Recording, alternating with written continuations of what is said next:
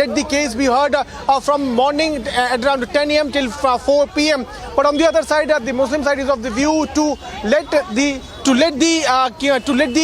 case be heard after vacation. Right now we are here right outside the district court, where the court is right now listening to the maintainability clause into this entire matter. Remember that after the court agrees to hear this matter, that will happen only when the court decides on the maintainability, because the bone of contention of this entire case is that the Muslim side is claiming that this entire Gyanvapi case comes under 1991 Worship Act, and the status of Gyanvapi cannot be changed. On the other side, the Hindu side is saying that this case does not come under 1991 Worship Act, and the court must at least try to understand the character of the nature of this case, and that is why they have approached to in fact they had approached Supreme Court, and then Supreme Court has asked the district court to hear this entire matter. Now we'll have to wait and watch what is going to happen. As we are speaking, the court is right now listening to this entire case.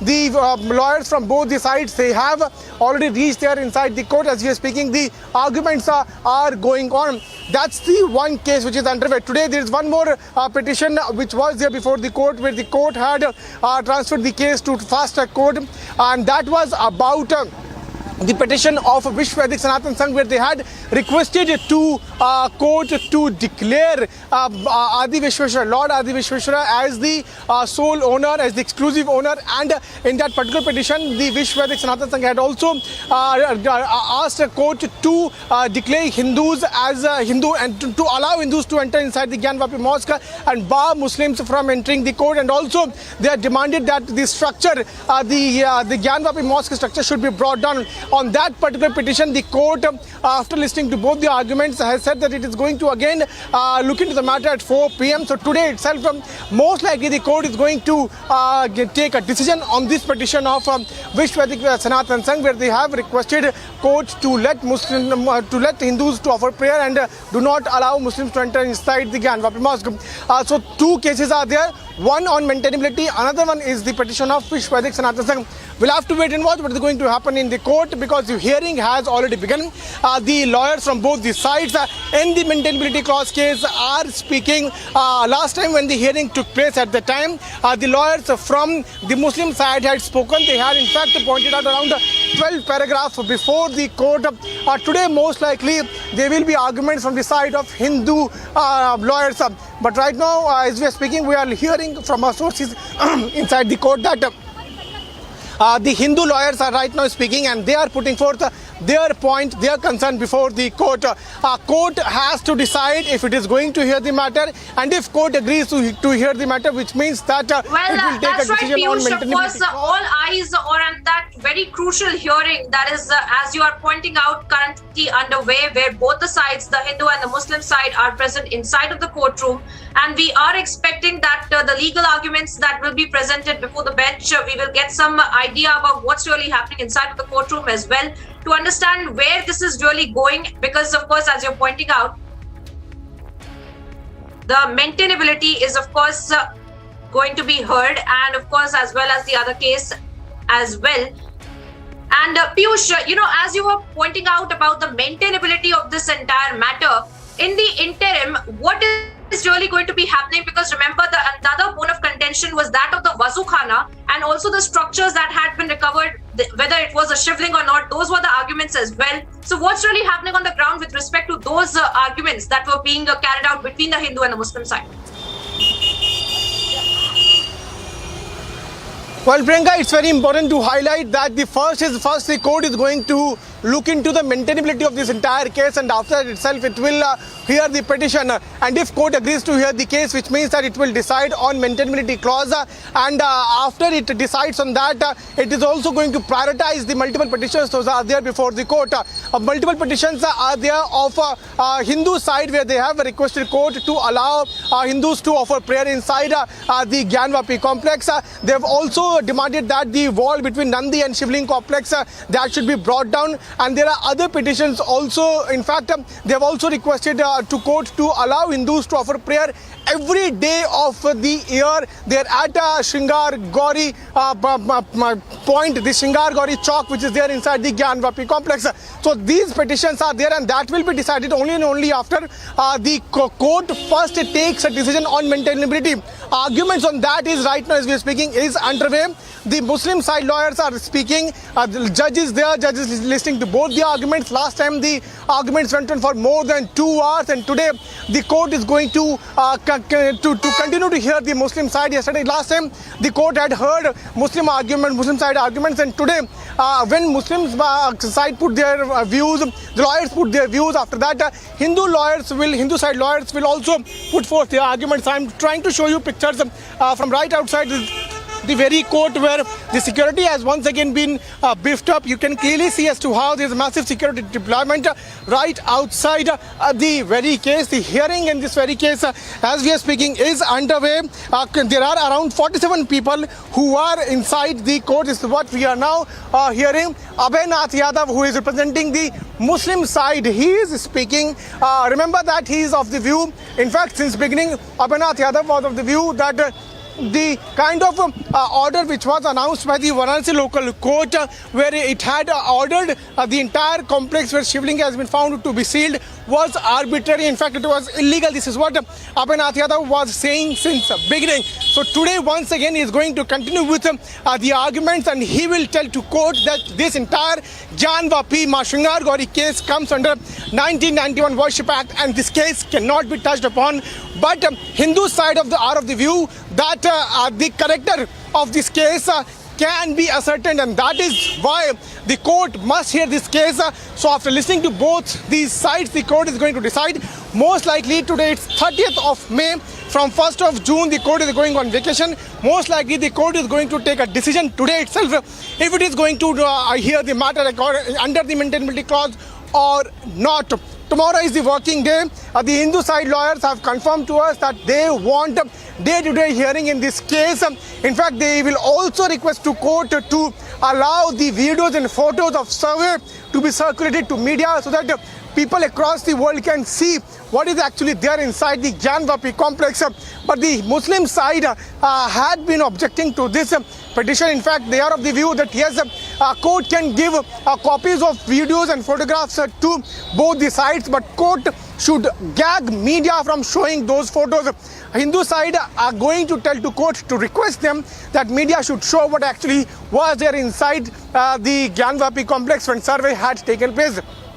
So multiple arguments right now as we are speaking, Priyanka, is underway. Once again, let me try to show you pictures from right outside the gate number 2. This is the main entrance. We can expect the hearing to go on for 2 hours today also, because last time the hearing had gone on for more than 2 hours, and after that the court had adjourned the matter for today. But the court is right now listening to the same arguments which it was listening last time. So today, most likely, court is going to decide if this entire case comes under the 1991 Worship Act or not. What we're also learning right now is that Abhinath Yadav, Muslim lawyer Abhinath Yadav, is now putting forth his arguments on 1991 Worship Act. This is the main bone of contention on which the Muslim side is requesting court not to listen this matter, because this entire matter of Gyanvapi Shingar Gauri case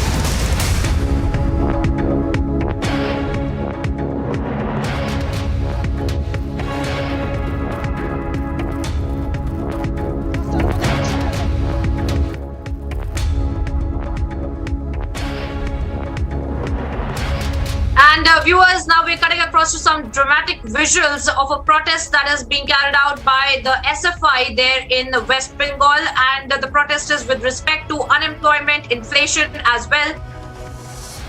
And let me go across to my colleague Mayuk, who's joining us on the broadcast. Mayuk, tell us more about this protest that is underway of the SFI.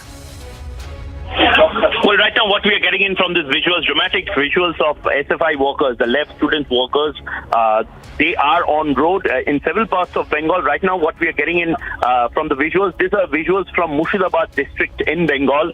In Murshidabad, the DM office, and now you can see that the students are trying to break the barricades of the DM office, and we are also getting shots of the SFI president, Pratikur Rahman, who is saying that they're not going to get out of this zone unless and until their demands are fulfilled. And the Education Minister of Bengal, the erstwhile Education Minister of Bengal, Partha Chatterjee, and the MOS, Paresh Adhikari, are arrested. Massive stir over unemployment issue in Bengal and the corruption regarding the recruitment scam in Bengal. This we can get in from the visuals right now. On one hand, we can see visuals of left workers, they are protesting, and on the other hand, the delegation of left workers, they are trying to break into the DM office. They're trying to enter the DM office, and most importantly, they want to submit a memorandum where they want the erstwhile Education Minister of Bengal, Partha Chatterjee, to be arrested in the SSC scam. The SSC scam, that is the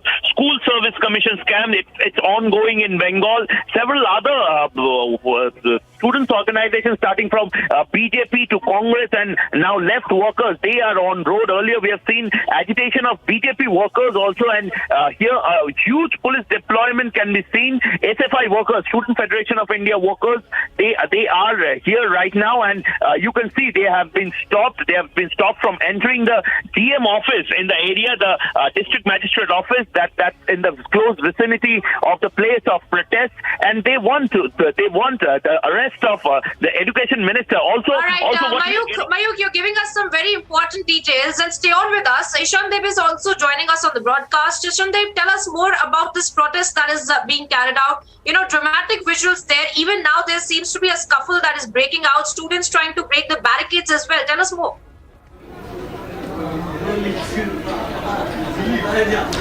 Exactly, these kinds of protests are going on since last 1 month in everywhere in West Bengal, and as Mayuk was saying that BJP and CPM, mostly these two principal opposition parties in West Bengal, they are staging protest against this unemployment row and against this alleged SSC scam, corruption scam against Partha Chatterjee, the erstwhile education minister, who is now the industry minister of West Bengal. These opposition parties are demanding immediate arrest of Partha Chatterjee, and that's why till now these protest demonstrations were going on only inside Kolkata, as Kolkata is the capital of West Bengal. So all the opposition parties were staging their protests in Kolkata to grab the eye of the people of West Bengal, that what has happened, what mammoth corruption has happened according to their allegations. They are trying to grab the eyes of the common people of Kolkata, and now not only in Kolkata, in other districts also, these protest demonstrations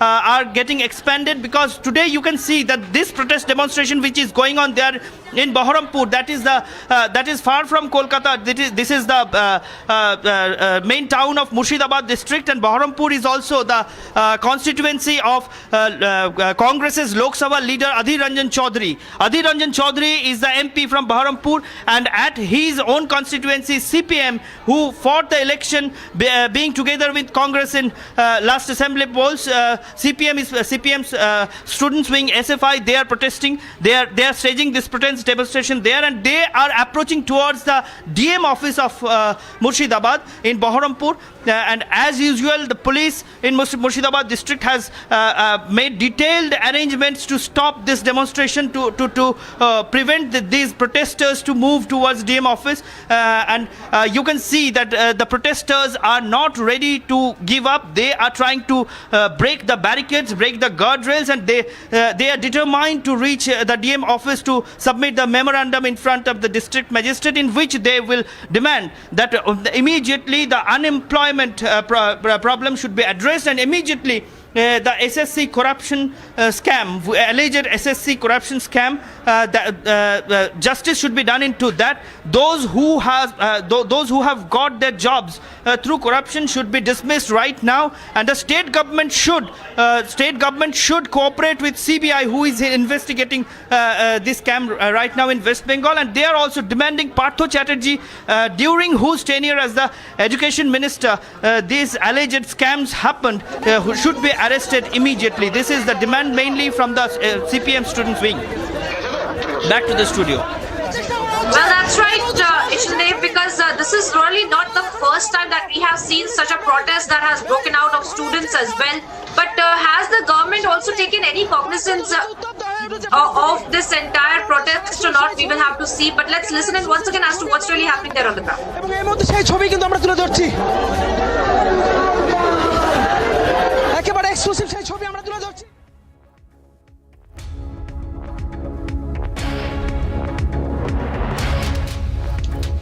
And Mayuk, to you now.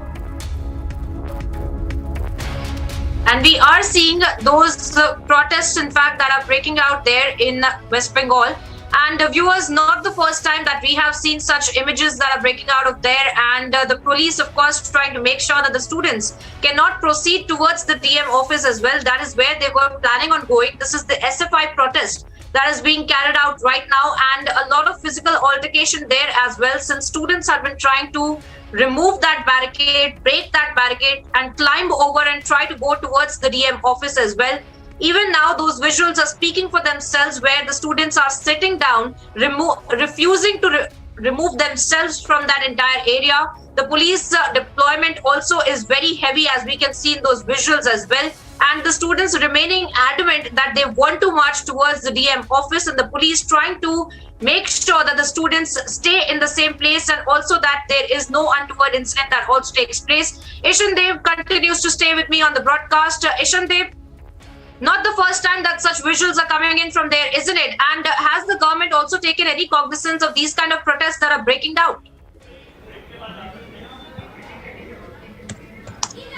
Exactly, you can see there that SFI supporters, the protesters, they are staging a sit-in protest there. They announced earlier that they will move with a procession and approach the DM office to submit a memorandum in front of the DM. But as everywhere, as in Kolkata and also everywhere in the state, wherever the opposition parties or the opposition wings try to stage any protest demonstration, the police and the administration there takes detailed arrangements so that they cannot reach their destination. The same thing has happened here in Baharampur also. The police has put in the guardrails, the police has put in the barricades there to stop the demonstrators, and that's why at first the SFI activists, they tried to break the barricades and tried to remove the guardrails to approach towards the DM office. But as huge number of police force has been deployed there to prevent this demonstration and to prevent these protesters to reach the DM office, so they are not able to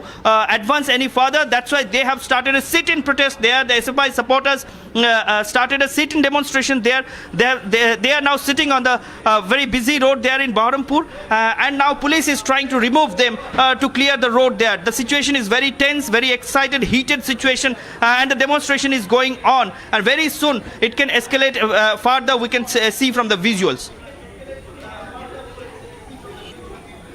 Sorry.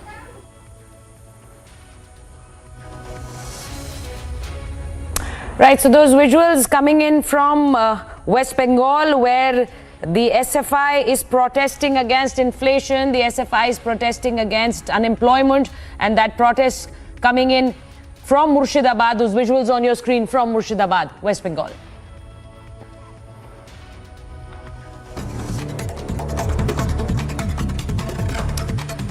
Republic accessed CCTV visuals capturing the moment of the brutal attack on Sidhu Moosewala. The 59-second clip lays bare the moment when Sidhu's jeep was fired upon by assailants near Jawaharke village.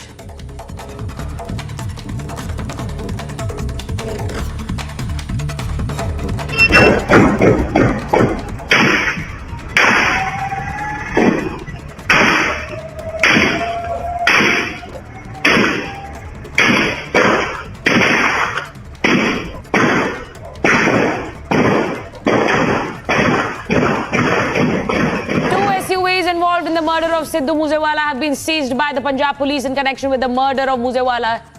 Republic has tracked the vehicle used in the connection with murder.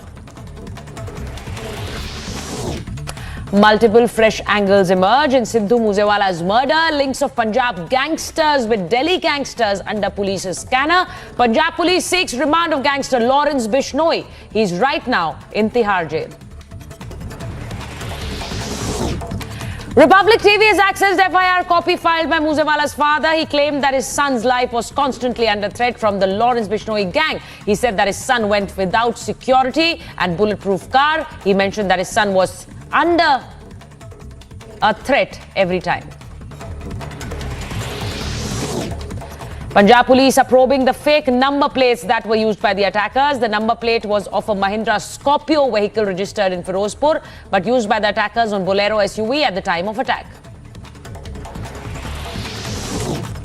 Canada angle is also being probed in the murder of Sidhu Moosewala. We've learned, according to reports, that Canada-based gangster Goldie Barar has taken responsibility for killing singer-turned-politician Sidhu Moosewala. This is in addition to the South Delhi gangster angle, which has now come into focus. Two gangsters have been picked from Moga in connection with the murder, while a South Delhi gangster is also being probed. The Delhi gangster's foreign calls are now in focus as gang war angle remains the top focus in Moosewala's murder. The Punjab police is heading to Delhi for a joint investigation. Many prominent Congress leaders led by actor and congressman Nagma have taken on Sonia Gandhi's Rajya Sabha ticket distribution. Nagma in no subtle terms voiced her dissatisfaction and raised questions on the place of merit in the grand old party. From Maharashtra to Rajasthan, the infighting in Congress shows no signs of abating after Rajasthan miffed Maharashtra Congress leaders to meet top brass in national capital. After being booted out of the BKU, Rakesh Tikait faced an ink attack during a media briefing in Bengaluru. Chairs thrown, slogans raised and ink smeared on Rakesh Tikait in these dramatic visuals.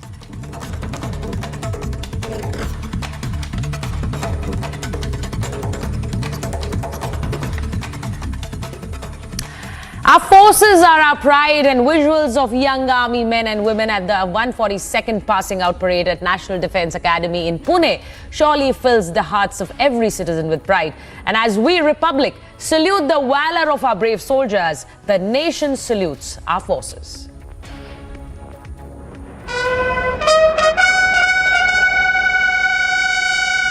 The sound of the bugles, ladies and gentlemen, heralds the entry of the cadets onto the parade ground. Another term came to an end as NDA proudly witnessed the passing out parade of the 142nd course at the Khetrapal ground of National Defence Academy in Pune. Subedar Major Swaran Singh Will, who has won various national... The parade marked the successful completion of the training the Academy has imparted into the cadets for 3 years. 61st Cavalry. He represented India twice in 10 pegging competitions, winning 3 gold and 2 silver medals. Chief of Air Staff Marshal Vivek Ram Chaudhary was reviewing officers of the parade. Ladies and gentlemen, please look ahead. Approaching the parade ground in lightning formation are 3 Sukhoi 30 MKI aircraft. The cadets are now forming up in preparation for the culmination of the parade. The reviewing officers addressed the cadets, congratulated them and emphasized on unquestioned integrity as they move ahead to serve the nation. Timpag is marked at the quarterdeck, which symbolizes the passing out of cadets of the 142nd course. As you move from here to your respective service training academies, the armed forces will look upon you to carry forward the rich legacy of professionalism and service before self shown by your predecessors. What do the armed forces expect from you as future officers and leaders? We expect exceptional professionalism and unquestioned integrity. Signing off on behalf of the entire team NDA, Cadet V. Priya Ranjan. The air chief also gave insight of the Indian military restructuring to confront multifaceted national security challenges. Cadet Alexandra Singh, Miss Banna Datta, Mrs. Divya Saxena Prakash. You will be required to lead from the front and adapt to emerging situations with alacrity, because the men and women you will command will look up to you. Don't ever let them down. In the coming years, you are bound to face certain hardships in your career. Never allow these hardships and constraints to affect you mentally and physically. There is an old adage, when the going gets tough, the tough get going. This should be the motto of your career, and you should remain physically, emotionally, and mentally fit to meet and accept all challenges in life. Warfare is undergoing a fundamental change with the emergence of new technology and radically new doctrines. India's security dynamics involves multifaceted threats and challenges. It would require us to build multi-domain capabilities and execute operations simultaneously and in shortened time frames. Should old acquaintance be forgot and days of all lang syne? The National Defence Academy's motto, service before self, these young graduates shall continue to guard the nation as they move ahead of their pre-commissioning training. And an unbreakable bond between the cadets of the tri-services established at the National Defence Academy. Every year, 2 batches of cadets graduate from India's premier tri-services military academy to continue with 1 more year of pre-commissioning training at the academies of their respective forces. The Indian Military Academy in Dehradun for the Indian Army, Air Force Academy in Dundigal and Indian Naval Academy in Ahimala are now marching back towards the Quartermaster's Fort, while the cadets of the 142nd course march towards the quarterdeck. Bureau Report, Republic TV. Salute the national flag on the mast and bid farewell to the academy, their home for the past 3 years.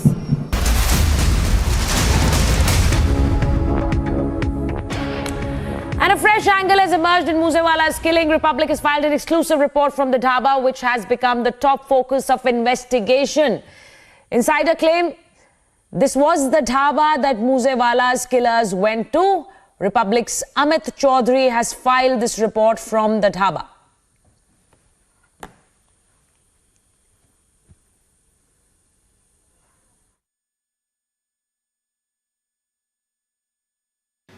Police जो CCTV footage लेके गई है वो जो है वो 10:21 यानी कि सुबह के समय का है। सुबह के समय का है ये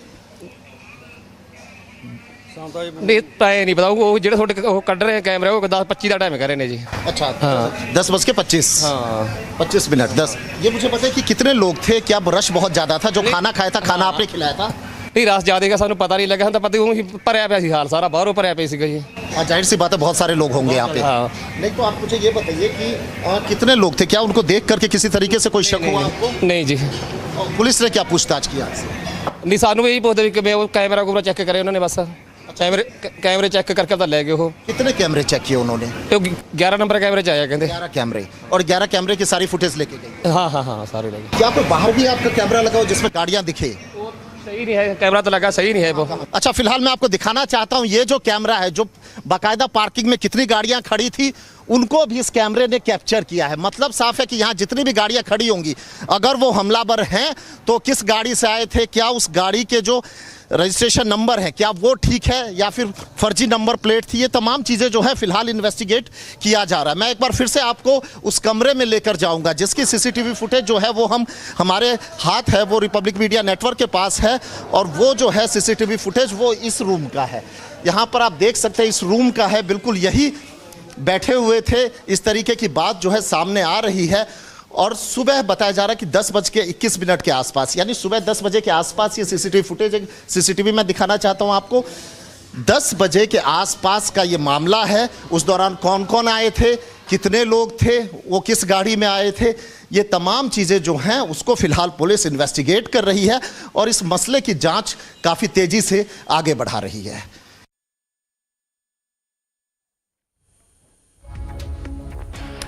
So now you saw Amit Chaudhary inside that dhaba where it is alleged that the killers were inside this dhaba and they had food before they went in to kill Sidhu Moosewala, where they fired shots at him.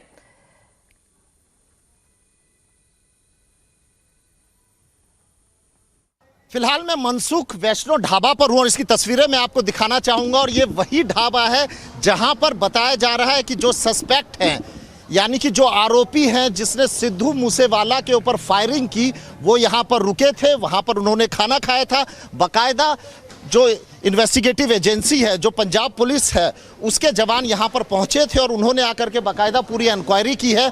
मैं आपको दिखाना चाहूँगा CCTV footage यहाँ से capture हुआ और उसका जो डीवीआर है वो भी पुलिस जो है अपने कब्जे में लेकर के यहाँ से निकल गई है। और सीसीटीवी में जो जगह दिख रही है वो यही टेबल है। ये टेबल मैं आपको दिखाना चाहता हूँ, आप देख सकते हैं यहाँ पर जो टेबल है।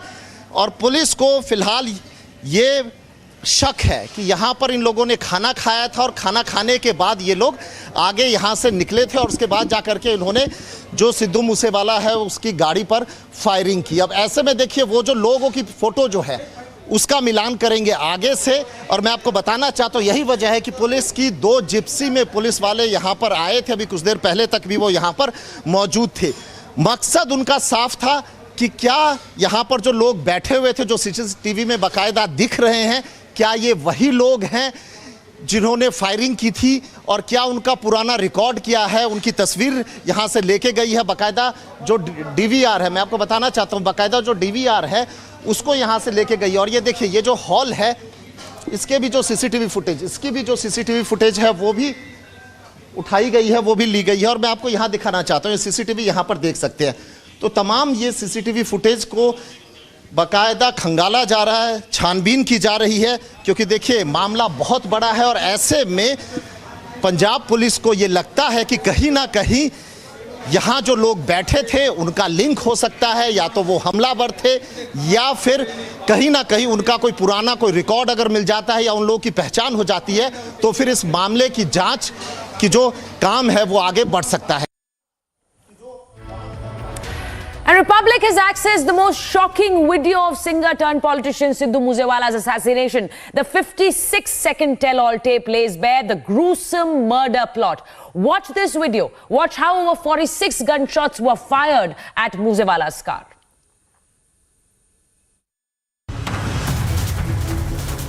Republic accesses this 59-second tell-all tape.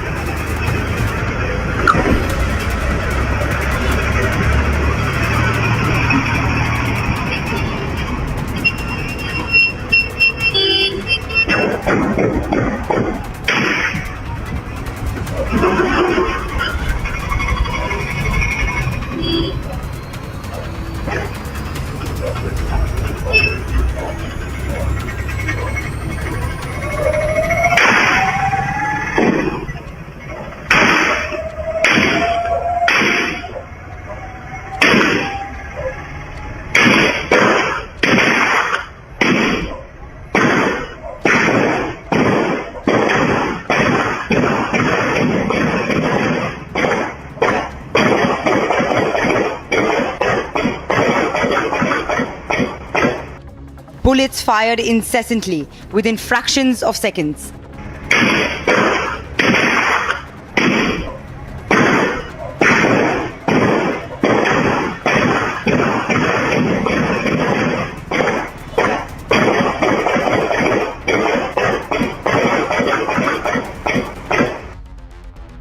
The car of Moosewala was pumped with bullets. The police inspected Moosewala's car this morning. The father demands action on the Punjab police and he demands a CBI and NIA probe on his son's death. As the protests erupt against the Maan government across India, all eyes are now on what the AAP government will do next. Bureau Report, Republic TV. And now playing out a graphic recreation of how this horrific assassination was undertaken. We'll show you one group of attackers who are in the white Bolero ahead of Moosewala, and then you can see Moosewala in the Thar Jeep. And then he was also being tailed by another car of attackers in the silver Corolla. His vehicle was shot at by all sides, so Moosewala was actually sandwiched between two vehicles with armed men and shot dead.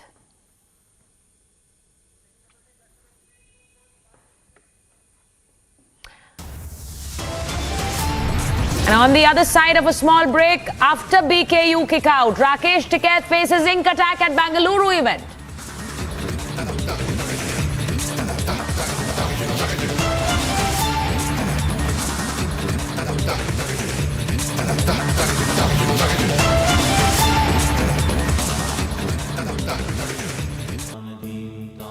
Amity has been ranked India's #1 private university in the recently released Education World 2022 rankings, a testimony to Amity's globally benchmarked standards in education.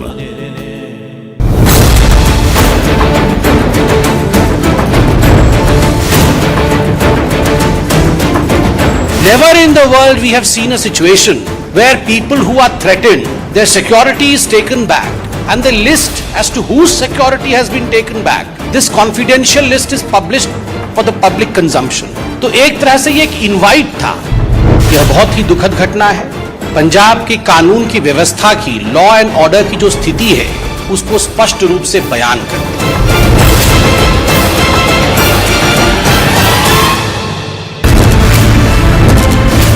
Heard the question this time very clearly, no answers from him. Our keys continue to be with his men. We faced intimidation here. What we have to see is what action will really be taken here in this case. We've been trying to get in touch with you and ask you several questions on the land deals that you had along with Priyanka Vadra and Robert Vadra. Why are you trying to avoid the cameras, sir? Hanging of the rapist has been confirmed. Court has said all the evidence had already been seen at the trial court, at the high court and the top court of the country. They're not going to go into it again. Once again trying to get in a word.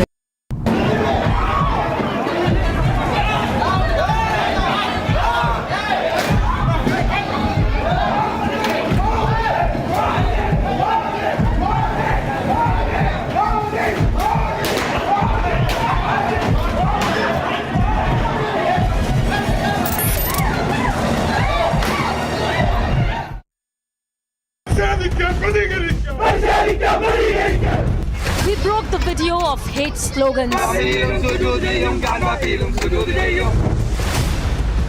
We exposed the attack on judiciary.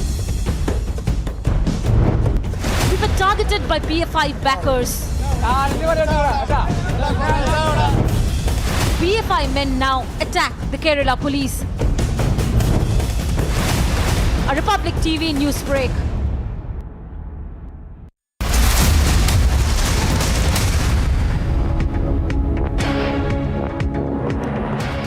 And a fresh angle has emerged in Moosewala's killing. Republic has filed an exclusive report from the Dhaba, which has become the top focus of investigation. Insiders claim this was the Dhaba that Moosewala's killers went to. Republic's Amit Chaudhary has filed this report from the same Dhaba.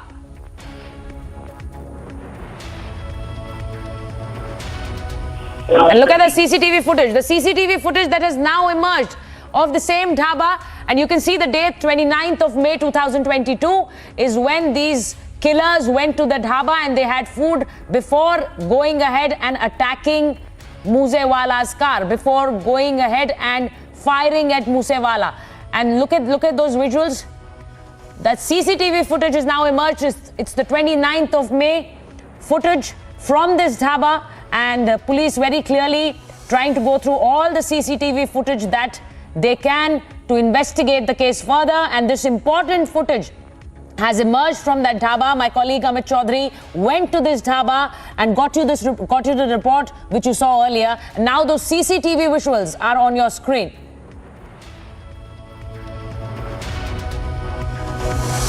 So this is the Dhaba that Moosewala's killers went to. And Republic's Amit Chaudhary has got you these visuals, the CCTV footage, and also showed you that entire area where these killers stopped to have food. He also spoke to the Dhaba owner. And Amit is joining us on the phone line. Amit, okay, I'm being told that he's not there with us. So those visuals on your screen, the Dhaba CCTV footage that has now come to us, and Amit Chaudhary joins us. Amit, please tell us more about these visuals, because you've sent us this report. You've also filed your report from that Dhaba. Now we're seeing those CCTV visuals. Can you please tell us, can you please explain these visuals for our viewers? देखिए, आपको बताना चाहता हूँ, ये जो ढाबा है, मजदूर restaurant dhaba है, और यहाँ पर बताया जा रहा है कि जो आरोपी है, जो ढाबा है, और यहाँ पर बताया जा रहा है कि जो आरोपी है, जो हमलावर है, वो हो सकता है यहाँ पर आकर के रुके हो, उन्होंने बाकायदा खाना खाया है। इस तरीके की जो लीड्स है वो पुलिस को मिली है।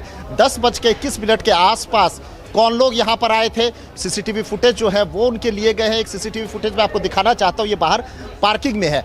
इसको भी पूरा खंगाला जा रहा है कि किन किन की गाड़ियाँ यहाँ पर लगी थी और उन गाड़ियों के क्या नंबर ठीक थे या फिर फर्जी नंबर प्लेट थी। यहाँ पर दूसरी तरफ मैं आपको दिखाना चाहूँगा, पुलिस के जो जवान है वो भी यहाँ पर पहुँचे थे, उन्होंने भी बाकायदा यहाँ पर छानबीन की। और अब मैं आपको उस ब्लॉक में लेकर जाऊंगा जहां पर मैं आपको बताना चाहता हूं कि यहां पर देखिए पुलिस जो है अभी भी इन्वेस्टिगेशन कर रही है। यहां पर देखिए पुलिस की, देखिए पंजाब पुलिस की जो फॉरेंसिक टीम है वो यहां पर पहुंची हुई है, वो फिलहाल हमें रोक रही है।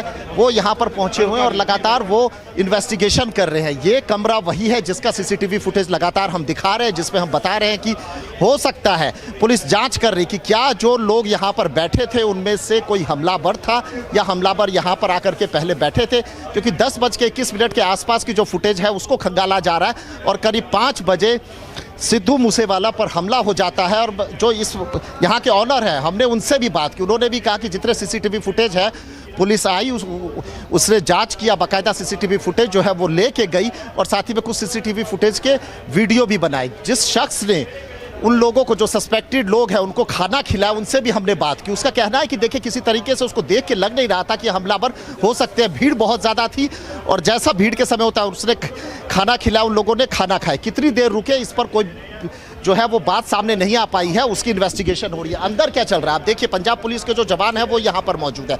अंदर जो है वो फॉरेंसिक टीम है, बाकायदा यहाँ पर जितने मोबाइल फ़ोन पिछले 24 घंटे के अंदर जितने भी कॉल्स यहाँ पर हुई हैं और आसपास के जो टावर हैं उससे मोबाइल रिकॉर्ड जो है वो खंगाला जा रहा है। अब इसमें जाहिर सी बात है वो ये भी देखेंगे कि किनसे बात हुई है, किससे बात हुई है, क्योंकि देखिए यहाँ पर जो है बिश्नोई गैंग का, लॉरेंस बिश्नोई गैंग का जो है वो नाम आ रहा है। क्या लॉरेंस बिश्नोई गैंग के लोगों से बातचीत हुई है? और जो लोग यहाँ पर पहुँचे हुए थे, जिन लोगों ने खाना खाया, क्या इनमें से कोई हिस्ट्री शीटर है? इनका पुराना रिकॉर्ड क्या है? क्या वो लॉरेंस बिश्नोई गैंग है, क्या उसके मेंबर थे? तो इस तरीके की चीज़ें जो हैं वो फिलहाल जांच हो रही है। आप देख सकते हैं कि जो फ़ोन रिकॉर्ड्स, जो इनके पास लैपटॉप है, लैपटॉप से लगातार ये देख रहे हैं और यहाँ पर उनके पास इक्विपमेंट्स भी है जो ये बाकायदा यहाँ पर जो फ़ोन, जो टावर है, टावर से जो डाटा है वो यहाँ पर निकाल रहे हैं और देख रहे हैं कि यहाँ पर इस आसपास, इस ढाबे के आसपास जो है कितनी कॉलिंग्स हुई है, कौन कौन से मोबाइल फ़ोन जो थे वो यहाँ पे एक्टिव थे। फिलहाल देखिए इन्वेस्टिगेशन काफ़ी तेज़ी से चल रही है और पुलिस पूरे दलबल के साथ, इतने लोगों का बार बार यहाँ पर आना मतलब साफ है कि कोई ना कोई बड़ी लीड जो है वो पंजाब पुलिस के हाथ लग गई है। यही वजह है कि पंजाब पुलिस पहले यहाँ पर पहुँचती है, वो यहाँ से सीसीटीवी फुटेज उठाती है, उसके बाद जो मोबाइल टावर खंगालने के लिए और पुलिस लोग आते हैं, फॉरेंसिक टीम यहाँ पर आती है जो बाकायदा एक एक चीज़ को, पूरे डाटा को वो खंगाल रहे हैं। जी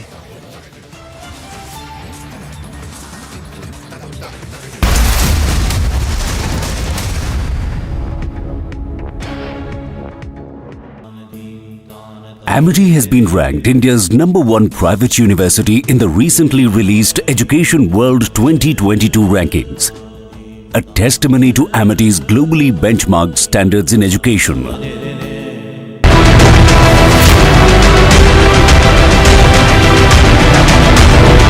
ജഡ്ജിമാരിരിക്കുന്നതിന്റെ അവരിട്ടിരിക്കുന്ന കോണകം അത് കാവ്യമാകുമ്പോൾ സ്വാഭാവികമാണ് ചൂടെടുക്കും. The leader of PFI who spoke against the High Court judges have been confirmed to being arrested by the Kerala police.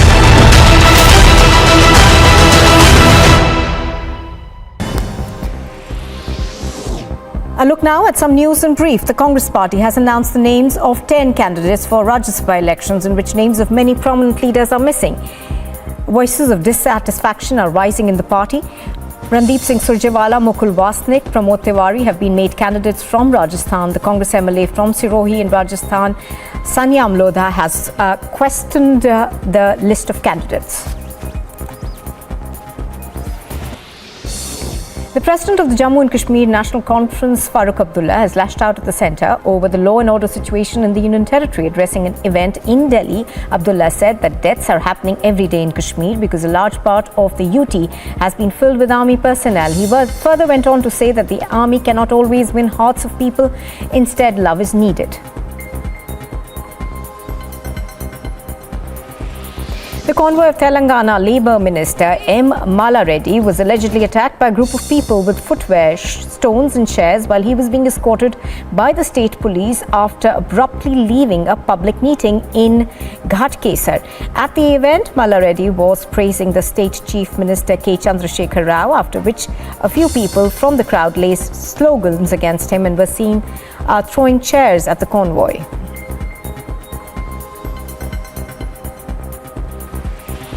Goa's Chief Minister Pramod Sawant has extended his greetings and best wishes to Goans across the globe on the occasion of the 35th Goa Statehood Day. In his message to the public, Sawant said it's a day to reflect Goa's achievements and further divide.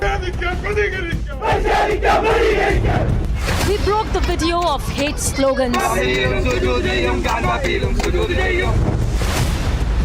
We exposed the attack on judiciary. We were targeted by PFI backers.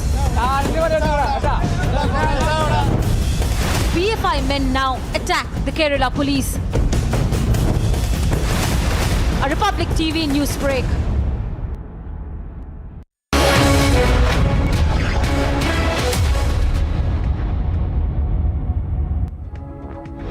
Republic has accessed CCTV visuals capturing the moment of the brutal murderous attack on Sidhu Moosewala. The 59-second clip lays bare the moment when Sidhu Moosewala's jeep was fired upon by assailants near the Jawahar K village.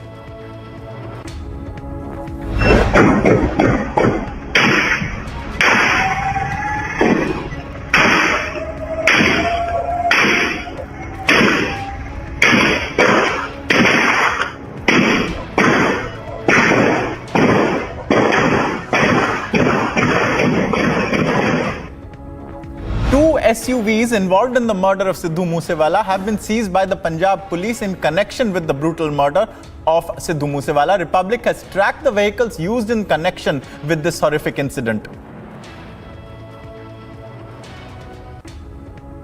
Multiple fresh angles have also emerged in Sidhu Moosewala's murder. Links of Punjab gangsters with Delhi gangsters are under the police's scanner. The Punjab police has also sought the remand of gangster Lawrence Bishnoy. He is currently lodged in Tihar jail.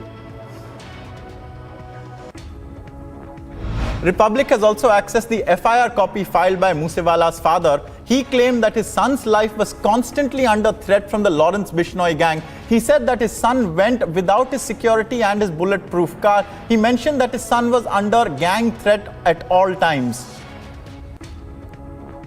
The Punjab police are also probing the fake number plates that were used by the attackers. The number plate was of a Mahindra Scorpio vehicle registered in Firozpur, but it was being used by the attackers on a Bolero SUV at the time of the attack.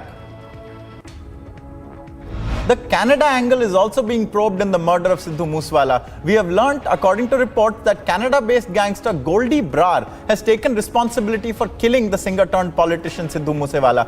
This is in addition to the South Delhi gangster angle, which has also now come into focus. Two gangsters have been picked up from Moga in connection with the murder, while a South Delhi gangster is also being probed. This Delhi gangster's foreign calls are now under focus as a gang war angle remains the top focus in Sidhu Moosewala's murder. The Punjab police is also heading to Delhi for a joint investigation in this. Many prominent Congress leaders, led by actor and Congressman Nagma, have taken on Sonia Gandhi's Rajya Sabha ticket nominations. Nagma, in no subtle terms, voiced her dissatisfaction and raised questions also on whether or not merit has any place in the grand old party. From Maharashtra to Rajasthan, the infighting in Congress shows no signs of abating. After Rajasthan, miffed Maharashtra Congress leaders are set to meet the top brass in the national capital.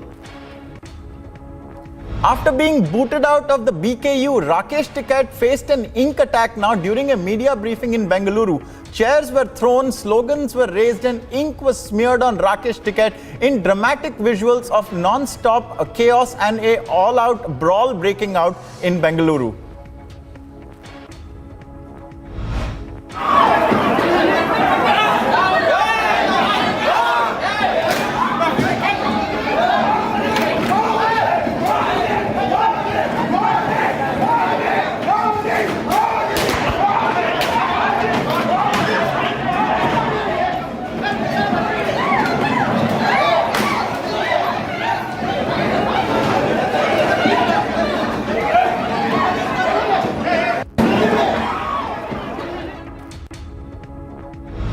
Viewers, tragic news came in today in which all of those on board are feared now to be dead in the Nepal plane crash. Among those still missing are 4 from a family in India's Odisha.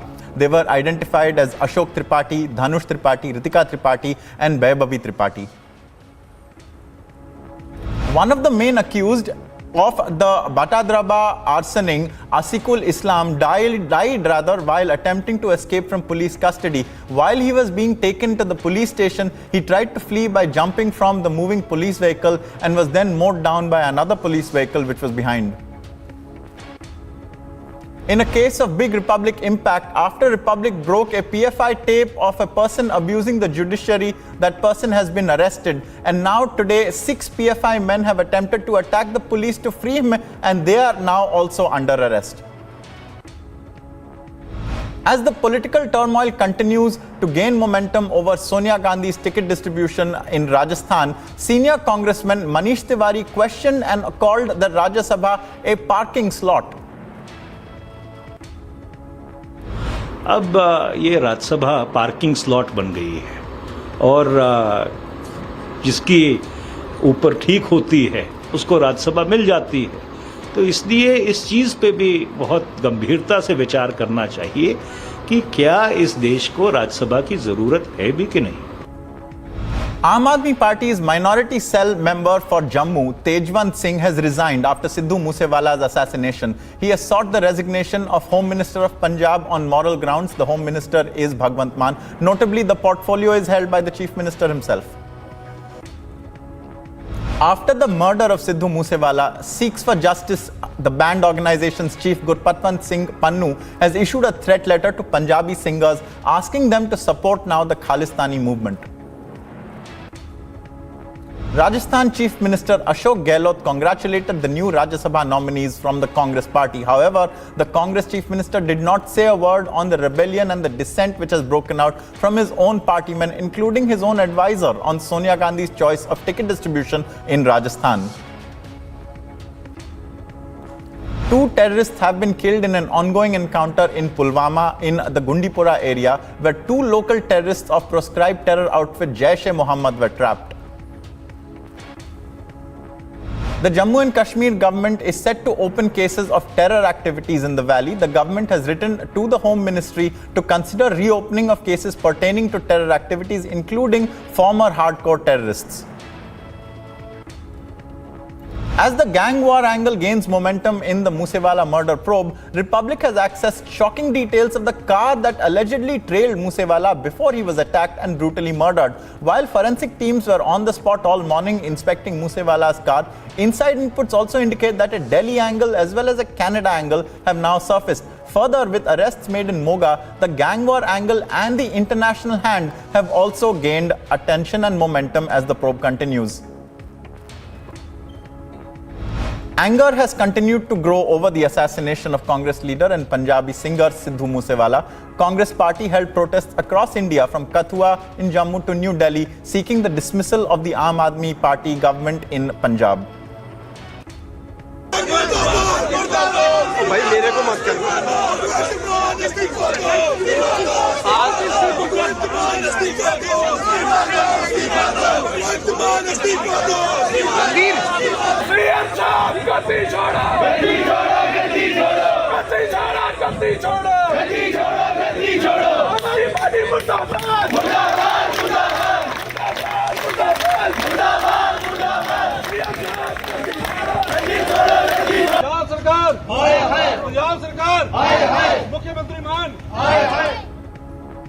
Prime Minister Narendra Modi released the Benefits for Children scheme in which children will get passbooks of PM Cares and a health card under the Ayushman Bharat Pradhan Mantri Jan Arogya Yojana.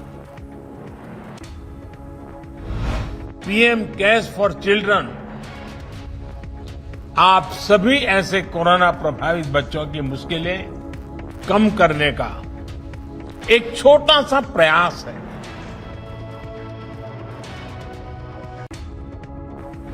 PM Modi also released benefits for adults. The youth from the 18 to 23 years of age group will get a stipend every month, and then when they are 23 years old, they will get rupees 10 lakhs. सामना कर रहे हैं हमारे देश में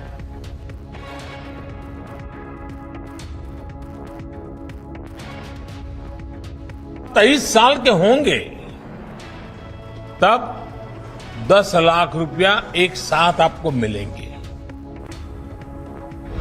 Chief of Air Staff VR Chaudhary reviewed the 142nd passing out parade of the National Defence Academy in Khadakwasla, Pune.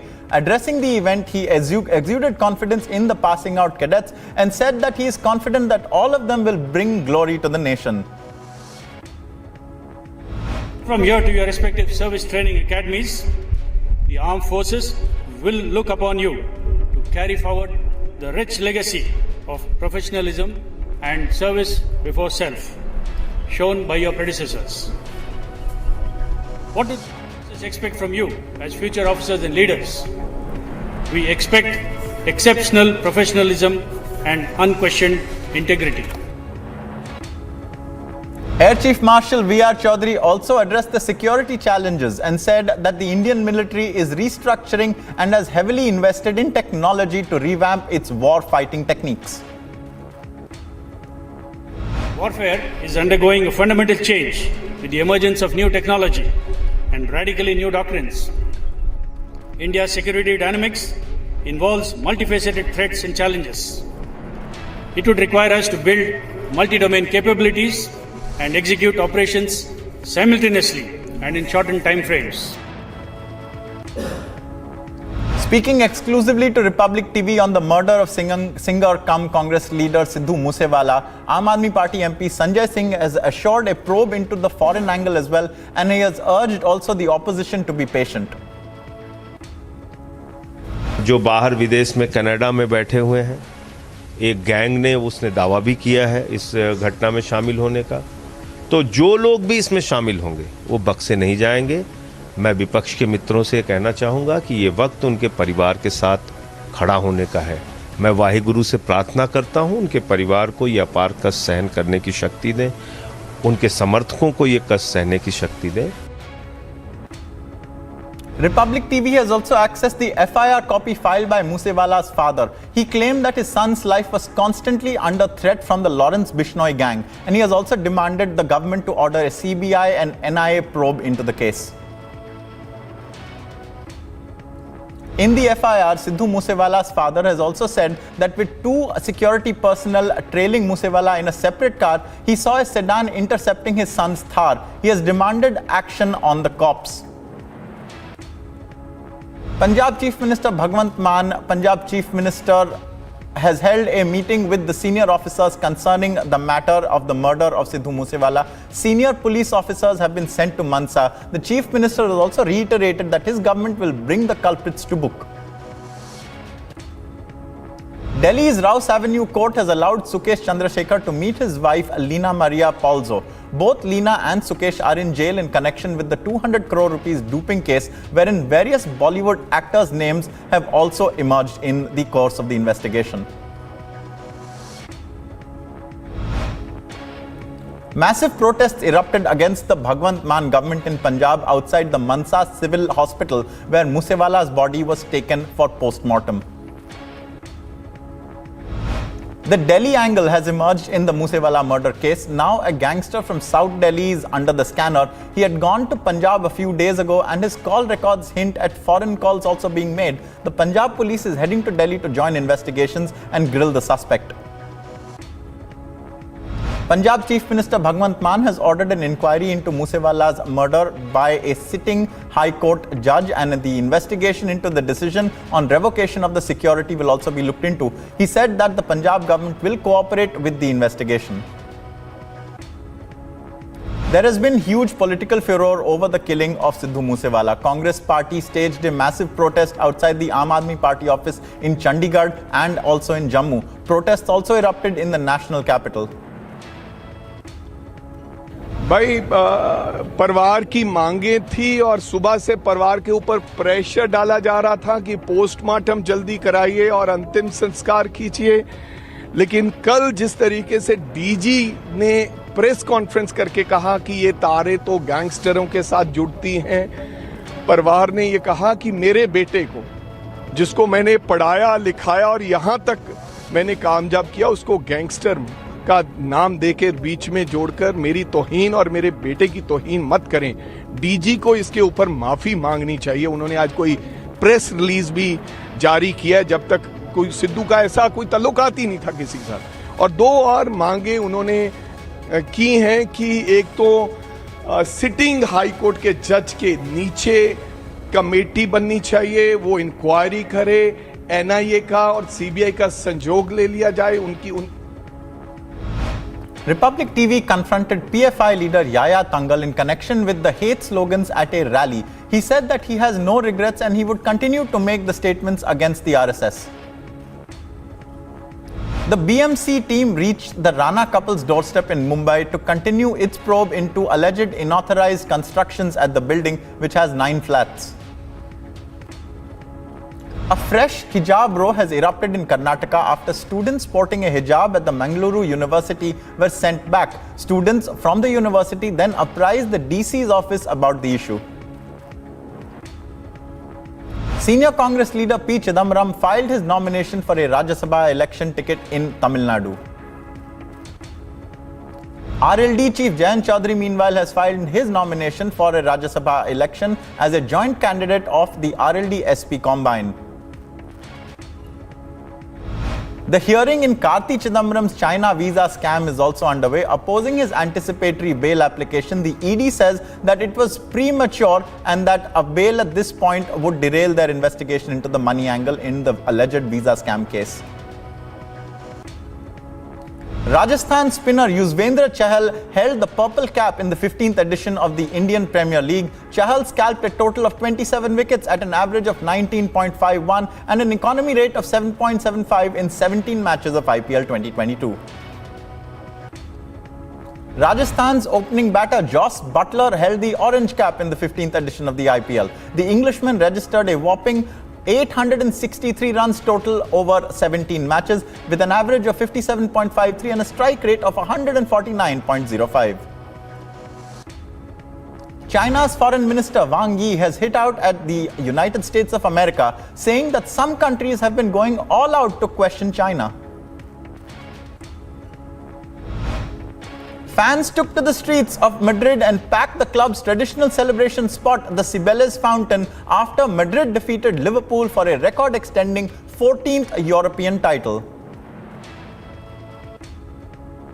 Following the massive victory parade, the players in an open-top bus reached the victory party at the club's Santiago Bernabeu Stadium, where a stage was built on the pitch and almost 50,000 Real Madrid fans joined in the celebration.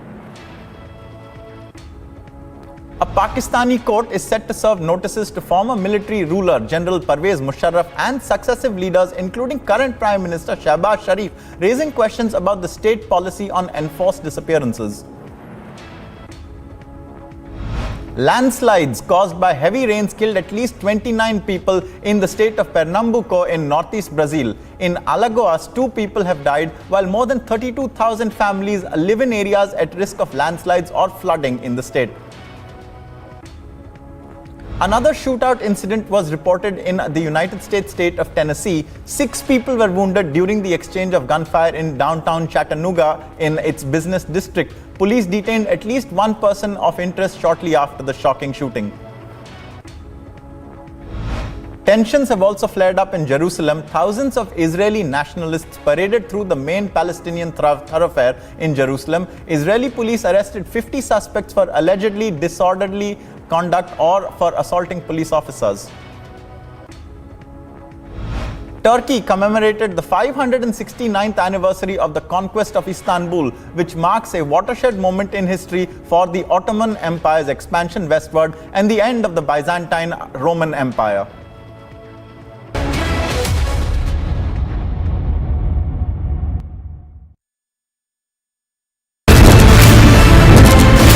Prime Minister speaks at the Bloomberg Business Forum. He of course will try to highlight India's 5 trillion economy dream and essential supplies and adequate supplies, and that is the biggest that we have from the APMCR. Raj Thackeray is not backing down, and supporters of Raj Thackeray have used the loudspeaker to send a message. They're trying to stop us from reporting. Today has picked up Arnab Goswami from his house, dragged him out, assaulted him physically. This is the Avigna Tower in Parel, Mumbai, where the fire was reported, and their entire effort has been to somehow cross down the flames.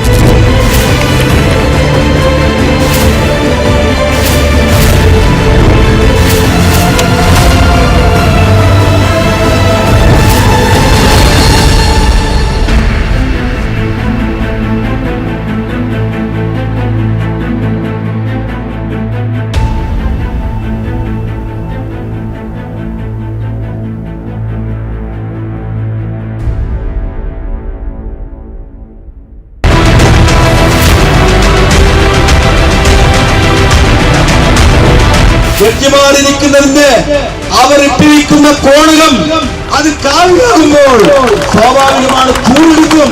The leader of PFI who spoke against the High Court judges have been confirmed to being arrested by the Kerala police.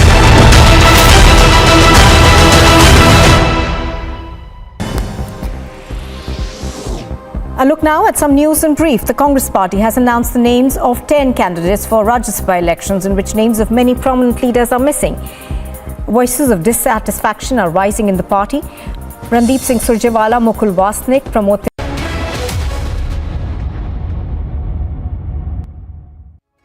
Viewers, our forces are our pride, and these visuals which we are about to show you of the young army men and women at the 142nd passing out parade of the National Defence Academy, the NDA in Pune's Khadakwasla, is sure to fill the hearts of every citizen with pride. And we at Republic salute the valor of our brave soldiers. The nation salutes our forces.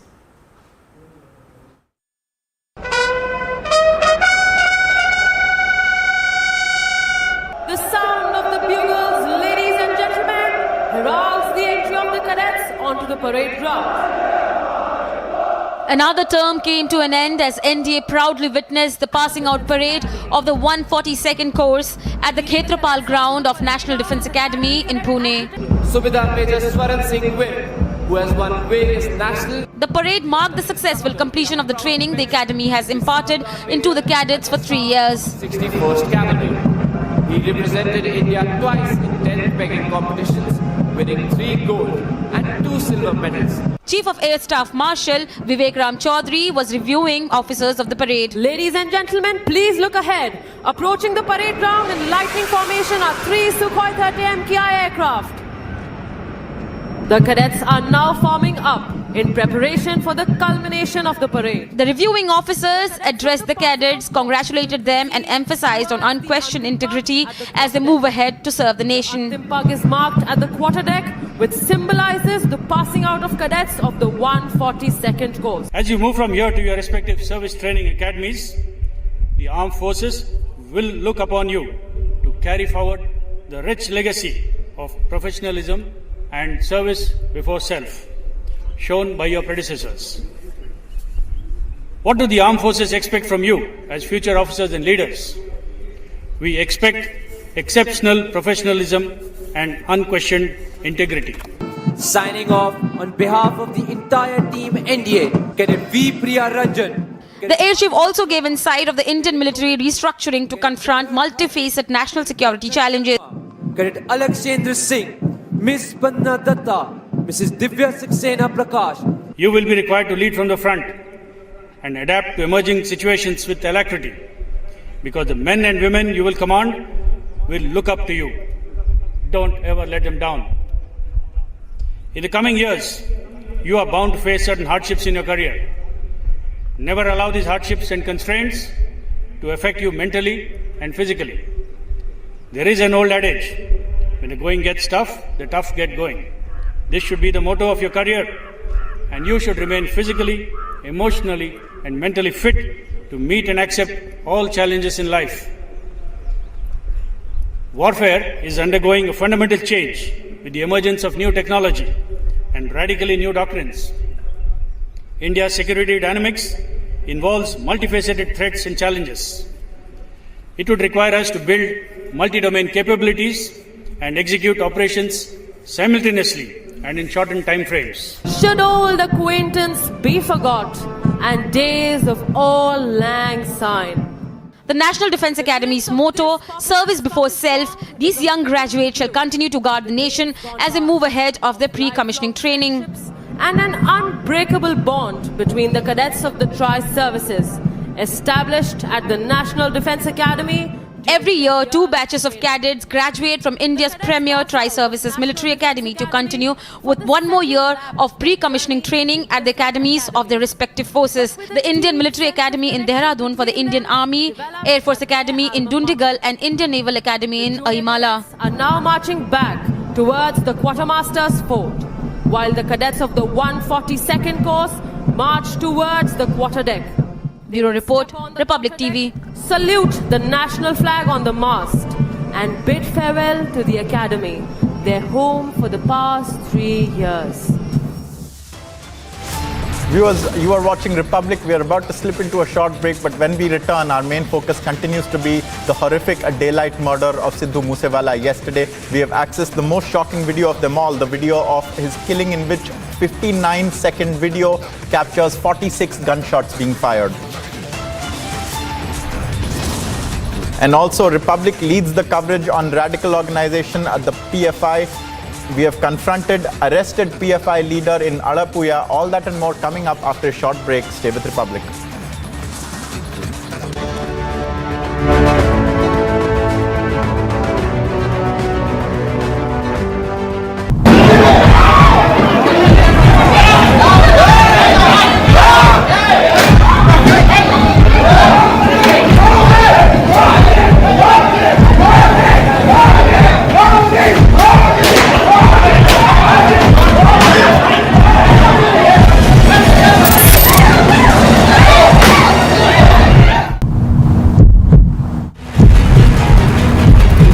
The state committee member of the PFI being taken to remand, and what needs to be seen is what are the charges in which he will be put. You want to say something here? Yes. Yes. What do you want to say? No. Okay, that's here saying that he has been taken into custody. That is illegal.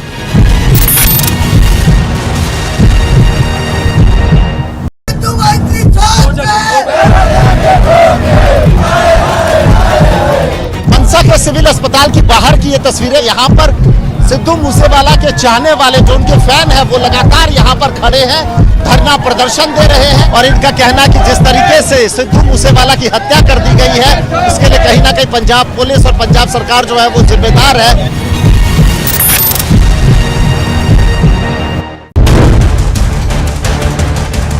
Popular singer and Congress leader Sidhu Moosewala shot to death by 5 to 6 gangsters over a gang rivalry. Sidhu Moosewala's car were intercepted. 30 to 40 rounds have been fired from the 3 different weapons. First, they have punctured the tire of Sidhu Moosewala's car, and later on, they have opened the fire.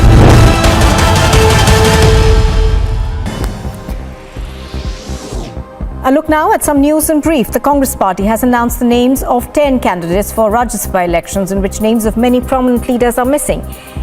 Voices of dissatisfaction are rising in the party. Randeep Singh Surjewala, Mukul Wasnik, Pramod Tiwari have been made candidates from Rajasthan. The Congress MLA from Sirohi in Rajasthan, Sanya Amlodha, has questioned the list of candidates. The president of the Jammu and Kashmir Moosewala murder super exclusive. Republic breaks the big exclusive. Stand by for the biggest news break on Moosewala. On This Is Exclusive at 6 p.m.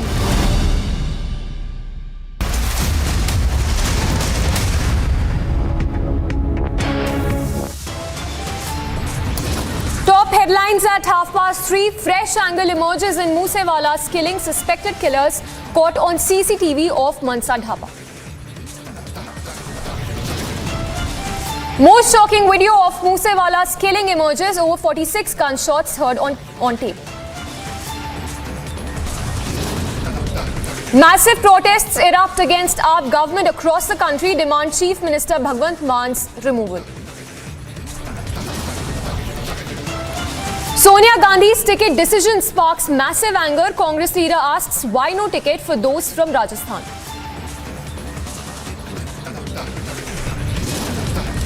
Political dissent continues to brew in Congress after Rajasthan miffed Maharashtra Congress leaders to meet top brass in national capital.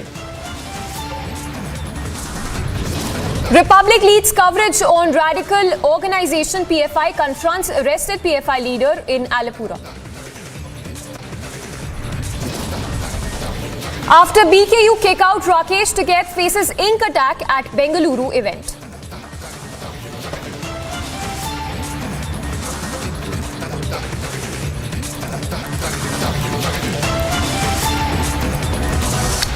Good afternoon, viewers. Thanks for tuning in, tracking all the updates coming in with respect to Sidhu Moosewala's murder probe. It is a mega lead on Moosewala's killing probe as a fresh angle has now emerged. Republic has filed an exclusive report from the Dhaba, which has become the top focus of investigation. Now, an insider claims that this was the very Dhaba that Moosewala's killers went to. Take a look at this exclusive report.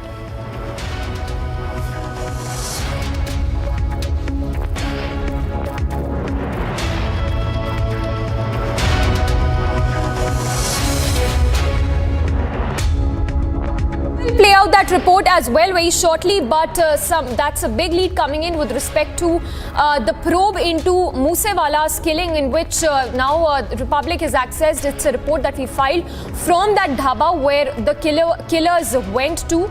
And the visuals we are showing to you right now is of the car in which Sidhu Moosewala was traveling, which was fired at from both the sides by the assailants. And we will play out that report as well from mobile tower को खंगालने आए। देखिए, फिलहाल मैं आपको बताना चाहूँगा, police के जो यहाँ पर जो अधिकारी आए हैं, जो तमाम लोग आए हैं अपने लैपटॉप को लेके आए हैं, उनके पास उस तरीके के इक्विपमेंट है जिससे वो देखेंगे कि क्या यहाँ पर जो लोग थे वो किन किन से बात कर रहे थे। अगर ये सस्पेक्टेड हमलावर हैं और अगर ये हमलावर हैं तो इन्होंने किन से बात की थी, कितनी देर वो यहाँ पर रुके थे।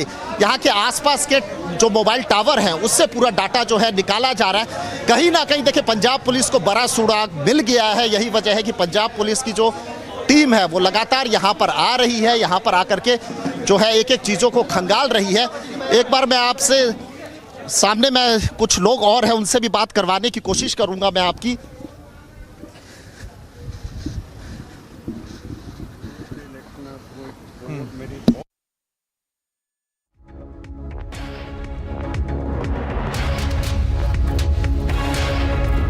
And Amandeep is also joining us live from Mansa district. Amandeep, a lot of angles are currently being looked into. The latest what you're learning is that the Punjab police is en route to Dehradun. Give us the latest information that you're picking up.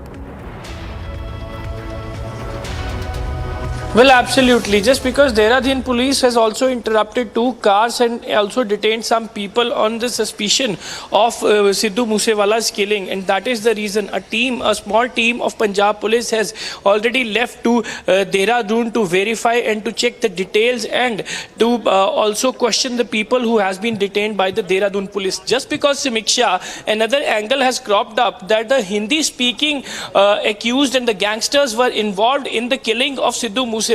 After killing Sidhu Moosewala, when they were leaving from the spot, they were communicating with each other in Hindi language, and that is the reason now Punjab police is in touch with the Rajasthan police, Haryana police and Uttarakhand police and sharing the details of the gangsters. Just because Lawrence Bishnoy gang is not very much restricted to the Punjab, they have their active members in the Rajasthan as well as in Haryana, even in the Uttarakhand as well, and in fact they are sharing the details of the case with all states.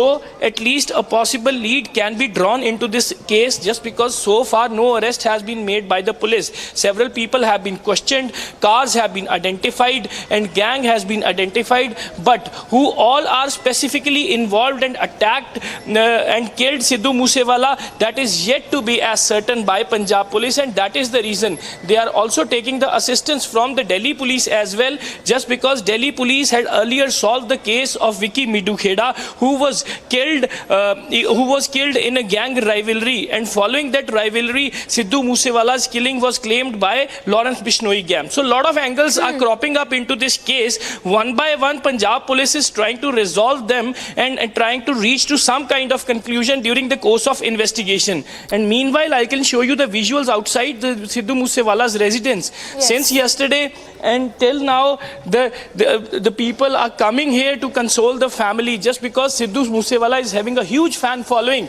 not only in Punjab but across the nation. And even you can see most of the faces are youth, and they are here to console the family, sharing the emotions. And even by the evening, Punjab Congress has also given the call for the peace march inside the Mansa district as well, from civil hospital till Gurdwara, even in the heart of the city. And even on the other side, the Punjab government has also announced to hand over the probe to constitute a judicial commission. Well, Amandeep, stay with us. I'm sorry, I'll have to interrupt you there. We have more breaking updates coming in. Now, questioning the security revocation move by the Punjab government, the Punjab and Haryana High Court has now asked the Bhagwant Mann government as well that how did the secret documents on withdrawal of security get leaked? Remember, this comes during the hearing of petition that was filed by Akali leader Veer Singh Lapoke. So that's a development coming in. Amandeep, if I can come back to you. So some serious questions that have now been raised by the High Court, questioning the state government as to how some secret information regarding the security cover was leaked. Give us more information.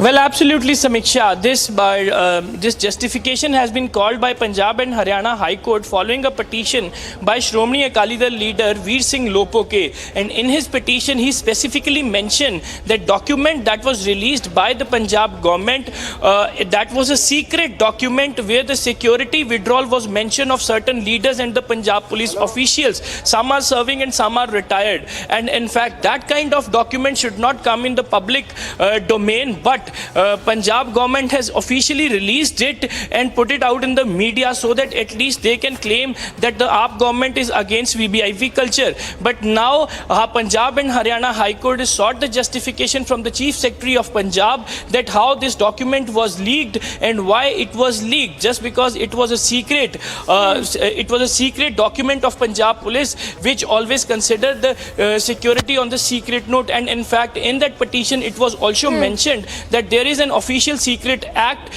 which actually this document actually falls under that official secret act. And why not Punjab police to be booked for leaking out this document, which is very much secret? And why not they were booked under the official secret act, sharing the secret information to the general public? That turned to be the threat to the politicians and to the police officers and the retired officers, and openly saying that security has been dropped down and even dragged down from 10 or to 20 to 2 or 3. And this is why even one of the names of Sidhu Moosewala was already mentioned in that.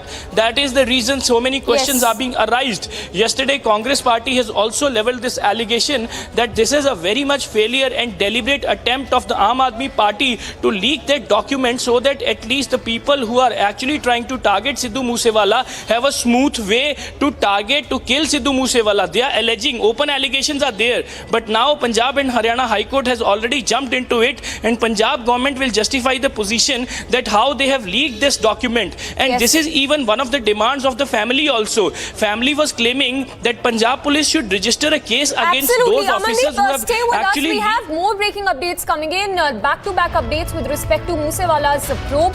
Now, what we understand is that 2 vehicles have also been traced in Uttarakhand, and sources have also informed that there is a possibility of presence of infamous gangsters of Lawrence Bishnoy gang in this particular car that has been seized in Uttarakhand. It is said to be involved in the murder of Sidhu Moosewala. Amandeep, please take it away. Give us more details of this, the cars that have now been seized near Uttarakhand. Well, absolutely. The point is that since the Sidhu Moosewala's killing was reported yesterday, the gangsters and the killers were keep on changing their car. First, they were used Corolla, sedan and Bolero SUV. And in fact, immediately after killing Sidhu Moosewala, they have abandoned both the cars and they snatched another car on the gunpoint. Just because this is one of the modus operandi of the gangsters that keep on changing the car, and in fact, those cars were being snatched on the gunpoint from the highways, state highways, from any other highways. And even Uttarakhand police on the suspect intercepted 2 cars. One is, I think both are SUVs, and even detained 2 people also. They have taken into the custody and put it nearby the police station. And meanwhile, they have also connected to Punjab police to get the details. A small team of Punjab police is already on the way to Uttarakhand to verify that either they are the accused of the killing of Sidhu Moosewala case or there's somebody else. And even are these cars were being snatched or these cars were belong to that particular gangsters. Just because, Samiksha, the point is that Lawrence Bishnoy gang is being spread in Punjab, Haryana, Himachal, Rajasthan and Uttarakhand. They are actually completely dominating the north region of the country, including Delhi also. They have a very strong network. Whenever they result any kind of antisocial activity in Punjab or any other state, they manage to flee from one state to another state. This is the basic movement of these gangsters. And even they are spreading their gang members while sitting in the jails. They are spreading their contacts while sitting in the jails and even exchanging the work and the area. This is the basic modus operandi. That is the reason Punjab police have not restricted their investigation to Punjab only. They have also in touch with the Rajasthan, Haryana, Uttarakhand, Himachal and Delhi police to get the details of the gangsters. Well, yes, absolutely. Amandeep, stay with us. And another breaking update coming in that the Punjab police is en route Dehradun, and sources now tell Republic that the STF as well as the Dehradun police are taking help of the Punjab police to interrogate the arrested accused. So, Amandeep, if you could give us more details, because the latest what we are learning is that the Punjab police will shortly arrive in Dehradun, and that they've also sought the help of the Uttarakhand police in relation to the probe into the case.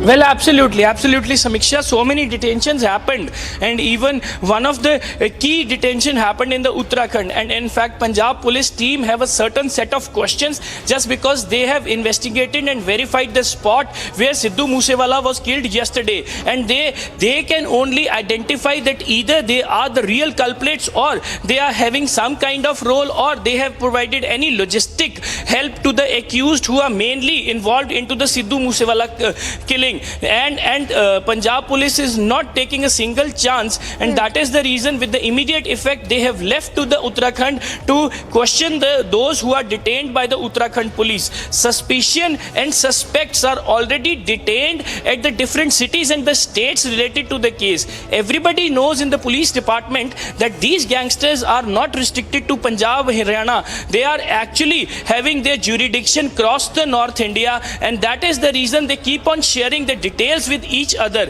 And this is all happening with the Uttarakhand police as well. Once Punjab police will reach there, they start questioning to the accused, everything would be crystal clear that either they are the real culprits, either they are involved in that killing, either they are involved in that shootout against Sidhu Moosewala, or they are just the logistics to the people who are mainly accused in this entire case. Well, absolutely. Amandeep, stay with us.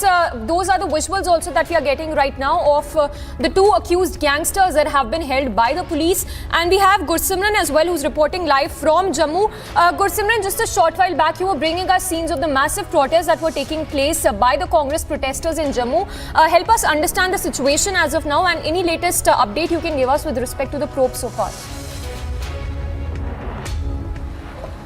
See, as far as these 2 gangsters are concerned, they have been identified as Sukhvinder, Happy and Deepak, and they have been arrested by the Moga police based on a specific intelligence input. The police has also recovered a Scorpio vehicle, and also they have recovered 3 pistols and 8 live rounds. This is the recovery that has been made from these 2 gangsters, and they are linked with Sukhpreet Buddha gang, which is one of the prominent gangster group in Punjab, pretty active for a long time. time they were in touch with them, and now the police is looking into forward and backward linkages of these two gangsters. The police is also going and analyzing the call details of these two gangsters as they might get some big clue. Yes. So overall crackdown. Gursimran, I'm in sorry, the I'll have to interrupt you there. Let's also take a look at this exclusive report filed by Amit Chaudhary from that very dhaba where it said that और उन्होंने CCTV footage को खंगाला. जो इसके मालिक है उनसे हमने बातचीत की.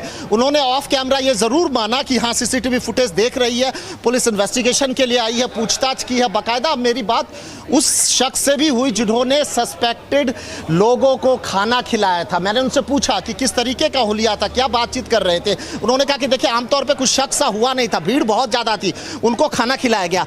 अब ऐसे में पुलिस जो है वो जांच कर रही है कि कितने घंटे वो यहाँ पर रुके, किन किन लोगों से उन्होंने बात की, उनके साथ कौन कौन था, और जो लोग उनके साथ थे उनके फोटो जो है वो सीसीटीवी से लेकर के ये पता करने में लगी है क्या इनमें से कोई हिस्ट्री शीटर है, क्या किसी का कोई पुराना रिकॉर्ड है, क्या उनमें से कोई लॉरेंस बिश्नोई गैंग का सदस्य है. यही वजह है कि पंजाब के आसपास जो राज्य है वहां पर भी जो लॉरेंस बिश्नोई गैंग के जो गैंगस्टर हैं उनको धरपकड़ के लिए छापेमारी लगातार चल रही है. पंजाब बॉर्डर को जो है वो सील कर दिया गया है. उत्तराखंड से भी देखिए कुछ गिरफ्तारी हुई है. बताया जा रहा है कि 2 लोगों की गिरफ्तारी हुई है जो इसी गैंग के सदस्य माने जाते हैं. तो मतलब साफ है कि पुलिस के पास कोई ना कोई बड़ी लीड मिली है. यही वजह है कि बार बार पुलिस जो है वो इस ढाबे पे पहुंच रही है और यहां पर आकर के छानबीन लगातार कर रही है. जी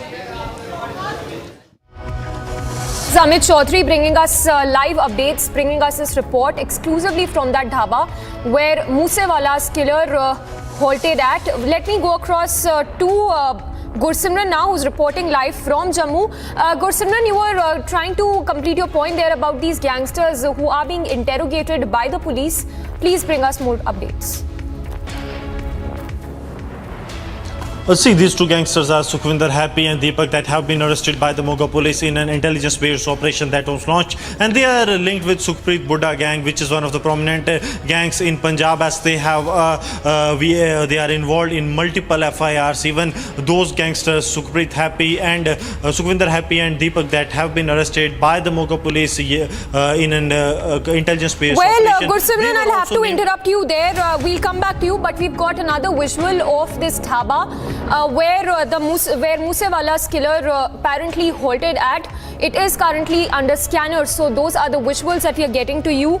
That is from this particular dhaba. Another CCTV footage of suspects that has surfaced. This is the Mansukh dhaba that we're talking about here, where the killers apparently halted at just before carrying out this attack on Moosewala. So this is another CCTV footage that we've accessed of Moosewala's killers, which is now under the scanner of the Punjab police. Going back to Amandeep for the latest. Amandeep, if you could give us more details of this another CCTV that we've accessed from the Mansa Dhaba.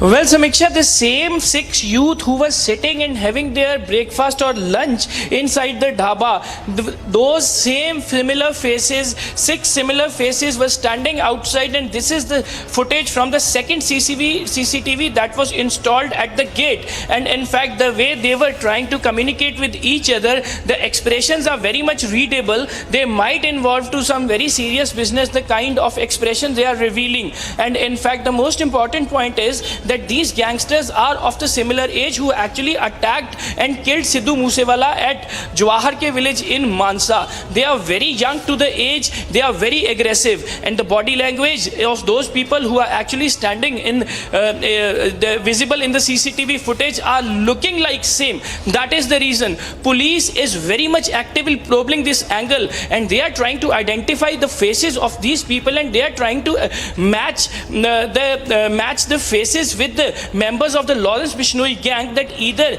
any of them having any kind of connect with the Lawrence Bishnoy gang or the Goldri Brad or the Lucky Patel, any one of them, and in fact from where they can crack down the case as well. Just because it is a trend of the gangsters, they always send the young people, youth, boys to carry out such kind of attacks to kill, and the modus operandi is always remain the same. And in fact several gang members have spread into the other things, and even the initial lead that police got during the preliminary investigation is that gang members was using Hindi language to communicate with each other.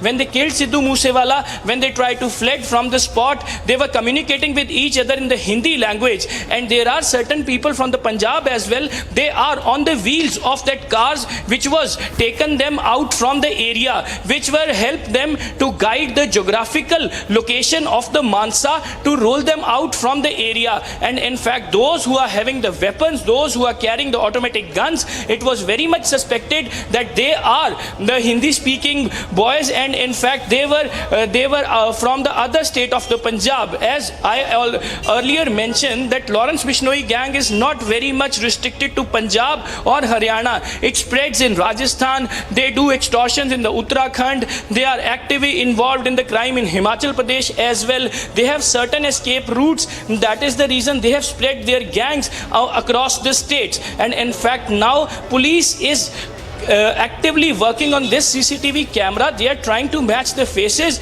of those who are visible in the CCTV camera with the gang members of the Lawrence Bishnoy. And even this CCTV footage will later will be shown to the Lawrence Bishnoy when he will be taken on the production warrant to identify any of them.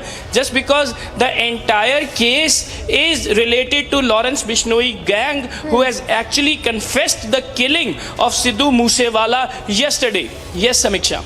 Well, absolutely, Amandeep. If you could help us understand the nexus which is at play here, because it's not just the Canada terror angle, as you were pointing out, it's also a Delhi angle that has now emerged. Help us understand the scope of this nexus that seems to be at play with respect to this murder.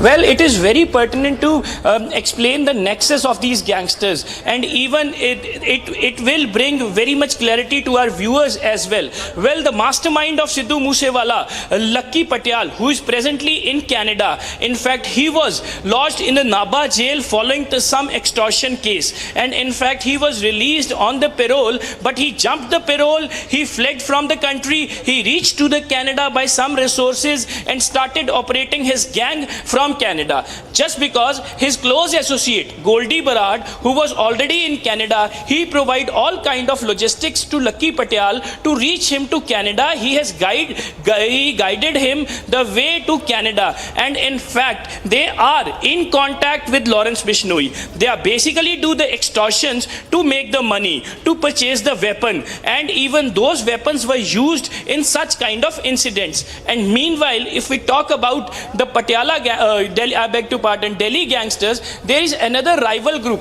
that is Bambiha group. They are actually spreaded apart from the Delhi and the other states as well. Those gangsters who are with the Delhi police custody, they are basically from the Bambiha gang. And Republic has also accessed the most shocking video of singer-turned-politician Sidhu Moosewala's assassination. This 56-second video that we will play out lays bare the gruesome murder plot. Watch this video, watch how 46 gunshots were fired at Moosewala's car.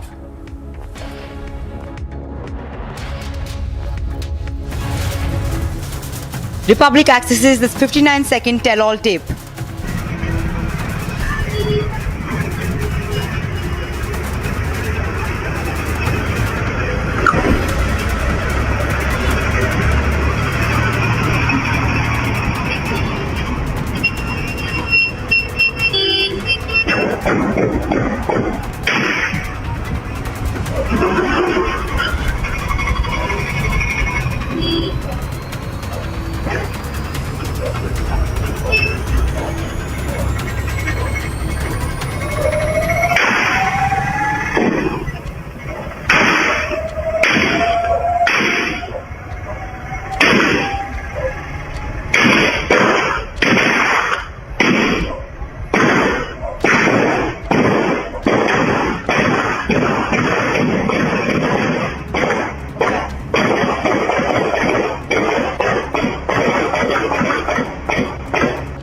Bullets fired incessantly within fractions of seconds.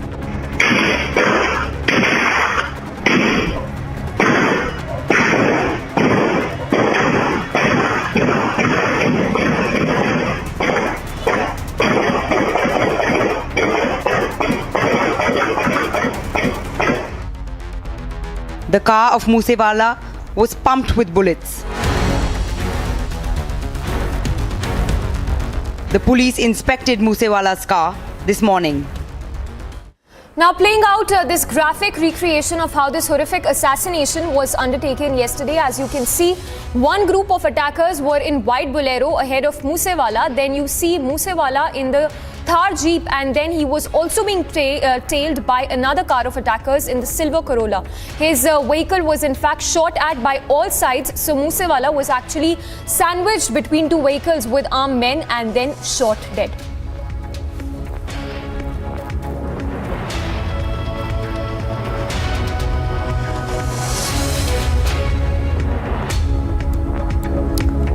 So as you can see in this graphical recreation of how this horrific assassination was undertaken yesterday, when a group of attackers were in white Bolero ahead of Moosewala, and then you see the Moosewala, you see the deceased in the Thar Jeep when he was tailed by another car of attackers in the silver Corolla.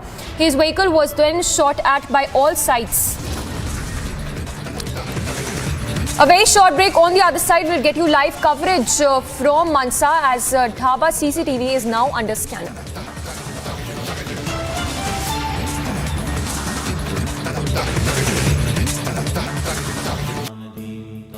Amity has been ranked India's #1 private university in the recently released Education World 2022 rankings, a testimony to Amity's globally benchmarked standards in education. Popular singer and Congress leader Sidhu Moosewala shot to death by 5 to 6 gangsters over a gang rivalry. Sidhu Moosewala's car were intercepted. 30 to 40 rounds have been fired from the 3 different weapons. First, they have punctured the tire of Sidhu Moosewala's car, and later on, they have opened the fire.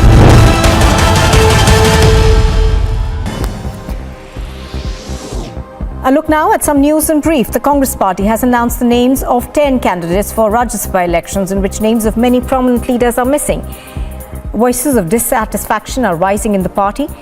Randeep Singh Surjewala, Mukul Wasnik, Pramod Tiwari have been made candidates from Rajasthan. The Congress MLA from Sirohi in Rajasthan, Sanyam Lodha, has questioned the list of candidates.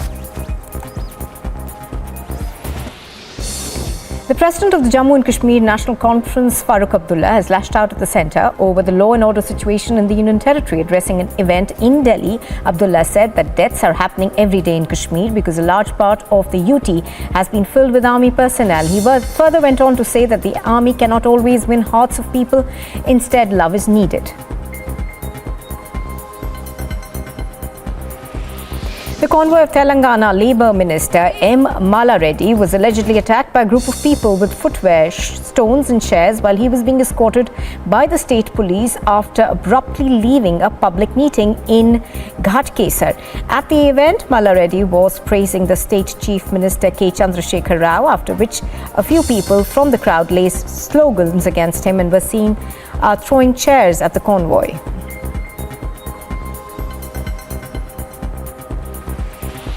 Goa's Chief Minister Pramod Sawant has extended his greetings and best wishes to Goans across the globe on the occasion of the 35th Goa Statehood Day. In his message to the public, Sawant said it's a day to reflect Goa's achievements and further devise a strategy to achieve much desired. Moosewala murder, super exclusive. Republic breaks, the big exclusive. Stand by for the biggest news break on Moosewala. On This Is Exclusive at 6 p.m.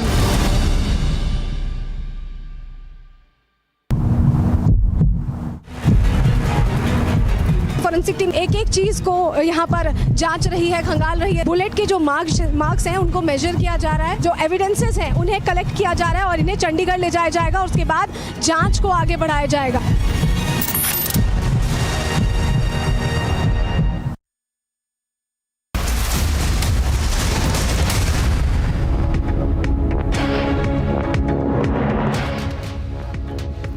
Viewers, now we're straight away cutting across to some breaking visuals that we're getting for you with respect to Sidhu Moosewala's gruesome murder that took place yesterday, and now we are learning that the investigation that was being carried out, a gun in fact has also now been recovered from the car of a pistol, in fact, that has been recovered. We are looking at those visuals right now where the police officials are on the spot and carrying out the investigation as well.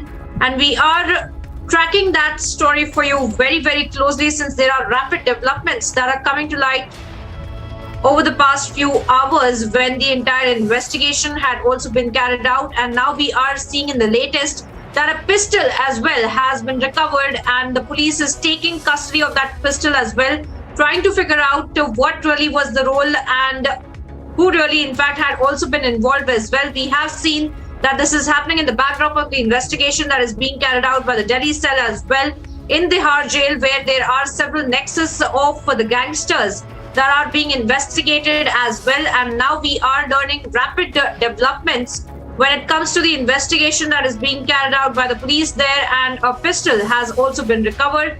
Amandeep, my colleague, is also joining me with more details. Amandeep, tell us more about this pistol that has been recovered by the police officials. Well,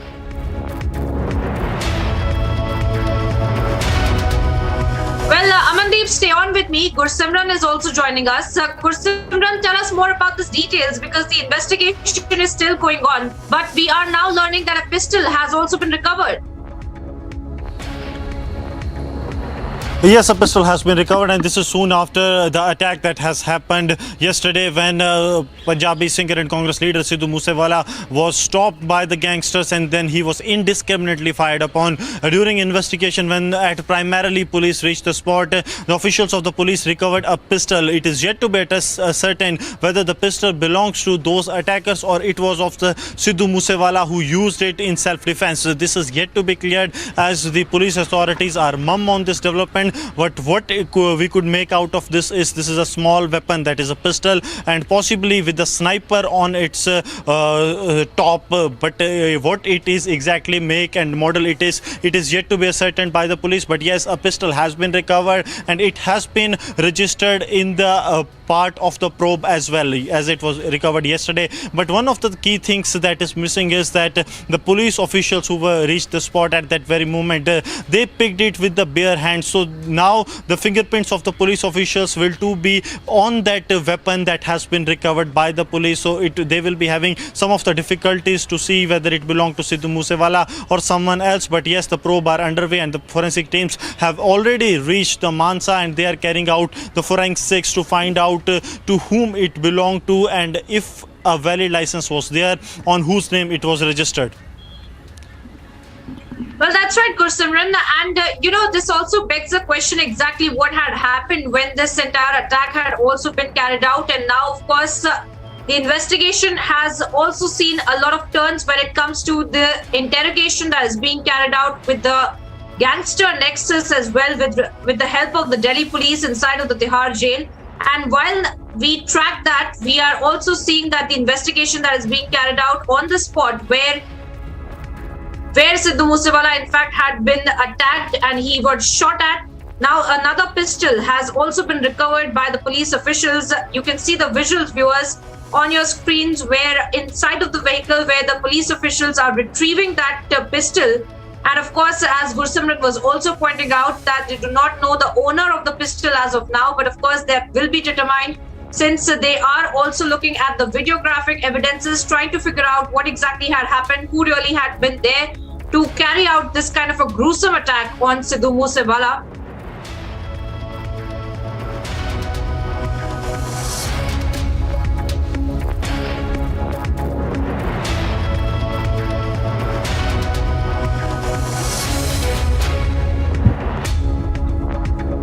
And we are tracking that very, very closely for you viewers. And we have our largest team of reporters on the ground looking at the entire investigation, finding out exactly what had happened. Let's take a look at this ground report filed by my colleague Amandeep earlier in the day.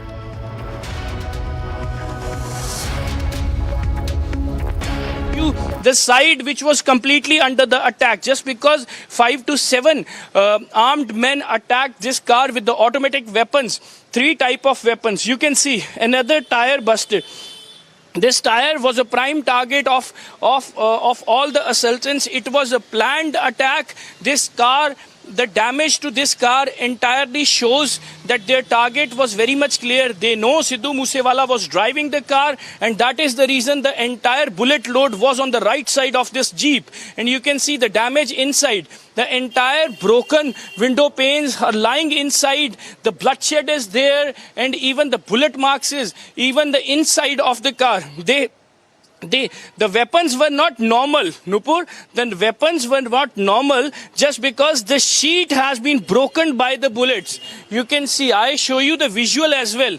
I show you the visuals. You can see the bullet marks on the right side of the car where Sidhu Moosewala was sitting, and Sidhu Moosewala was on the wheels, and that is the reason this complete area was the full-fledged target of the attackers. And viewers, cutting across to some more breaking updates when it comes to the entire Gyanvapi legal issues that were pertaining to the courts as well. A hearing that had been going on, the Gyanvapi hearing case has now been adjourned is what we're learning, and the next hearing is also to take place on July the 4th. We had seen that there were several legal arguments that had been put forth before the bench when it comes to the maintainability. Party के media विभाग के सह संयोजक संजय मयूख जी हम लोगों के मध्य हैं। इससे पूर्व कि राष्ट्रीय अध्यक्ष जी आप लोगों को संबोधित करें, भारतीय जनता पार्टी के द्वारा 8 वर्ष के कामकाज को लेकर एक गीत बनाया गया है। मेरा आदरणीय अध्यक्ष जी से अनुरोध है कि गाने को लोकार्पण करें। एक नीचे कर लीजिए।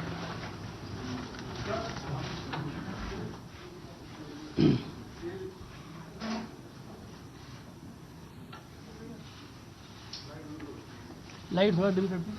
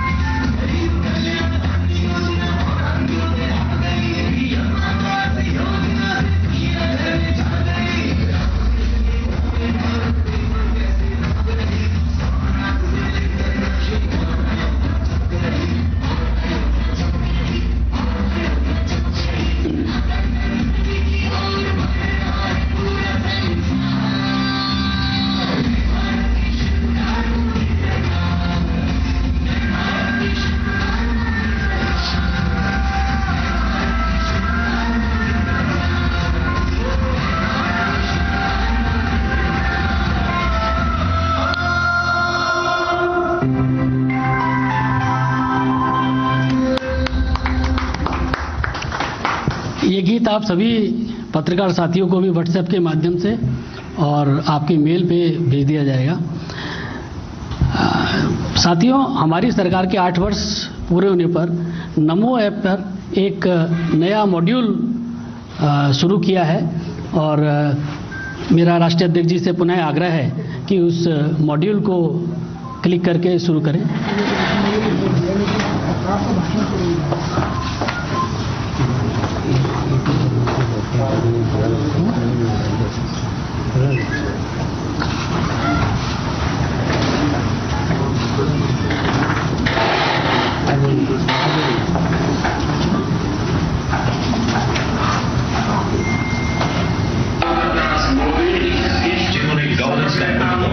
और सरकार को सेवा, सुशासन और गरीब कल्याण के मंत्र से जोड़ा। 8 साल में देश ने देखा कैसे उनकी सरकार सेवा कर रही है, बुजुर्गों की, बीमारों की, वंचितों की, दिव्यांगों की और जरूरतमंदों की। 8 साल में देश ने देखा कि कैसे उनकी सरकार मिनिमम गवर्नमेंट और मैक्सिमम गवर्नेंस की राह पर आगे बढ़ रही है। 45 करोड़ लोगों के बैंक खाते खोलकर उनके हक का एक एक पैसा सीधे उनके खातों में पहुंचा रही है। कैसे बिचौलियों की छुट्टी कर रही है। 8 साल में गरीब नागरिकों ने महसूस किया कैसे मोदी जी ने उनके परिवार के सदस्य की तरह उनके घर, पानी, दवाई, बिजली, गैस, बीमा, राशन और पक्की छत भी सुनिश्चित की। इस 8 साल लंबी सक्सेस स्टोरी को एक ही प्लेटफॉर्म पर इंटरेस्टिंग तरीके से जानना हो, ड्रीम लविंग जनरेशन को देश के अचीवमेंट से वाकिफ कराना हो तो फोन निकालिए, नरेंद्र मोदी ऐप पर जाइए और होम स्क्रीन में राइट बॉटम में लगे इस आइकन को टैप कीजिए। नरेंद्र मोदी ऐप हमेशा से इंटरेस्ट और एंगेजमेंट का कॉम्बिनेशन रहा है। देखिए सबसे पहले विकास यात्रा सेक्शन, इंफोग्राफिक्स है, वीडियोस है, आर्टिकल्स और रिपोर्ट्स हैं जो मोदी सरकार की इंपॉर्टेंट हाइलाइट्स दिखाएंगे। न्यू इंडिया के यंग माइंड्स के लिए यहाँ है प्ले एंड लर्न सेक्शन। यहाँ आकर मोदी गवर्नमेंट की जन सेवा पर आधारित क्विज के जवाब दीजिए, सही वर्ड सर्च करिए। Releasing this video on the achievements of the government over the last 8 years, certain benchmarks set in terms of welfare by the Modi government with innumerable schemes, starting with the direct benefits transfer, the Jan Dhan Aadhaar Mobile Trinity, the Ujjwala Yojana, the Pradhan Mantri Matru Yojana, Swachh Bharat Mission, Jal Jeevan Mission, which is on its way to bringing tap water to every household in the country, and we have seen innumerable other schemes.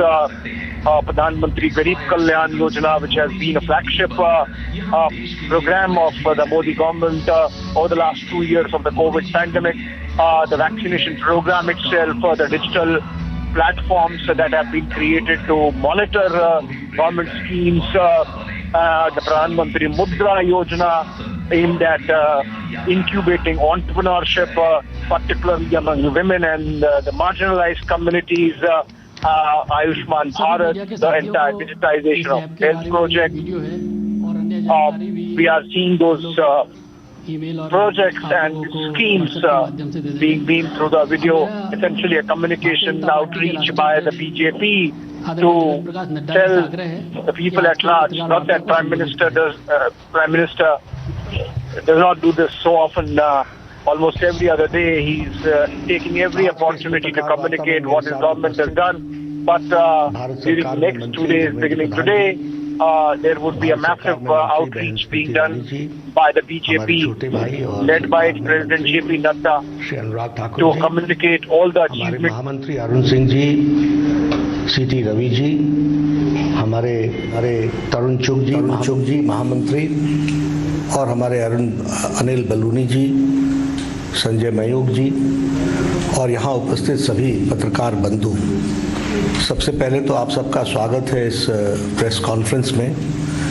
अभी आपने 8 साल पूरे होने पर सेवा, सुशासन और गरीब कल्याण, इसके लिए समर्पित नरेंद्र मोदी जी की सरकार का थीम सॉन्ग में आपने कम समय में सारी बातों को रखने का प्रयास किया गया है, जिसको आपने एक थीम गीत के माध्यम से आपने देखा।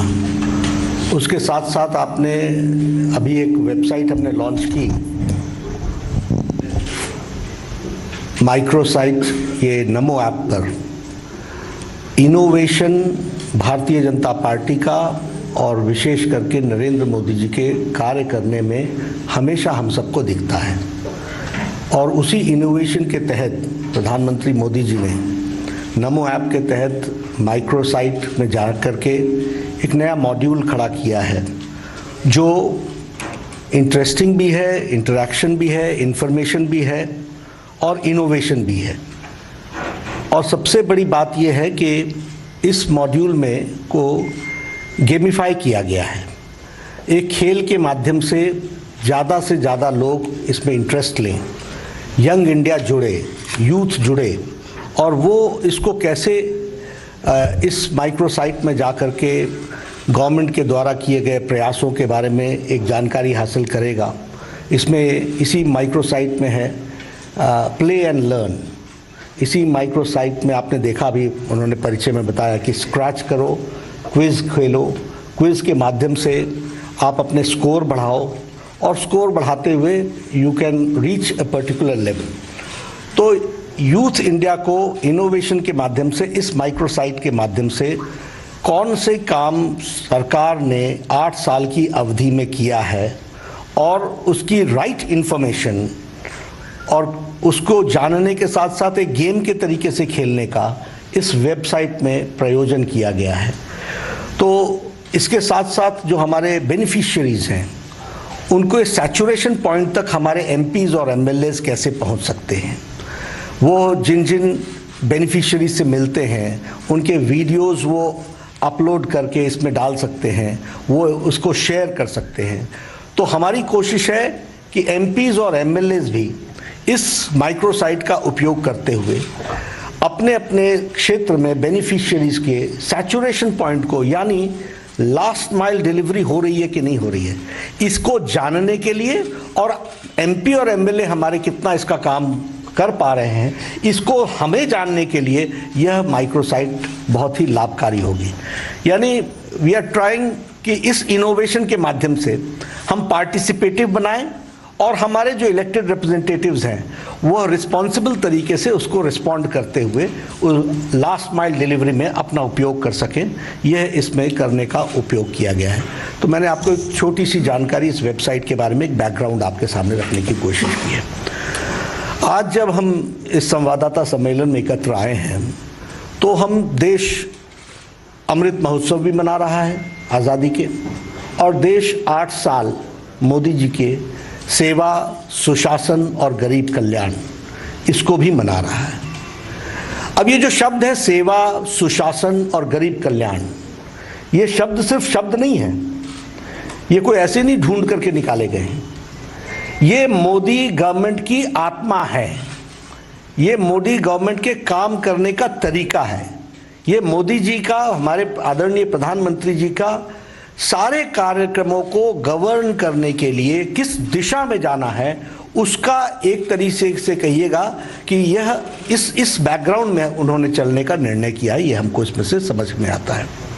मैं जब अब कम समय में 8 साल की गाथा तो बताना बड़ा मुश्किल है और किसी के लिए भी इसको कहना बहुत मुश्किल है, लेकिन हम अगर पहली बात कहेंगे तो मैं मानता हूं कि आदरणीय प्रधानमंत्री जी ने भारत की राजनीति की संस्कृति बदल दी है।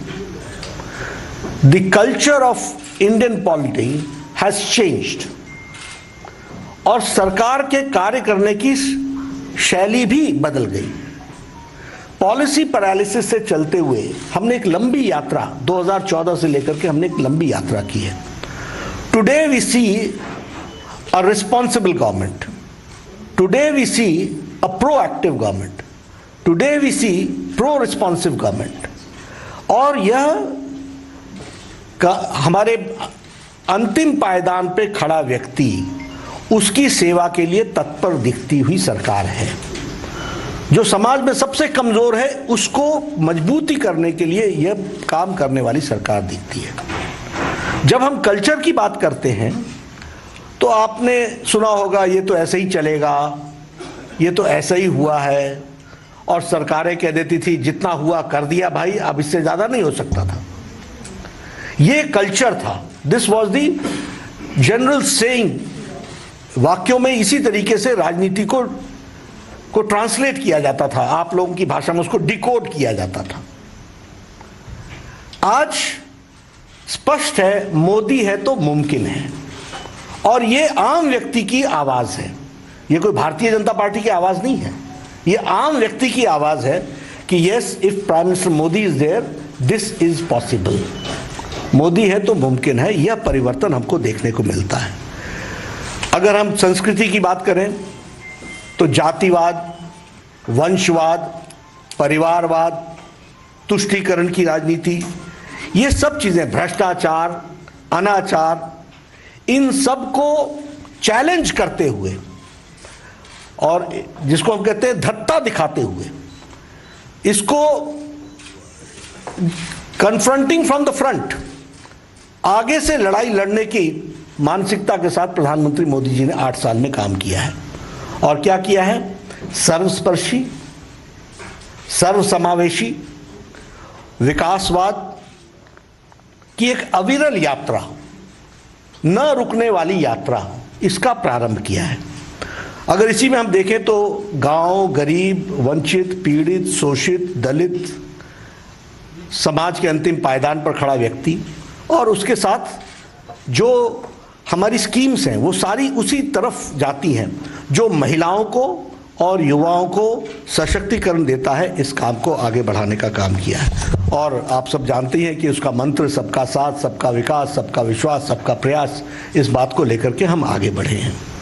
अगर अंत्योदय की बात करें तो गरीबी उन्मूलन का विषय, उसको हम लोगों ने बहुत तीव्र गति से आगे रखने का प्रयास किया है। नेशन फर्स्ट ये कहने के लिए नहीं था, मैं आगे आकर के आपको बताऊंगा कि हमारे सारे प्रोग्राम्स कैसे नेशन फर्स्ट की तरफ हमारी पॉलिसीज डायरेक्ट हुई हैं, उसको भी हमको समझने की आवश्यकता पड़ेगी। और ये जो बदलाव की कहानी है, यही हमारी प्रगति की निशानी रही है। पहले स्कीम्स कागज़ पर बनती थी, मैं एक लंबे समय तक एमएलए भी रहा हूँ, मुझे मालूम है ज़मीन पर कैसे काम होता था। कागज़ पर स्कीम बनती थी, कागज़ पर ही इम्प्लीमेंट हो जाती थी और कागज़ पर ही उद्घाटन हो जाता था। आज डिक्लेरेशन से लेकर इम्प्लीमेंटेशन तक everything is being monitored in letter and spirit, नीचे तक उसकी मॉनिटरिंग हो रही है और उसको आगे बढ़ाने का प्रयास किया जा रहा है। अभी जो इकोनॉमी की चर्चा हम करते हैं तो आपके ध्यान में आया होगा कि कोरोना की मार के पश्चात और यूक्रेन की लड़ाई के पश्चात भी इंटरनेशनल मॉनेटरी फंड ने, हमारे आईएमएफ ने गरीबी की रेखा को भारत में 22% से रिड्यूस करके 10% पर लाके खड़ा कर दिया है। दैट मीन्स 12% लोग बीपीएल के दायरे से निकल करके, गरीबी की रेखा से निकल करके आगे आए।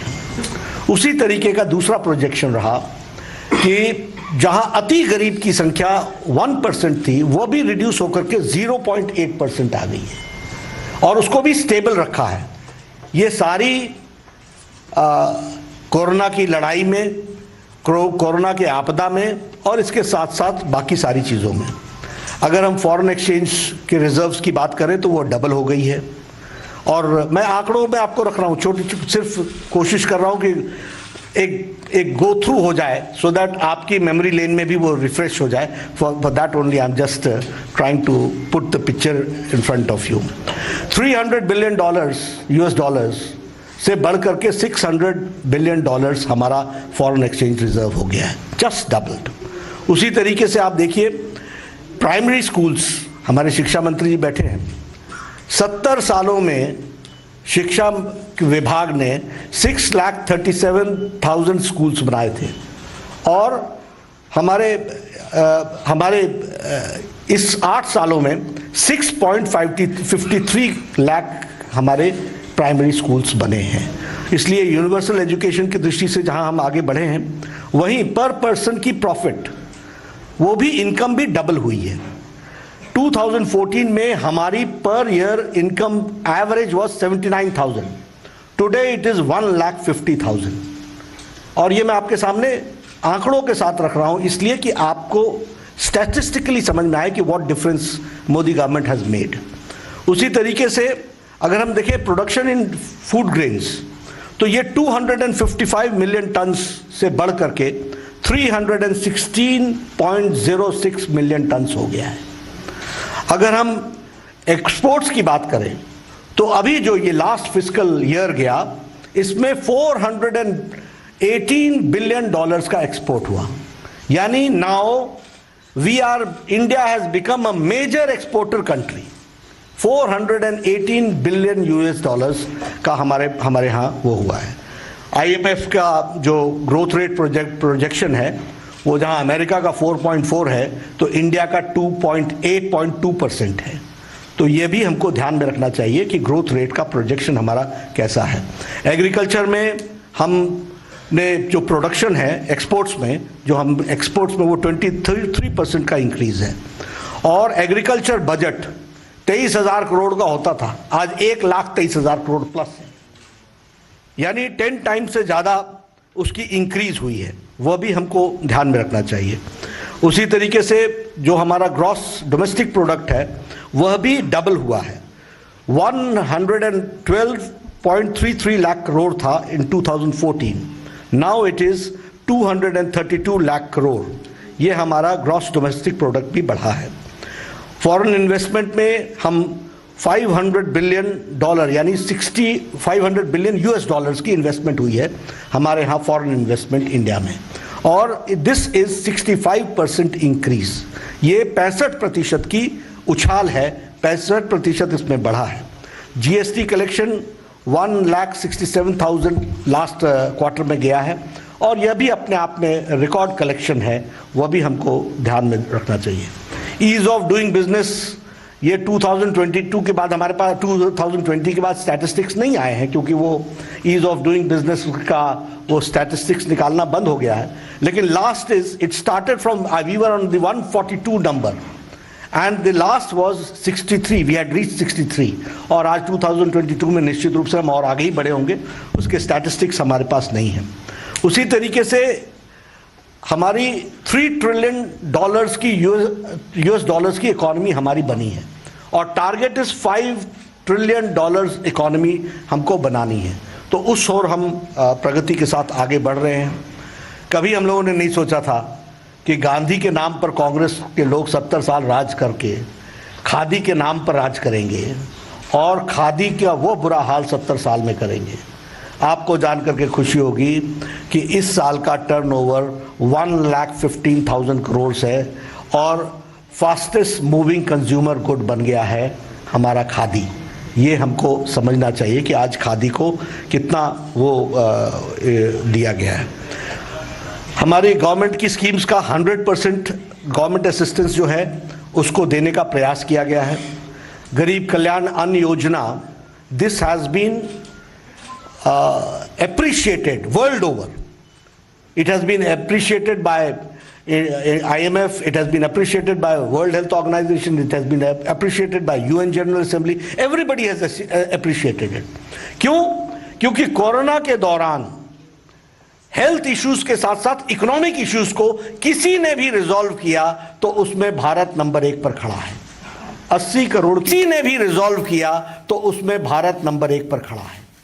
80 करोड़ की जनता को 5 किलो गेहूं देना, 5 किलो चावल देना, 1 किलो दाल देना, 2 साल से इस काम को चलाए रखना, ये अति गरीबी की रेखा को 0.1% से भी जो 0.8% पे ले जाने में ये बहुत लाभकारी रहा है। इसको भी हमको ध्यान रखना चाहिए।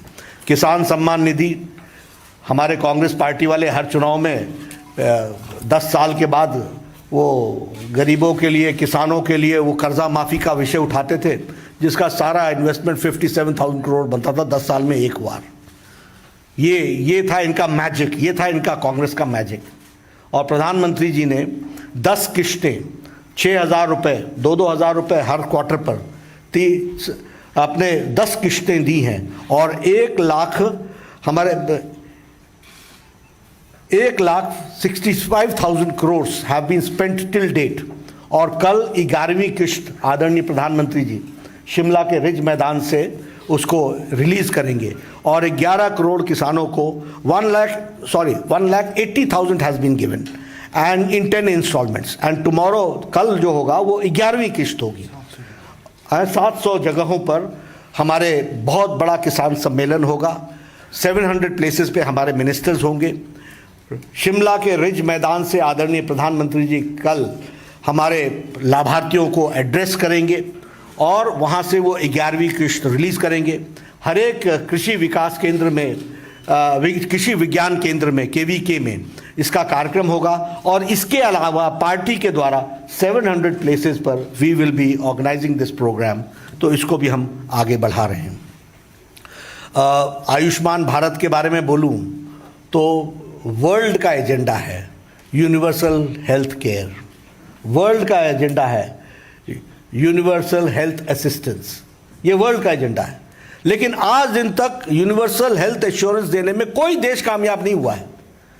और वेस्टर्न वर्ल्ड तो इलेक्शन ही हेल्थ इशू पर लड़ती है, हेल्थ सिक्योरिटी पर लड़ती है। बहुत से प्रेसिडेंट्स आए यूएस के, सबने हर एक तरीके की बातचीत की, लेकिन आयुष्मान भारत 50 करोड़ प्लस यानी 40% ऑफ द इंडियन पॉपुलेशन।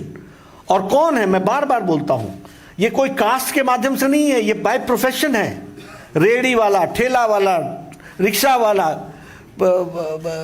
फेड़ी लगाने वाला, रैग पिकर, ये बाय प्रोफेशन, बार्बर बेचारा जो बाल काटता है, जो रेडी चलाता है, ऐसे लोगों को, गरीब लोगों को चुन चुन करके 50 करोड़ लोगों को यह आयुष्मान भारत का 5 लाख का एनुअल हेल्थ कार्ड दिया गया है। और इसमें आपको जानकर के खुशी होगी कि 3 करोड़ से ज़्यादा लोगों ने सुविधा उठा ली है। 23,000 करोड़ रुपए से ज़्यादा इस पर खर्च हो चुका है, यह भी हमको ध्यान रखना चाहिए। हम लोगों ने तय किया है कि 12 करोड़ से ज़्यादा घरों में हम पानी पहुंचाएंगे, नल से जल, और 9 करोड़ पहुंच चुके हैं। उसी तरीके से सौभाग्य योजना, 2 करोड़ 81 लाख घरों में बिजली पहुंचाई गई है। मैं आप लोगों के माध्यम से इसकी मर्मता समझाना चाहता हूं, क्योंकि गाँव से आता हूं। आपको शायद उन बच्चों की साइकोलॉजी मालूम ही नहीं है जिनके घर में बिजली नहीं है। वो उनका जीवन में डिग्निटी नाम की चीज कितनी कॉम्प्रोमाइज है, इसका आपको अंदाजा नहीं होगा। वो पढ़ने के लिए किसी दूसरे के घर में जाते हैं, और इसकी संख्या छोटी नहीं थी, 2 करोड़ 18 लाख घरों को बिजली पहुंचाई गई है, यानी लिविंग विद डिग्निटी। ये 11 करोड़ लोगों को शौचालय दिया गया। बार बार लोग बोलते हैं टॉयलेट्स दिए गए, टॉयलेट दिए गए। No, it's not that only. आप लोग तो गांव में घूमते ही होंगे, आप लोग कवर करने जाते ही हैं। गांव में बताइए, औरतें झुंड का झुंड बना करके निकलती थी कि नहीं निकलती थी फॉर द डेली नीड्स। और इसका मतलब सिर्फ मां ही नहीं है, मां के साथ बच्चा भी है। इसका मतलब, और इसकी संख्या छोटी नहीं है, 11 करोड़ है। तो यानी 11 करोड़ लोग इस देश में 70 साल की आजादी के पश्चात डिग्निटी के साथ जी नहीं पा रहे थे, यह स्थिति थी। और मोदी जी ने 8 साल के अंदर उनको लाइफ विद डिग्निटी देने का काम किया है। 130 करोड़ की जनता में 11 करोड़ महिलाएं हों, और 130 करोड़ की जनता में एक एक बच्चा भी होगा तो 11 करोड़ बच्चे हों। तो ऐसे देश को अगर हम कहें कि सेवा, सुशासन और गरीब कल्याण, तो इसका ट्रू अर्थ हमको इसमें से समझ सकते हैं, इसको हम जान सकते हैं। जल जीवन मिशन की मैंने आपसे बात की। हमारे बगल में बैठे हैं पूर्व के पेट्रोलियम मिनिस्टर, उज्ज्वला योजना इन्होंने आदरणीय प्रधानमंत्री जी के प्रेरणा से इसको शुरू की, 9 करोड़। और मैं तो बार बार लोगों को बोलता हूँ कि हेल्थ का इशू देखिएगा तो पल्मोनरी डिजीज़, और पल्मोनरी डिजीज़ के साथ साथ ये लंग्स का इन्फेक्शन, ये महिलाओं का कम हुआ। इतना ही नहीं, अगर शौचालय की बात करें तो वाटरबोर्न डिजीजेस कम हो गए, क्योंकि स्वच्छता आ गई। ये चेंजेस आए हैं, इसको हमको समझना चाहिए। इसलिए उज्ज्वला ने महिलाओं का सशक्तिकरण जिस तरीके से किया है, वह भी हम सबको ध्यान में आता है। 2.38 हाउसेज बने हैं प्रधानमंत्री आवास योजना में। अब मैं ही पहले MLA होता था, एक इंदिरा आवास योजना होती थी, 40,000 रुपये दिया जाता था। ये आपको ग्राउंड की बात सुना रहा हूँ। और हमारे को बोलते थे कि नड्डा जी आप एक पंचायत में 2 घर बता दीजिए, 40-40 हज़ार रुपये दे दें। This was the pace of Awas Yojana. और आज प्रधानमंत्री आवास योजना 2 करोड़ 38 लाख घर बन करके तैयार दे दिए गए। पक्की छत, रसोई का कनेक्शन, गैस का कनेक्शन, शौचालय, बेडरूम, सारी फैसिलिटीज़।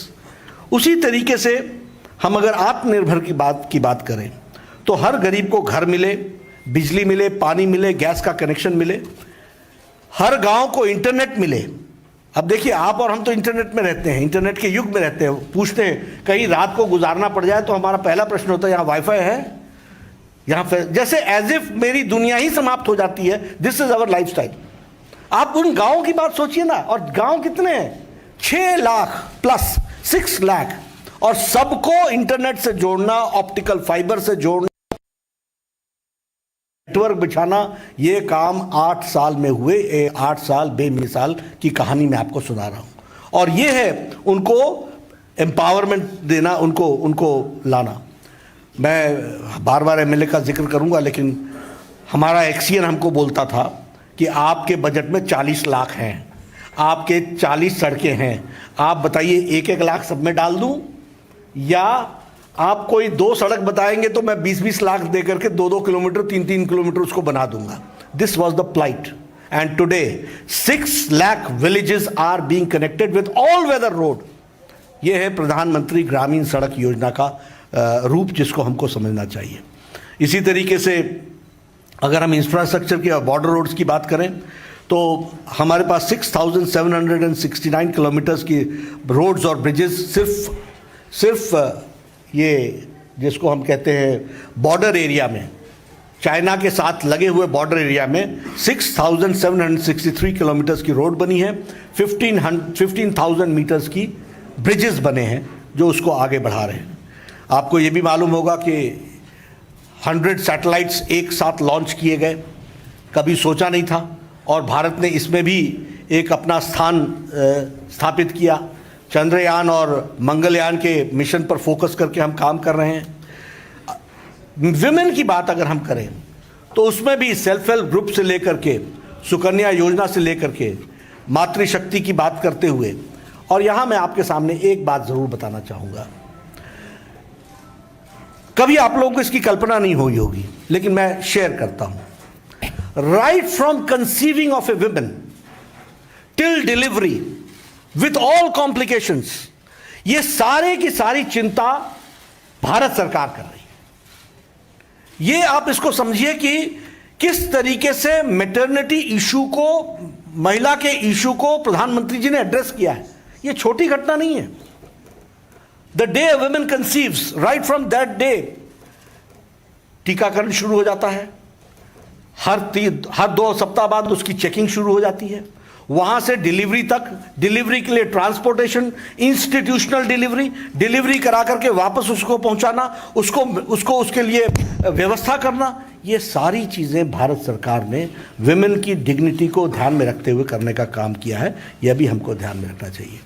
एक विषय मैं जरूर कहूंगा कि हमने संस्कृति की भी रक्षा की है, और चाहे वो भव्य राम मंदिर बनने का सवाल हो, चाहे वो भव्य काशी हो, चाहे हमारा भव्य और दिव्य काशी हो, महाभारत सर्किट हो, बौद्ध सर्किट हो, रामायण सर्किट हो, केदारनाथ का पुनरुद्धार हो, सोमनाथ का विकास हो, और स्टैच्यू ऑफ यूनिटी, यह भी मॉडर्न इंडिया का एक तरीके से भारत के इतिहास को प्रतिलक्षित करने का एक बहुत बड़ा एक केंद्र बना है। इसको भी हमको ध्यान में रखना चाहिए कि ऐसा। और इसके साथ साथ मैं यह भी ज़रूर कहना चाहूँगा कि नेशनल हमारा ये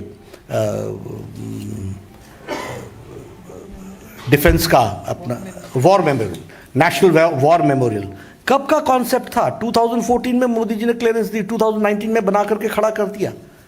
ये सारी चीज़ों के प्रति जो काम हुआ है, पंचतीर्थ की बात हम करते हैं, मऊ से लेकर के लंदन में जहाँ डॉक्टर अंबेडकर पढ़े, वहाँ से लेकर के कहाँ उन्होंने अपना ये महापरिनिर्वाण हुआ उनका, कहाँ उन्होंने दीक्षा ली, ये सारी जगहों को पंचतीर्थ के रूप में विकसित करने का काम यह भी भारत सरकार ने आदरणीय मोदी जी के नेतृत्व में किया है। यह हम सब लोग जानते हैं। अगर हम दिवस की दृष्टि से देखें तो फिर संविधान दिवस, तो संविधान तो 26 नवंबर को निश्चित रूप से चर्चा में आ गया था, लेकिन संविधान दिवस मनाने का काम किया तो इस सरकार ने किया। सामाजिक समरसता दिवस का तय किया तो वह भी सरकार ने तय किया। विभाजन विभीषिका दिवस तय किया तो वह भी सरकार ने 14 अगस्त को तय किया। राष्ट्रीय एकता दिवस, उसको भी हमारी सरकार ने तय किया। जनजातीय गौरव दिवस, उसको भी हमारी सरकार ने तय किया। तो यानी ये दिवस भी अपने आप में भारत की संस्कृति और भारत के लिए काम करने वाले लोगों को, योग दिवस, इंटरनेशनल योग दिवस, वी वेंट ग्लोबल और दुनिया में उसका हमने एक स्थान बनाया, वह भी हम सबको ध्यान में रखता है। नॉर्थ ईस्ट की अगर हम बात करें तो नॉर्थ ईस्ट एक, जिसको हम कहते थे कि एक पिछड़ा इलाका, कटा हुआ इलाका, अलग से देखने का दृष्टिकोण, यह हमारी केंद्र की सरकार ने रखा था। उसकी मेन स्ट्रीमिंग अगर की गई है तो वह मेन स्ट्रीमिंग भी आदरणीय प्रधानमंत्री जी ने की है। बंद और ब्लॉकेट से निकल करके आज वह मेन स्ट्रीम में आज आया है। लगभग 50 टाइम्स हमारे प्रधानमंत्री जी का वहाँ दौरा हो चुका है। अब मैं ये नहीं कहूँगा कि पूर्व के प्रधानमंत्री जो असम से ही आते थे वो कितनी बार दौरा किए थे, लेकिन ये आप लोगों के लिए क्वेश्चन ज़रूर है कि आप ज़रा पता कीजिएगा कि what difference north east is making today, that we have to understand.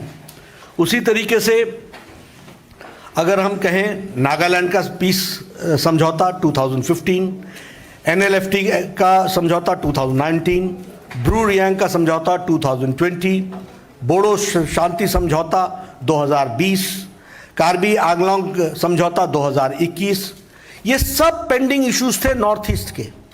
But I am giving you just a brief picture year wise कि नॉर्थ ईस्ट के कितने समझौते भारत सरकार ने किए और वहां पर पीस लाने के लिए क्या क्या काम हुआ है। उसी तरीके से जैसे मैंने कहा कि 1500 करोड़ का एक स्पेशल बजट का प्रावधान नॉर्थ ईस्ट के लिए किया गया है। फॉरेन पॉलिसी की अगर हम बात करें तो इंडिया फर्स्ट, हमारी अपनी, हमारा इंटरेस्ट, देश का इंटरेस्ट, इसको ध्यान में रख करके उस पॉलिसी को भी बनाया है। पड़ोसियों के साथ विशेष ध्यान देने की योजना भी बनी। हमने अपने पड़ोसियों के साथ रिश्ते मजबूत किए, गहरे किए। और इतना ही नहीं, अगर कोई देश पर संकट आया तो हमारे लोगों ने फॉरेन पॉलिसी का उपयोग करते हुए, फिर चाहे अफगानिस्तान से लोगों को लाना हो, यमन से लाना हो, यूक्रेन से लाना हो, और छोटी संख्या नहीं है ये ऑपरेशन गंगा, ये राहत, ऑपरेशन राहत, ये छोटी संख्या नहीं है। 23,000 लोग आए हैं, 1400 सॉर्टीज लगी है, 140 सॉर्टीज लगी हैं। तो ये सारे काम को प्रोएक्टिव तरीके से करने का काम हमारी सरकार ने किया है। और ये सारे इवैक्यूएशंस इस बात को बताते हैं, कोई और देश ने नहीं किया, लेकिन हमारी सरकार ने किया। इसलिए हम कहते हैं we are responsive, proactive and we are responsible government. इसको हमको ध्यान में रखना चाहिए। कोविड की बात बहुत हो गई है, मैं फॉर्मर हेल्थ मिनिस्टर रहा हूँ। देश के, दुनिया के दूसरे कोनों से 20 साल, 27 साल, 28 साल बाद कोई वैक्सीन लेके हमारा देश आता था और उसके बाद वो पोलियो का, पल्स पोलियो का प्रोग्राम लेता था, टेटनस का प्रोग्राम लेता था, मलेरिया का प्रोग्राम लेता था, स्मॉल पॉक्स का प्रोग्राम लेता था, चिकन पॉक्स का प्रोग्राम लेता था। All these vaccines have reached India 20 to 30 years later। लेकिन कोरोना 2020 की जनवरी में आया और 2021 की जनवरी में प्रधानमंत्री जी ने 9 महीने के अंदर एक नहीं 2 वैक्सीन दी। 192 करोड़ ऑफ डोजेज तो दिया ही दिया है। मैं यहां आपके सामने ऐड करना चाहता हूं, 100 कंट्रीज को 18.5 करोड़ वैक्सीन हम लोगों ने पहुंचाई है, वैक्सीन मैत्री की दृष्टि से। यानी इंडिया इज, अब लेने वाला इंडिया नहीं है, ये देने वाला इंडिया है। And 48 countries have got vaccine to the tune of 1 crore 50 lakh doses free of cost to 48 countries। तो यह भी हमने करने का प्रयास किया है। यानी भारत में तो लगे ही 192 करोड़ का डोजेज, और डबल डोज के साथ आप बूस्टर लेकर के भी तैयार बैठे हैं। यह देश को बदलने की स्थिति का एक बहुत बड़ा परिचायक है। यह हम सबको के ध्यान में आता होगा। तो मैं ये कह सकता हूँ पूरी ऑल इंफॉर्मेशंस और सारे आंकड़ों को ध्यान में रखते हुए कि हम निश्चित रूप से भारत, एक बदलता भारत, एक बदला हुआ भारत, इस मानसिकता के साथ 8 साल बेमिसाल सेवा, सुशासन और गरीब कल्याण, इसको ध्यान में रखते हुए काम में जुटे हैं। आपको ये भी मालूम होगा कि लगभग दर्जन भर देशों ने आदरणीय प्रधानमंत्री जी को अपने देश के सर्वोच्च पदों से, यानी सर्वोच्च सम्मान से उनका सम्मान किया है। यह भारत की बदलती छवि अंतर्राष्ट्रीय स्तर पर आदरणीय प्रधानमंत्री जी के नेतृत्व में भारत ने हासिल की है। और हम सब लोगों ने तय किया है कि ये 8 साल सेवा, सुशासन और गरीब कल्याण के कार्यक्रम को लेकर हम एक पखवाड़ा मना रहे हैं। आज आदरणीय प्रधानमंत्री जी ने पीएम केयर्स फंड के माध्यम से उन्होंने जो हमारे गरीब बच्चे जिनके माँ बाप कोरोना में नहीं रहे उनके साथ वार्तालाप करते हुए उनको सपोर्ट करने का जो निर्णय किया था उसको आज इम्प्लीमेंट किया है। स्मृति जी का मंत्रालय ने उसको कोऑर्डिनेट किया है। कल किसानों का कार्यक्रम होगा और उसमें वो किसानों को संबोधित करेंगे और इसके बाद हम हर दिन every BJP worker is going to devote 75 hours in 10 days for and we will हम फोकस करेंगे different sections of the society को। एक दिन महिला के लिए करेंगे, एक दिन एससी के लिए करेंगे, एक दिन एसटी के लिए करेंगे, ट्राइबल्स के लिए करेंगे, एक दिन ओबीसी के लिए करेंगे, एक दिन युवाओं के लिए करेंगे। इस तरीके से हम 10 दिनों में 75 वैसे 15 डेज लेकिन 10 डेज को हम फोकस तरीके से इस तरीके से करेंगे। तो ये हमारा 8 साल मोदी सरकार के विषय को पहुंचाने का है। हमारे भारत सरकार के मंत्री विभिन्न स्थानों पर जाकर इसमें पार्टिसिपेट करेंगे और जो राष्ट्रीय स्तर की बड़ी बड़े प्रोजेक्ट्स काम में चल रहे हैं उनका इंस्पेक्शन भी करेंगे, उनको देखेंगे भी, उसकी प्रगति भी नोट करेंगे और उसके साथ साथ समाज को उस विकास की कड़ी से जोड़ने का काम हमारे मंत्री करेंगे। तो इस तरीके से हम लोगों ने जो 8 साल में काम किया, मैंने कोशिश की कि कम शब्दों में रखूं, आपके लिए ज़्यादा शब्द हो गए होंगे, लेकिन काम की श्रृंखला इतनी बड़ी है कि सिलेक्ट करते करते भी मन में हमेशा आता है कि यह पहलू छूट गया। इसलिए मैंने कोशिश की कि मैं आपको एग्जॉस्टिव तरीके से एक तस्वीर खींचने का प्रयास करूं। आप सब लोग ने सुना, आपके माध्यम से भारत की जनता तक पहुंचे और हम उसमें सफल हों। इन्हीं शब्दों के साथ मैं अपनी बात समाप्त करता हूं, आपके प्रश्न लेता हूं। बहुत बहुत धन्यवाद आदरणीय अध्यक्ष जी। आप बहुत सारे लोग सवाल पूछना चाहते हैं लेकिन समय की मर्यादा के कारण कुछ लोगों से सवाल लेंगे। Lease Matthew.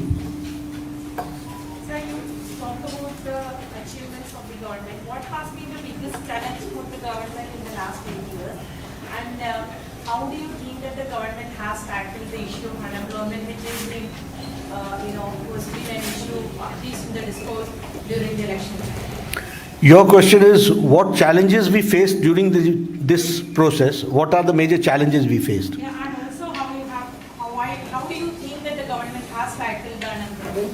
देखिए, सबसे पहली बात तो ये है कि जब मैंने कहा कि भारत की संस्कृति बदली है तो गवर्नेंस में सबसे पहली बात है last mile delivery.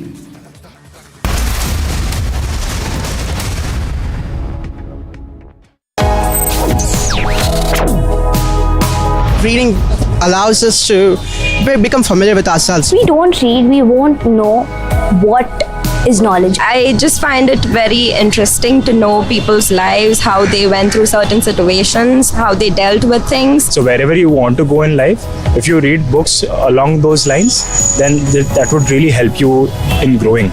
Reading could mean a million different things to every individual. What does it mean to you? Visit readindia.info to find out more.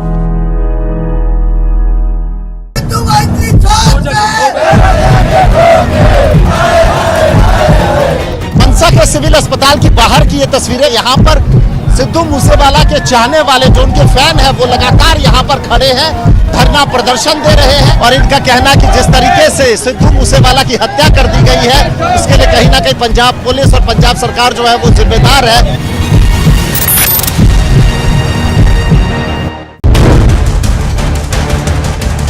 Popular singer and Congress leader Sidhu Moosewala shot to death by 5 to 6 gangsters over a gang rivalry. Sidhu Moosewala's car were intercepted. 30 to 40 rounds have been fired from the 3 different weapons. First, they have punctured the tire of Sidhu Moosewala's car and later on, they have opened the fire.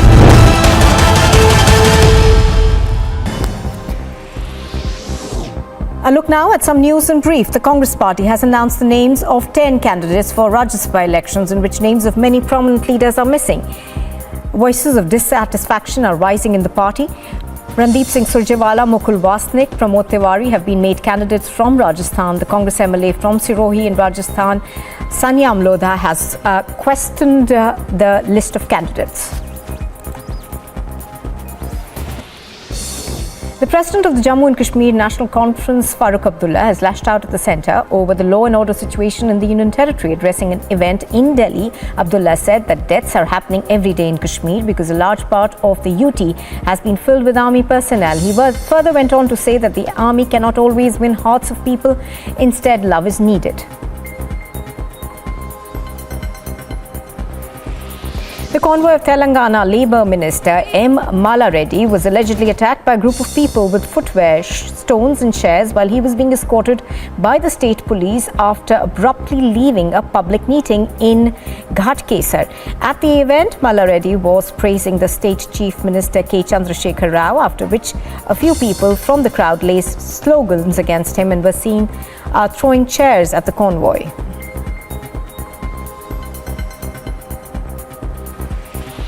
Goa's Chief Minister Pramod Sawant has extended his greetings and best wishes to Goans across the globe on the occasion of the 35th Goa Statehood Day. In his message to the public, Sawant said it's a day to reflect Goa's achievements and further divide.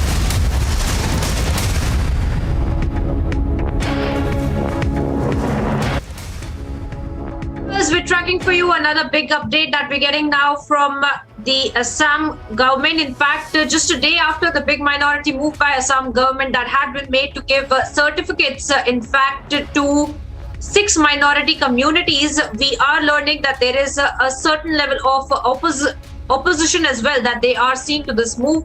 The AIUDF has now politicized the move and has called it a divide and rule policy as well.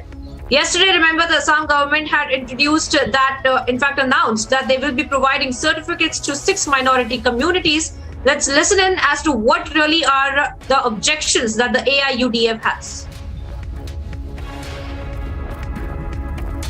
Joined by Aminul Islam of the AIUDF on this broadcast. Aminul ji, ये जो पूरा सरकार का cabinet ने जो कल निर्णय लिया है, इस पर आप क्या कहेंगे? देखिए, आसाम सरकार ने जो निर्णय लिया है कि माइनॉरिटी को सेपरेट आइडेंटिटी कार्ड का जरूरी है, वो आइडेंटिफिकेशन का जरूरी है, तो मैं सोचता हूँ कि ये एक संविधान में इन लोगों को आइडेंटिटी दिया हुआ है जो आसाम सरकार देने का ज़रूरत नहीं है। हर जगह पे रिलीजन लिखा हुआ है और कौन रिलीजन माइनॉरिटी है सब जानता है। तो इंडियन कॉन्स्टिट्यूशन पास कम्युनिटी को पास जो रिलीजन को माइनॉरिटी दिया है, मैं सोचता हूँ कि इसका ज़रूरत बिल्कुल नहीं है। ये एक कंसोलेशन अवार्ड जैसा वो लोग सोच रहा है जो पहले से ही इंडियन कॉन्स्टिट्यूशन दे चुका है। तो अभी इसके लिए सिर्फ मैं और रिलीजन के नाम पे और डिवीज़न करने का एक कोशिश, एक प्रयास कि ये लोग माइनॉरिटी है, ये लोग माइनॉरिटी, सब जानते ही है माइनॉरिटी है। तो इसमें मैं कुछ नया नहीं देख रहा हूँ। इसको जस्ट एक पब्लिसिटी स्टैंड मैं सोचता हूँ कि एक पब्लिसिटी स्टैंड और एक इंटरनल एजेंडा भी हो सकता है कि ये माइनॉरिटी के देने के नाम पे इसमें किसी माइनॉरिटी को देगा या जो देशी गरिया मोरिया ऐसा कुछ ये लोग सोच रहा है, तो शायद किसी को देगा, किसी को इसमें डिप्राइव करेगा, ऐसा कुछ हो सकता है। मैं सोचता हूँ कि ये कोई अच्छा डिसीजन नहीं है और कोई माइनॉरिटी सेपरेट आइडेंटिफिकेशन या स्टेट गवर्नमेंट से नहीं चाहिए क्योंकि कॉन्स्टिट्यूशन दिया हुआ है। Time now here for a short break, viewers. Coming up on the other side, fresh angle emerges in Moosewala's killing. Suspected killers caught on CCTV of Mansa Dhaba.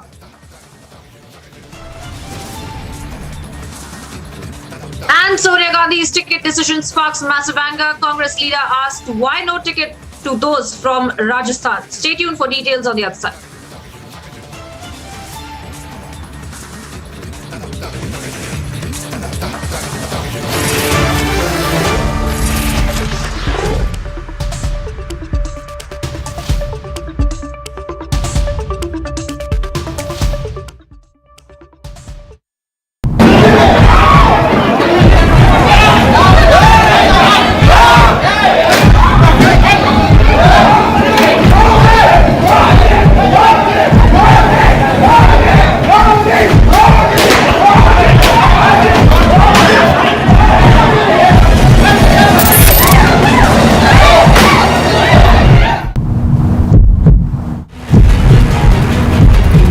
The state committee member of the PFI being taken to remand, and what needs to be seen is what are the charges in which he will be put.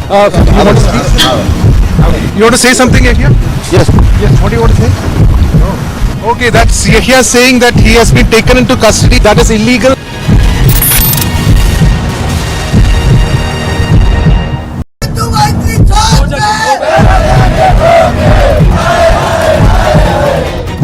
Civil अस्पताल की बाहर की ये तस्वीरें। यहाँ पर सिद्धू मूसेवाला के चाहने वाले जो उनके फैन हैं वो लगातार यहाँ पर खड़े हैं, धरना प्रदर्शन दे रहे हैं और इनका कहना है कि जिस तरीके से सिद्धू मूसेवाला की हत्या कर दी गई है इसके लिए कहीं ना कहीं पंजाब पुलिस और पंजाब सरकार जो है वो जिम्मेदार है।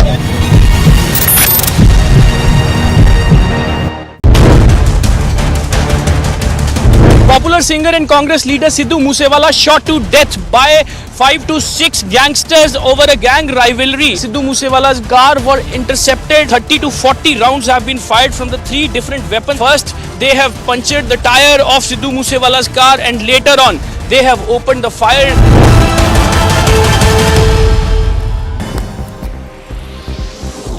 A look now at some news in brief. The Congress party has announced the names of 10 candidates for Rajya Sabha elections in which names of many prominent leaders are missing. Voices of dissatisfaction are rising in the party. Randeep Singh Surjewala, Mukul Wasnik, Pramod Tiwari have been made candidates from Rajasthan. The Congress MLA from Sirohi in Rajasthan, Sanya Amlodha, has questioned the list of candidates.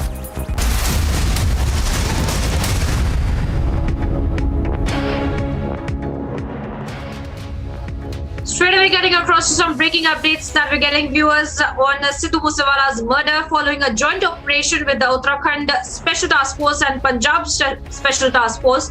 The Punjab police has detained 6 people from Dehradun's Pelion police chowki area in connection with the Punjabi singer Sidhu Moosewala's murder. Now remember, we had been tracking that investigation that was being carried out as well as the Delhi police also interrogating several gangsters in Tihar jail. And let me also get in Amandeep for more details on this developing story. Amandeep, tell us more about what really has been the background of these 6 people who have been detained and the investigation so far with respect to these 6 people. These are the prime suspects of the Sidhu Moosewala case just because they are detained by the SDF of Uttarakhand and even the Punjab SDF is also joined this operation. And now they are sharing the details and searching the history of the detained 6 people just because they are the prime suspects having certain kind of criminal history. They are the history cheaters and involved.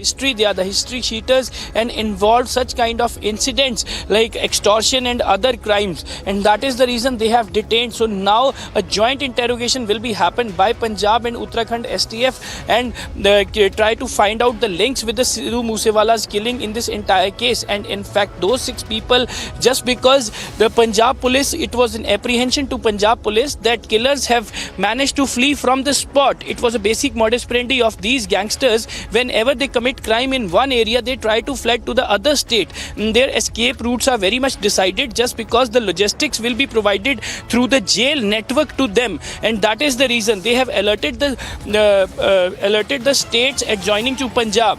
And viewers, now we are slipping into a short break. Stay tuned on the other side of the break. Certain stories are lined up and we are showing you the continuous coverage of Sidhu Moosewala killing. Stay tuned.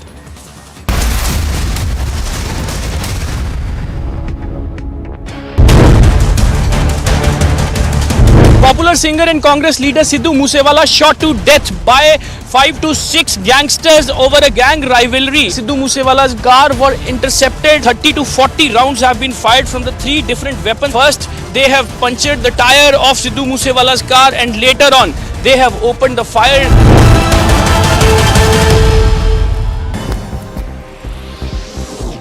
A look now at some news in brief. The Congress party has announced the names of 10 candidates for Rajya Sabha elections in which names of many prominent leaders are missing. Voices of dissatisfaction are rising in the party. Randeep Singh Surjewala, Mukul Wasnik, Pramod Tiwari have been made candidates from Rajasthan. The Congress MLA from Sirohi in Rajasthan, Sanya Amlodha, has questioned the list of candidates. The President of the Jammu and Kashmir National Conference, Farooq Abdullah, has lashed out at the centre over the law and order situation in the Union Territory. Addressing an event in Delhi, Abdullah said that deaths are happening every day in Kashmir because a large part of the UT has been filled with army personnel. He further went on to say that the army cannot always win hearts of people. Instead, love is needed. The convoy of Telangana Labour Minister M. Mala Reddy was allegedly attacked by a group of people with footwear, stones and chairs while he was being escorted by the state police after abruptly leaving a public meeting in Ghatkesar. At the event, Mala Reddy was praising the state chief minister K. Chandrasekhar Rao, after which a few people from the crowd raised slogans against him and were seen throwing chairs at the convoy.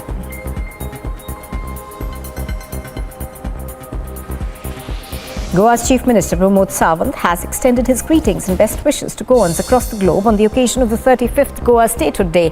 In his message to the public, Sawant said it's a day to reflect Goa's achievements and further devise a strategy to achieve much desired status of a prosperous and advanced state. Goa's Governor P.S. Sridharan Pillai also extended greetings on the occasion.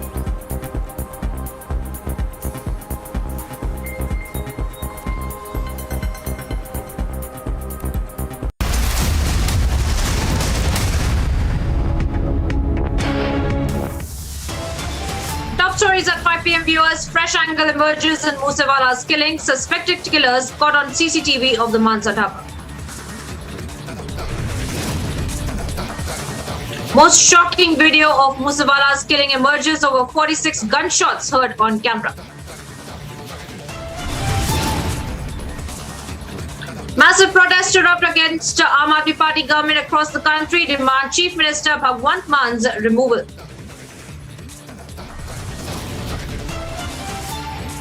Sonia Gandhi's ticket decision sparks massive anger. Congress leader asked why no ticket for those from Rajasthan.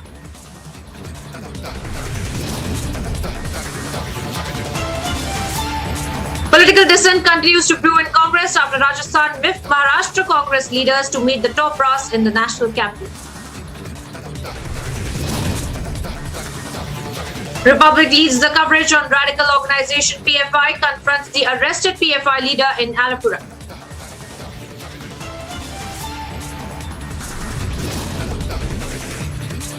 Now, after the BKU kick out, Rakesh Tikait faces an ink attack in Bengaluru event.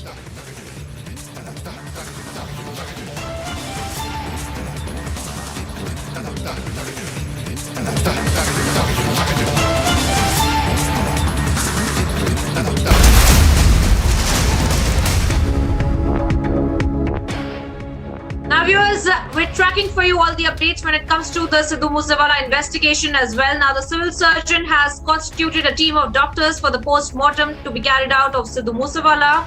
There will be 3 doctors and 2 forensic experts in the panel of the doctors that will carry out the post-mortem. Now, the doctors panel is all set to begin the post-mortem of Sidhu Moosewala as we speak, viewers. And for more details on this, let me bring in my colleague Amandeep on the broadcast. Amandeep, tell us more about the post-mortem that is being carried out and the panel of doctors constituted, also the investigation so far as well. Well, Priyanka, the point is that a civil surgeon has constituted a 5-member panel for the post-mortem of Sidhu Moosewala.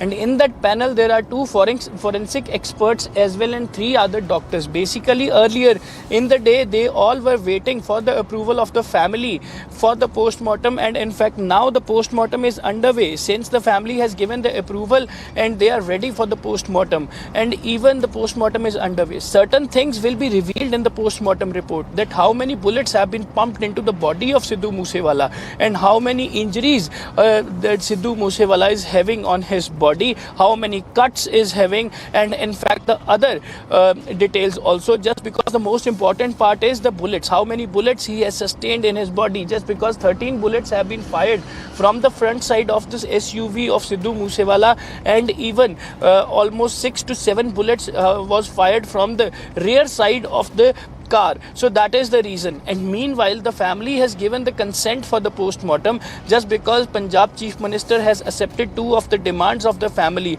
Number 1 is that Chief Minister has announced to constitute a judicial commission for the inquiry of Sidhu Moosewala's killing, and another is that DGP has given the clarification on the statement of gang war that was released last night after the incident, and that is the reason. And now the post-mortem is underway, and after after the post-mortem, family members and police officials will discuss that either the crimination will take place today itself or it will happen tomorrow. And even when the post-mortem has started, initially they have done the x-rays to find out how many bullet marks is inside and if there any bullet is still sustaining inside the body. And even meanwhile, administration and senior police officials are in the at the civil hospital Mansa, and even the family members of Sidhu Moosewala are also at civil hospital in Mansa, and in fact they are trying to discuss each other, just because initially family was not at all ready for the post-mortem and the crimination, just because they stick to their demands. And meanwhile, the Congress party is also rolling out a peace march in Mansa district, a peace march against the killing of Sidhu Moosewala, quoting it as a political killing, and that march would be against the Aam Aadmi Party government that failed to handle the law and order situation. So these all are the developments on ground in Mansa. But meanwhile, the investigation has reached to cross the jurisdiction of Punjab and reached to the Uttarakhand, Haryana, Himachal and Rajasthan as well. Punjab police is continuously in touch with these three states to verify the details of the Lawrence Bishnoy gang members, who all are actively involved, and presently what is the location of these gang members, just because not in one state, they are specifically active in the north region till Delhi. And Uttarakhand police has also detained 6 people. Uttarakhand STF in fact detained 6 people who are on the prime suspect, and even the Punjab STF is now joining the investigation and will question those suspects. Goldy Brar जो Canada में है और जिसके जरिए देखिए क्या virtual numbers का इस्तेमाल किया गया, 2 शूटर्स करीब वहां पर बताया जा रहा है कि देहरादून में एग्जीक्यूट किए गए हैं, वहीं 2 गाड़ियां भी मिली है। तमाम चीजें जांच की जद में शूटर्स की तह थी। अब कहीं ना कहीं तह तक पहुंचा जाएगा कि कैसे लॉरेंस बिश्नोई ने संपर्क किया, क्या वर्चुअल नंबर का इस्तेमाल किया गया, क्योंकि तिहाड़ जेल में बंद है लॉरेंस बिश्नोई, ऐसे में कैसे उसने संपर्क किया, गोल्डी बरार से कैसे बात होती थी। जो अमित चौधरी बता रहे थे लगातार हमारे सहयोगी कि एक रेस्टोरेंट में उन्होंने खाना खाया, 7 लोगों की तस्वीर CCTV फुटेज की भी जांच हो रही है। पंजाब पुलिस का ये भी कहना है कि जो शूटर्स थे वो हिंदी में बात कर रहे थे, पंजाबी में नहीं बात कर रहे थे, तो क्या वो हरियाणा या राजस्थान से लाए गए थे। ये तमाम डिटेल्स है हिमानी, इन्हें कनेक्ट करके नेक्सस कैसे बनाया गया, कैसे रेकी की गई, कैसे टिप ऑफ मिला, कैसे सिद्धू मूसेवाला को निशाना बनाया गया, तमाम चीजों के तह तक पहुंचने की कोशिश है। जी All right, so that was our team of reporters on the ground, where exactly outside of the hospital. And let me also bring in my colleague Gursimran right now, who's also been reporting on this story. Gursimran, Amandeep was putting this into perspective for us, but also if you could talk to us about the part of the investigation where the Delhi cell is also interrogating several gangster links in Tihar jail as well, and any other nexus that the authorities have also found with respect to this gruesome murder. Multiple gangs are being questioned by the Delhi Police Special Cell, and they include Lawrence Bishnoy gang, Gogi gang and others. Pertinent to mention that a South Delhi gangster is also under the scanner of the Special Cell of the Delhi Police. A team of Punjab Police is reaching Delhi in a short while from now, and pertinent to mention that the gangster is being questioned about his links, because the gangster was arrested at around 25th of April last month by Delhi Police, but before that he went to Punjab, and there are some of the numbers, foreign numbers, through which he was continuously in contact with. So now the police suspect that he was as closely linked with the Gogi gang and the Lawrence Bishnoy gang along with the Goldie Barar. So he is also being questioned. At present he is in the custody of the Delhi Police, and the special cell of the Delhi Police is questioning him. He is going to be really very crucial point in this investigation. Apart from that, some of the dreaded gangsters who are inside the Tihar jail and other jails of the Delhi, they too are being questioned by the Delhi Police. So this is something really very important, because Jathedi gang is also being questioned by the Delhi Police, and Punjab Police is on its way. So a nexus that is between the gangsters of Punjab, the gangsters of Delhi has come into fore, and now all of them will be questioned by the Delhi Police.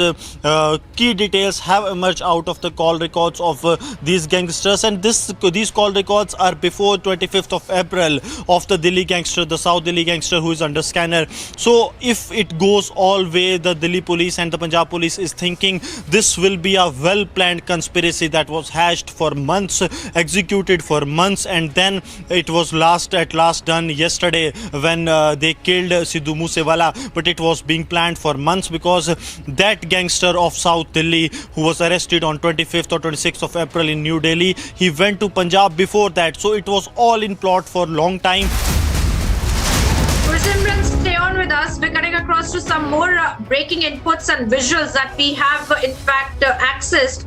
The video is that of moments right after the attack on Sidhu Moosewala had taken place, and this is in fact a never before seen video exclusively accessed by your channel Republic, and we are showing you the video of the gunman who had also injured with bullet wounds as well. Shocking video really, viewers, that we're putting out for you right now. This is just moments after this entire attack had taken place on Sidhu Moosewala, where there were more than 40 shots that had been fired as well, and we are looking at just moments after this attack had taken place, this gruesome attack on Sidhu Moosewala, and some of the visuals of the people in fact who had been injured as well in this entire conspiracy rather to brutally murder Sidhu Moosewala. Amandeep and Gursimran, stay on with us with more details. Amandeep, to you now, if you could tell us about this video that we have just now accessed. And we are looking... In fact, before I come to you, Amandeep, let's listen into this exclusive video that we have accessed.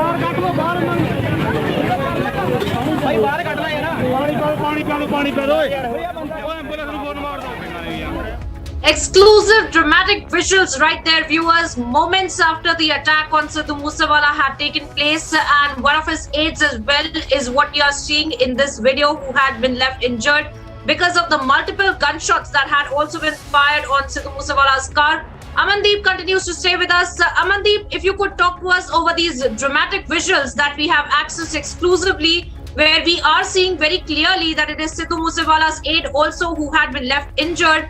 But if you could speak to us about that and also the investigation and what really have the authorities found so far. Well, Priyanka, this video is immediately after the attack. Just because it was a residential area, it was in the middle of the village Jwaharka where the shootout happened. And even after the killers left from the spot, leaving behind Sidhu Moosewala and his two accomplices in the pool of blood, certain villagers reached at the spot. And this video was shot by them also. And in fact, we have spoken to them early in the morning today. They were revealing that there was no policeman or any other thing. And in fact, they have put the Sidhu Moosewala and his two friends into a private car and taken them to the hospital. And later on, a team of doctors were treating him. But Sidhu Moosewala, in fact, the villagers, Priyanka, the most important point is the villagers were claiming that when they taken out Sidhu Moosewala from the car in an injured position, he was breathing, his heartbeat was working, and he was taking his breath. But when he reached at the hospital, the doctors declare him brought dead. And in fact, two of his friends are still under the treatment. They have also received the bullet injuries. So far, the police have also recorded the statements of the witnesses who have actually reached at the spot later after the attack, and even they are also trying to rope in the investigation and trying to identify the persons who are involved in this. Just because the people who attacked Sidhu Moosewala, they were having covered faces and even they were talking in a Hindi language. Some of their accomplices are sitting in the car. Two cars were full of armed men, and even on both the sides, on the front and the rear side of Sidhu Moosewala's jeep. The Sidhu Moosewala's jeep was intercepted from both the sides so that he should not be able to fled from the spot, and that is the reason fire was being opened from all four sides of the car. And that the condition of the car was very much telling that how the firing happened at the car. Preliminary investigation revealed that that was not an attack to create the panic for Sidhu Moosewala. It was an attack with a foolproof planning. The conspiracy was hatched. Amandeep, stay on with us because Republic has accessed the most shocking video of singer turned politician Sidhu Moosewala's assassination that took place yesterday, and the 56-second tell-all tape lays bare the gruesome murder plot as well. Watch this video and watch how over 46 gunshots were fired at Moosewala's car, viewers. Then we'll bring you all the breaking updates.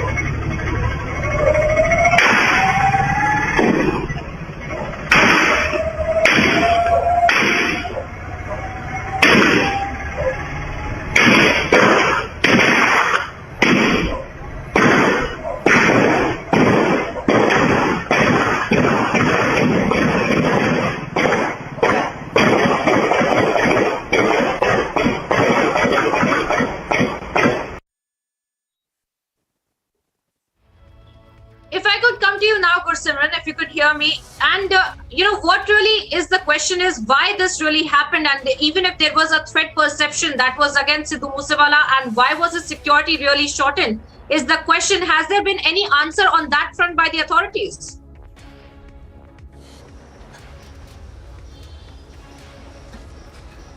Concerned, the authorities are putting the entire blame on Sidhu Moosewala because they are saying that only 2 armored guards of Sidhu Moosewala were removed and he was still having his own bulletproof and 2 security guards with him, which he chose not to take with him. So they are putting the entire onus on Sidhu Moosewala themselves, because we have seen, we spoke to some of the senior officials of the Punjab police as well. They said that only 2 armored guards were taken out of his security. His security was not completely withdrawn but reduced due to the anniversary of Operation Blue Star that is coming on June 6th, and for maintaining law and order situation in Punjab, in entire Punjab. This move was done not only to Sidhu Moosewala but also to hundreds of other VVIP persons, but he should have carried his security along with him. And as per the statement of his father, that is part of the first investigation report, information report FIR, that clearly states that his father along with the PSOs of Sidhu Moosewala, they went behind him because his father saw that he went on his Mahindra Thar, not on his bulletproof jeep, bulletproof car, and that's why his father along with his security men, they went to him, but he was far away from them. And when they saw a vehicle tracking him, they tried to go there, but at that time he was attacked by those attackers, those who were in two cars. First is Bolero and other is Toyota Corolla. This is what the father has recorded in his statement, and that is now part of the investigation. The father of Sidhu Moosewala is eyewitness to this dreaded attack. This is also part of the FIR that has been registered by the police. So now it has to be seen how things actually pan out, but the administration is saying that it was some mistake on the part of Sidhu Moosewala itself, and we have been hearing this from several of the politicians of the ruling party as well, wherein they are saying that Sidhu Moosewala was still having two armored guards. Stay on with us. We're getting you some more breaking updates with respect to the investigation that is being carried out. Some more updates for our viewers right now is that gangster Lawrence Bishnoy, who is allegedly having links with Sidhu Moosewala's killing, has knocked a Delhi court suspecting the fake encounter by Punjab police. This is a massive breaking update that we're getting. Now, the plea was filed before the special NIA judge, Praveen Singh, who refused to pass any directions, saying that the security is a subject of the state and it would not comment on the same. Now, the application comes a day after the Punjabi singer Sidhu Moosewala was shot dead in Punjab, and Bishnoy had taken the responsibility for the same as well. Ananya, my colleague, is joining us on the broadcast with more details. Ananya, tell us more about what really has gangster Lawrence Bishnoy said as he has knocked the doors of the Delhi court. Well, yes, he has approached the special Makoka court in the national capital. And remember that this petition has been filed by Lawrence Bishnoy, who had taken the responsibility of this whole attack. Remember, yesterday itself when Sidhu Moosewala was shot dead. And as the sources who are privy to the case are concerned, they have told us very clearly that the petition was mentioned before the special the special NIA judge Praveen Singh was also holding the charge of Makoka courts in the national capital, and he clearly said that it's a security matter, and hence I cannot give out any directions with regards to the same because it's a state subject. But a very, very important move coming in from gangster Lawrence Bishnoy, who clearly in his petition has stated that I am apprehending a fake encounter, and these are the words in his petition, that I'm apprehending, Priyanka, a fake encounter into this whole case by the Punjab police. However, because it's a case, it's a fresh case. No mention of this case particularly has been made before the court, but this clearly hints somewhere to a connection with the Sidhu Moosewala's death, and hence clearly a move coming in from the gangster approaching a Delhi court, seeking a safe haven, seeking in fact the direction that any time the Punjab police comes and seeks a production warrant, Priyanka, then the court should be informed. So though the court refused to pass any kind of directions into this, but certainly a very, very important move coming in from Lawrence Bishnoy. Priyanka. Well, definitely, Ananya, they're getting us the details of the plea that has also been filed before the special NIA judge Praveen Singh, who has, as of now, refused to pass any directions, saying that security is a subject of the state and it would not comment on the same as well. Going back to the investigation also, viewers, that is being carried out. Remember, there are teams of the Delhi police as well that are carrying out the interrogation of the gangster nexus that they are suspecting in Sidhu Moosewala's gruesome murder as well.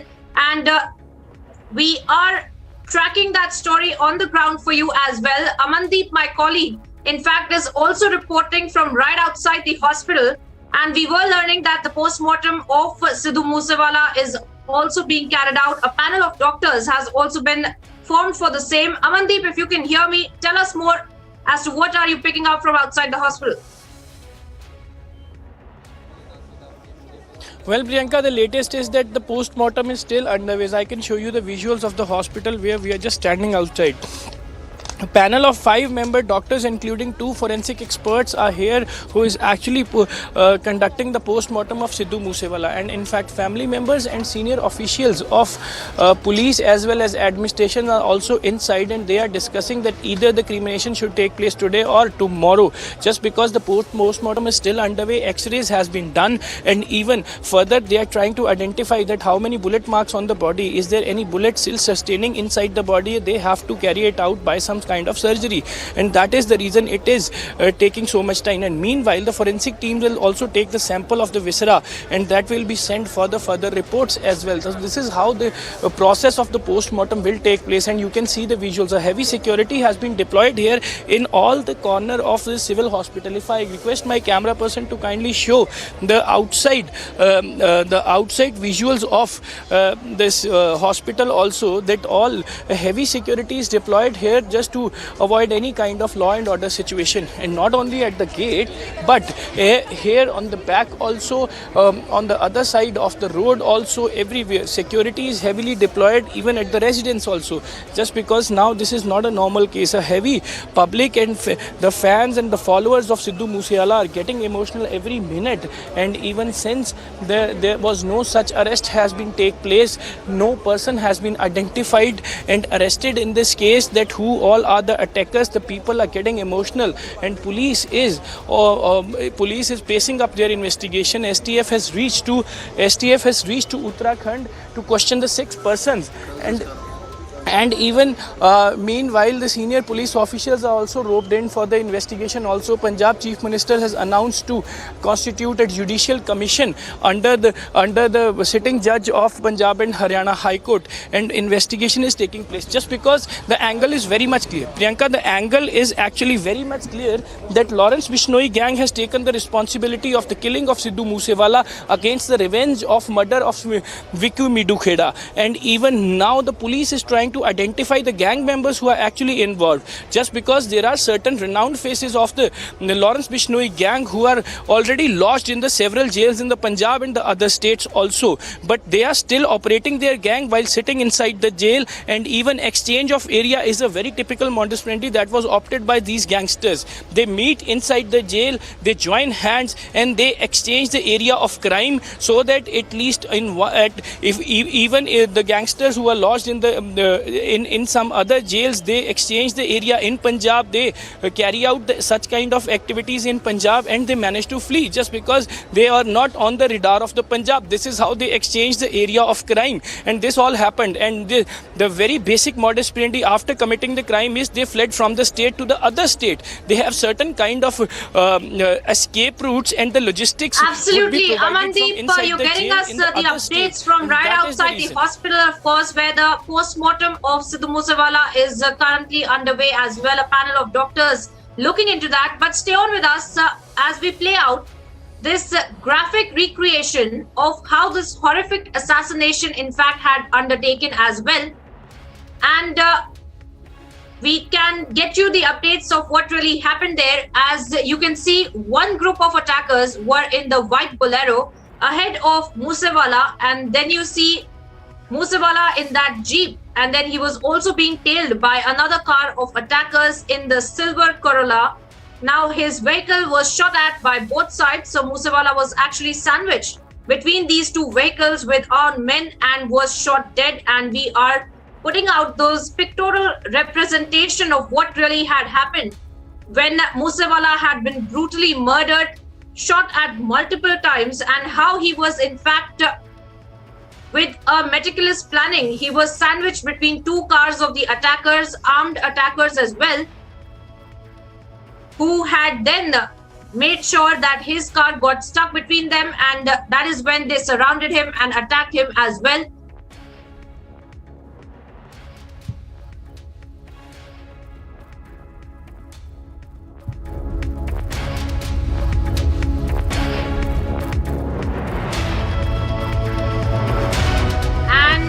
Viewers, we're getting you also multiple breaking updates when it comes to the entire investigation. Now we are also learning that an Alto car of HR number plate in fact has been recovered as well. Now, the attackers had fled in this car is what we're learning. Massive updates, as we can tell you, as the investigation continues. Now, we are also learning that this particular car, in fact, had been recovered from Moga and it was left abandoned, is what we are learning from our sources and the authorities carrying out this investigation. And Gursimran is getting us more details on this breaking input, viewers. Gursimran, tell us more about this Alto car that has been recovered of HR number plate. And we are also being told that the attackers had perhaps fled in this car. What more can you tell us? जी देखिए, निश्चित तौर पर ये जो Haryana number की Alto car है, white colour की Alto car थी जो हरियाणा से रजिस्टर्ड थी। इसे कल जो अटैकर्स थे उन्होंने बंदूक की नोक पर जो है चुरा लिया था, क्योंकि जब उन्होंने अपनी जो टोयोटा कोरोला सेडान कार और महिंद्रा बोलेरो जो कि अटैक के लिए इस्तेमाल हुई थी, उन गाड़ियों को वहां पर छोड़ा था तो भागने के लिए इस कार का इस्तेमाल किया गया था। कल देर शाम PCR मानसा की तरफ से एक अलर्ट जो है वो पूरे पंजाब में ये जारी कर दिया गया था कि ये गाड़ी जहाँ भी मिले इसे जल्द से जल्द जो है वो इन्फॉर्मेशन PCR मानसा तक पहुँचाई जाए। So the details be shared with the PCR Mansa, and now the vehicle has been recovered from Moga. Senior officials of the Punjab Police have confirmed that this vehicle has been recovered from Moga. It was left abandoned. So now what is the next step? That the attackers must have taken another vehicle to abscond from this very place. The vehicle was left at Moga, and then from there they might have used some other vehicles, or any of their compliances have provided them some other vehicle. But now the CCTVs and the dump data is being scanned. See, dump data of three places are being scanned. First, at a place where Sidhu Moosewala was attacked. Second is the Dhaba where the CCTV has emerged. And third now is place where this vehicle was, this Alto car was left abandoned. So these three dump data will be matched, will be analyzed, and based on that the police is trying to get a major breakthrough in this case. SSP Moga himself is monitoring the developments. He too is now on the ground, we are being told, and he is getting some clues about the movement of these attackers. So these are being shared with each and every district headquarters so that the attackers can be nabbed at an earliest. But the important news that is coming as of now is that Alto car has been recovered. The Alto car that was hijacked by these attackers on the gunpoint, the Haryana number Alto car, white color Alto, has been recovered, and now the investigation is underway. Yes. Well, Gursimran, if you could speak to us a little bit more about this car as well, because if the police have also found out that this is the car that was used, are they also trying to find out who was the owner, perhaps also to find out who were the assailants then?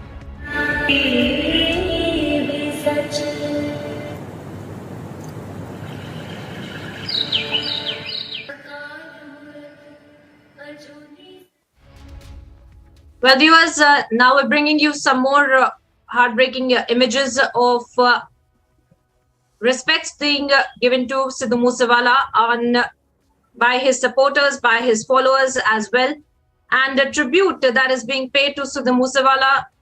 Those are the live images of his followers there, you can see. Just hours after this gruesome attack, this gruesome murder of Sidhu Moosewala had taken place by armed assailants who had shot at him multiple times. Shooting schedule change करके 5-6 घंटे साढ़े दरमियान दिया ते जसिंदर sir जेडे HOD department और किस्मान ते ये जरूर मिलदारी बड़े प्यार में 45 मार्च के सीसीटीवी पर इनसे एवरेज अंदर से बोलूंगा अपने नाल 2017 तो बाद ਉੱਥੇ ਉਹਨੇ ਆਪਣੀ ਪੜ੍ਹਾਈ ਹੋਈ ਹੋਗੀ 2018-19 ਦੇ ਵਿੱਚ ਉਹ ਬਹੁਤ ਉੱਪਰ ਪਹੁੰਚ ਚੁੱਕਾ ਸੀ ਤੇ ਵਿਆਜ ਦੇ ਸਾਨੂੰ ਬਹੁਤ ਅਫਸੋਸ ਹੈ ਇਲੈਕਟ੍ਰੀਕਲ ਡਿਪਾਰਟਮੈਂਟ ਵੱਲੋਂ ਤੇ ਪੇਰੈਂਟਸ ਨੂੰ ਪਾਣਾ ਮੰਨਣ ਦਾ ਵੱਲ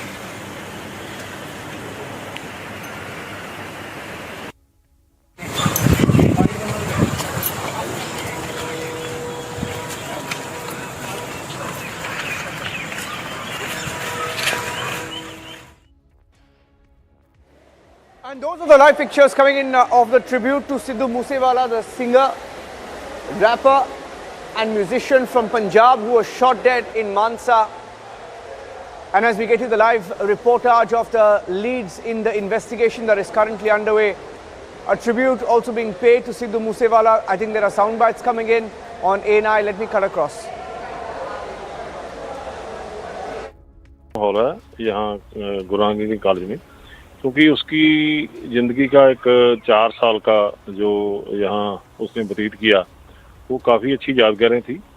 जो यहाँ 4 साल जो रहा उस समय उसका व्यवहार अपने साथियों के साथ, उसका लोगों के साथ मनोरंजन करना, जो पहले से तो थोड़ा बहुत वो गाने बजाने में रुचि रखता था, वो काफ़ी अच्छा था। आज कॉलेज के स्टूडेंट्स और उसके टीचर, ट्रस्टी, सारी एडमिनिस्ट्रेशन उसको याद किया है। सभी ने एक शोक सभा की गई है और उसके घर वालों को यहाँ मता हुआ है, शोक मता वो भेजा जाएगा।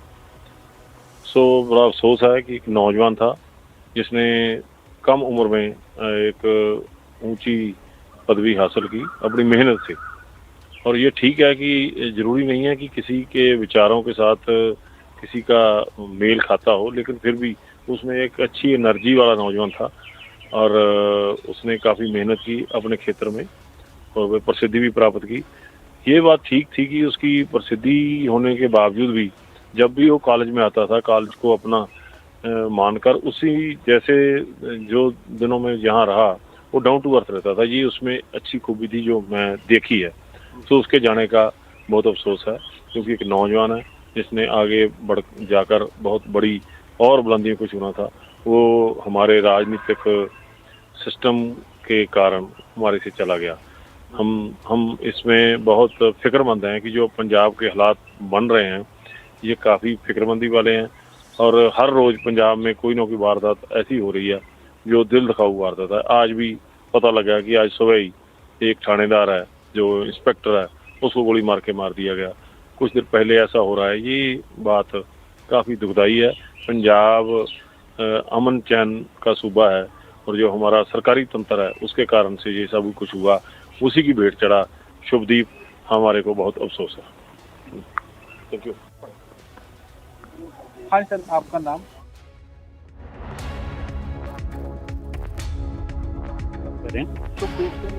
आपके पास ही शुभदीप सिंह हमारे यहाँ स्टूडेंट थे। 2012 से 2016 तक उसने डिग्री की इलेक्ट्रिकल इंजीनियरिंग। तो आप कौन सा सब्जेक्ट पढ़ाते थे? मैंने उसको power system 1, transmission and distribution and measurement and instrumentation 2 subject पढ़ाए थे और उसका ट्यूटोरियल भी लिए हैं और उसको प्रोजेक्ट भी गाइड किया था। तो कैसा स्टूडेंट था? क्योंकि आपके साथ एक गुरु शिष्य का रहा है, कैसा स्टूडेंट? वो बहुत respect.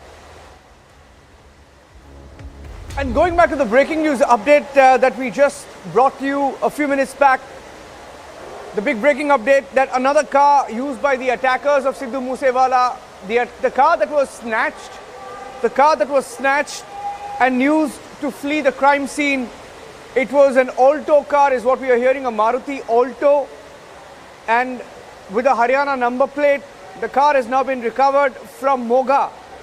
It was left abandoned is what Gursimran is reporting, and this car was grabbed at gunpoint by the attackers after leaving the Toyota sedan and the Mahindra Bolero which were used in the attack. Let me go across to Gursimran joining us live with that breaking news update. In fact, we're getting the first pictures also coming in of the abandoned car. I have the first pictures coming in and we're going to break the first pictures right now on Republic of the car that was used by the attackers. In fact, let me show you the picture.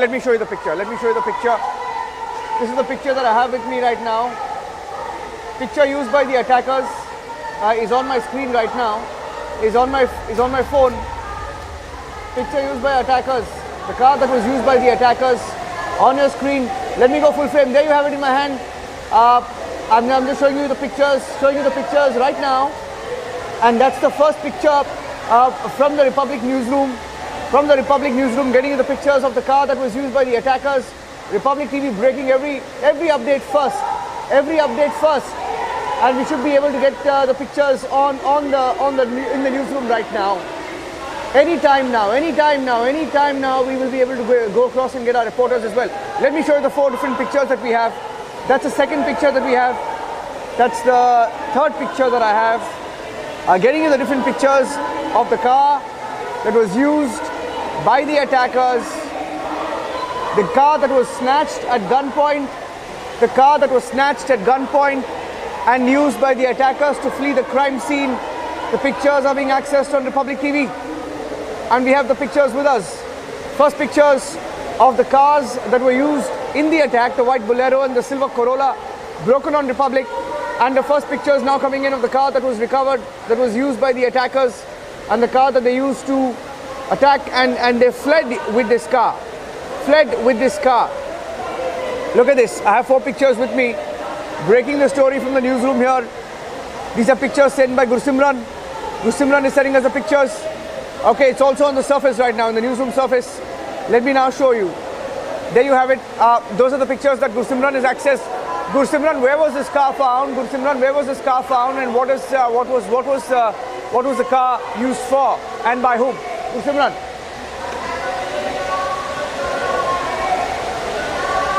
Hijacked by them on the gunpoint from the place where Jwarke, where they carried out attack at some distance from that very place where they left the Bolero and the Toyota Corolla car. And when they fled with this car, the owner of the car reported this to police, and it was yesterday only that the police control room Mansa issued an alert regarding this car, that a white colored Alto car has been taken on the gunpoint and now it has been recovered. It was left abandoned in the Mansa, in the Moga district of Punjab. And what the attackers have done, they have removed the high security number plate of this car, that is HR 597648. This was the number of the car, and it was a high security number plate that was installed on this car. But the attackers removed this so as to evade the arrest, because they knew that this car will be under scanner once the number is shared with the police department by the owner of the car. So that's why they removed this number. But due to we are being told that heavy surveillance on the area due to multiple nakas that were established by the Moga police, they have to leave the car and they have to fled away. Now you can see the video as well here, Gursimran. The video is in my hand. I'm showing the video, and this is the video of the car. In fact, the first video as well. We're breaking the video straight from the newsroom in the middle of the broadcast. I'm showing you the video from the phone. In fact, this video has just been sent to us by Gursimran. I'm playing that video once again. It's a 20-second video that shows you the car and the state in which the car was found, in which the attackers were traveling. And the first pictures on Republic. Now all smaller channels are now playing catch up with Republic as we get you the latest videos. Other channels are just beginning to wake up to the story 20 minutes after we broke the first pictures and the videos, and the information of the car that was found, which was used by the attackers to flee the site. So once again, let me show you the video. The video is also on surface in the newsroom. You can see that right now. There you have it. I'm playing out the videos right now. Getting in the first video of the car. It's a white Alto, you can see. I'm just showing you the video once again. Looks like the investigators are just picking up, tracing clues, picking up fingerprints from the car that was used by these attackers. They've abandoned the car basically. After the attack, they've abandoned it. And the police, having found that car with 2 different number plates, the car had 2 different number plates inside. Gursimran, I'm showing you the pictures and the video. And the video shows that this car had 2 different number plates. Can I get you on this, Gursimran? On what more do we know? I'll get Amandeep also live, but Gursimran getting us the details and the first pictures. Gursimran. Yes, Niranjan, we are getting the first visuals that are shared by Amandeep, and it clearly shows that the forensic teams have reached there. They are carrying out the forensic analysis of the car. Possibly they are getting the fingerprints on the car, because they are going to play a very key role. The police has already recovered the Mahindra Bolero and the Toyota Corolla car, and that too is having the fingerprints of the attackers. So now they are trying to take this for investigation into a next step and see these number plates to have the the fingerprints of the attackers, because these number plates, a front number plate and a rear number plate, these being high security number plates, the attackers were fearing that they will get arrested or they will get onto the radar of the agencies and the police after the owner of the car will report it to police, and that's why they have removed the high security number plates of these cars. And this was found inside the car. This car was left abandoned near a field in the Moga district, and based on the technical evidences that the police has generated, that was generated by the Mansa police and shared with other districts of Punjab, Moga police has carried out this operation and they have recovered this car, and now the initial investigation is underway to find out what happened next, because the next step is as crucial as the previous leads for the police, because attackers might have used some other vehicle or some of their accomplices provided them with some other vehicle or means of transport using which they fled from this very place, or they are still in the Moga district. Now we are told that the district SP and SSP, they too are carrying out raids at multiple locations to find out who helped these assailants, these attackers to fled from this very place. Niranjan.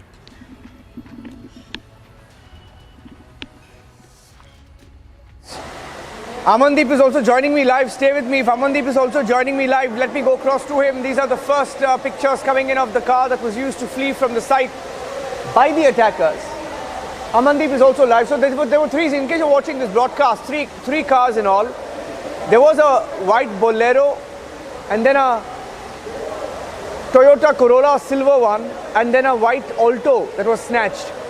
And these are the first pictures coming in of the white Alto, the car that was used to flee from the site of the attack, also snatched at gunpoint. Let me go across to Amandeep, joining us on the story. Amandeep, what's your location and what's the latest on the investigation? Where are the killers?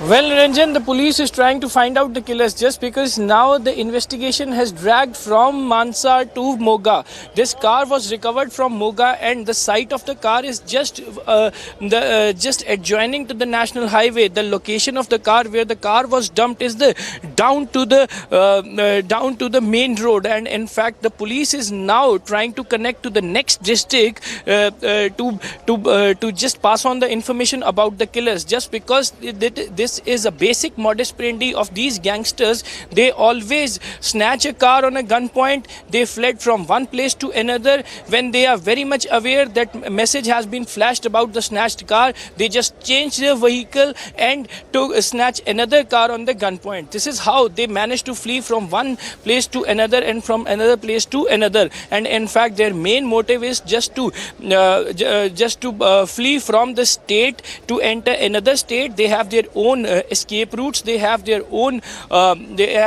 camps outside the state, and where they can stay for a long. And in fact, that is the reason. Now, if we just talk about the geographical area from Mansa to Moga and further Moga to Bathinda, this is the road leading towards it. Then now the Moga police is now trying to connect with the Muxar, Firozpur and Bathinda police and sharing the location and the details of the case as well as the car. And in fact, they are also trying to verify the information that is there any another car was snatched on a gunpoint in their area, just because if they have dumped this car at this point in Moga, they have taken some another vehicle to flee from this spot. This is how they are trying to flee from one spot to another spot. And in fact, this is a very basic modus operandi of these gangsters, and Punjab police is very much aware about this modus operandi also, Niranjan, and that is the reason they are trying to take a step ahead of these gangsters and the attackers. They have snatched the car. They dumped both the cars which are actually established in the CCTV.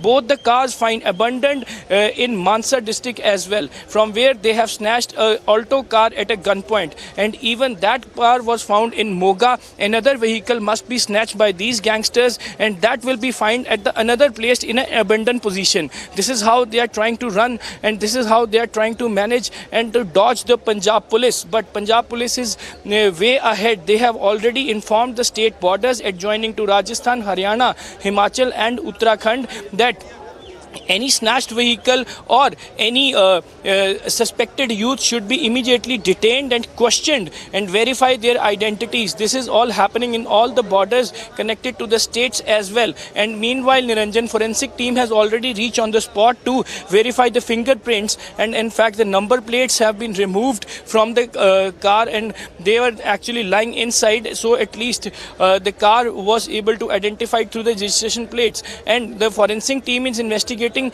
and procuring the technical evidence from the car, and from that technical evidence it will come to fore that how many people were sitting in the car, how many killers were traveling in the car, either 2 or 3, just because they all were having a fingerprints inside the car. And even accordingly the information will be shared further districts so that at least they will be able to nail down or zero down these accused. Yes, Niranjan. Okay, what we'll do is at this point, we'll take a short break. Amandeep, Gursimran, we'll take a break and we'll come back and tell you the story of Sidhu Moosewala, the singer politician shot dead on Sunday. The police piecing the investigation together. They found another piece of evidence, the car that was used by the attackers to flee from the site, the car that was snatched at gunpoint, the car whose number plates were changed by these attackers and dumped in Moga before they gave the police a big escape. Taking a short break, Amandeep, tossing it to you so that you can tell us what's coming up on the other side of this break. Amandeep. Well, Niranjan, 3 cars have been recovered in this Sidhu Moosewala killing case, and 3 cars recovered by the police. Sound has been alerted across the border. But now, viewers, we are just slipping into a short break. Stay tuned for more stories on the other side of the break.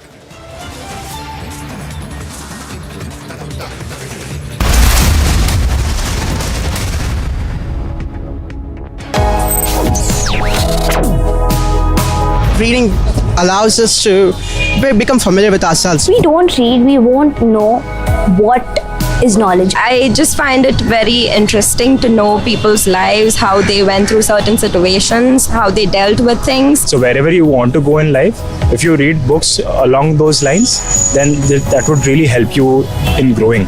Reading could mean a million different things to every individual. What does it mean to you? Visit readindia.info to find out more.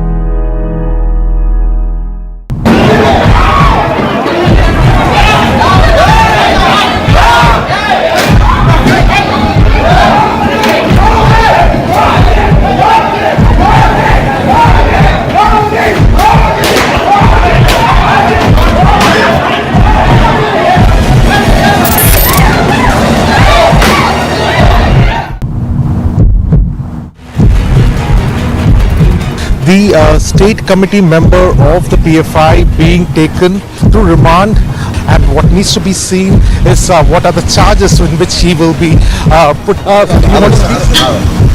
You want to say something here? Yes. Yes. What do you want to say? No. Okay, that's here saying that he has been taken into custody. That is illegal.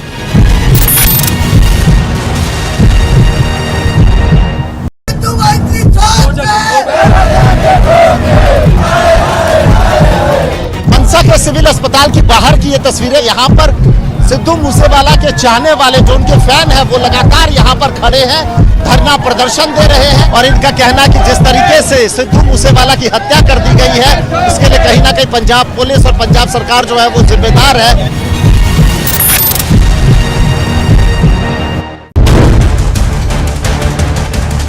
Popular singer and Congress leader Sidhu Moosewala shot to death by 5 to 6 gangsters over a gang rivalry. Sidhu Moosewala's car were intercepted. 30 to 40 rounds have been fired from the 3 different weapons. First,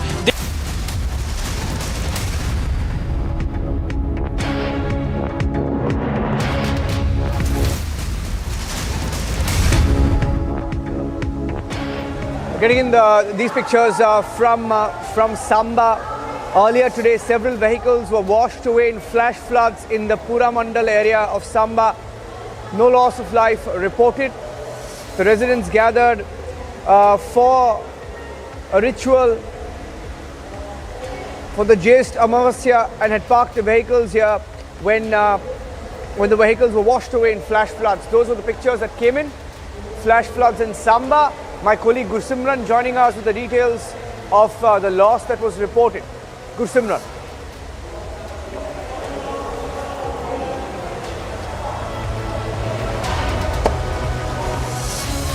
Once again, repeating the information that we've accessed so far of the damage that you are seeing on screen. On screen, these are details of the flash floods that took place that was reported in Samba. Several vehicles were washed away in the flash floods. On your screen in the Pura Mandal area of Samba this morning, there was no loss of life reported.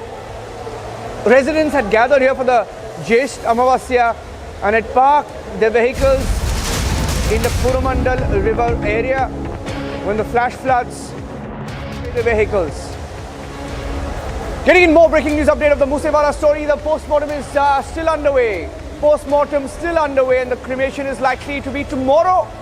Story being broken by Amandeep as we get you the latest way ahead on the story. Republic TV getting you the latest every second of the investigation on the Sidhu Moosewala story. Amandeep is joining me live with the latest. It's going to be delayed, Amandeep. It's going to be delayed. The post-mortem we are hearing is still underway.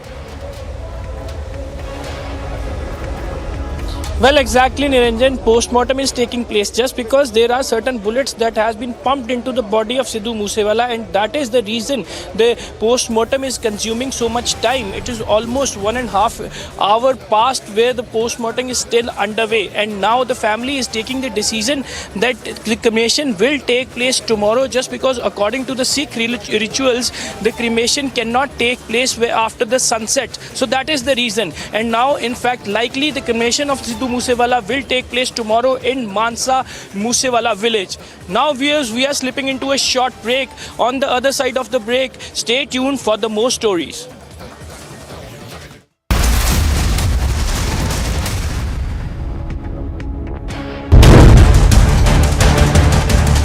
Popular singer and Congress leader Sidhu Moosewala shot to death by 5 to 6 gangsters over a gang rivalry. Sidhu Moosewala's car were intercepted. 30 to 40 rounds have been fired from the 3 different weapons. First, they have punctured the tire of Sidhu Moosewala's car, and later on, they have opened the fire.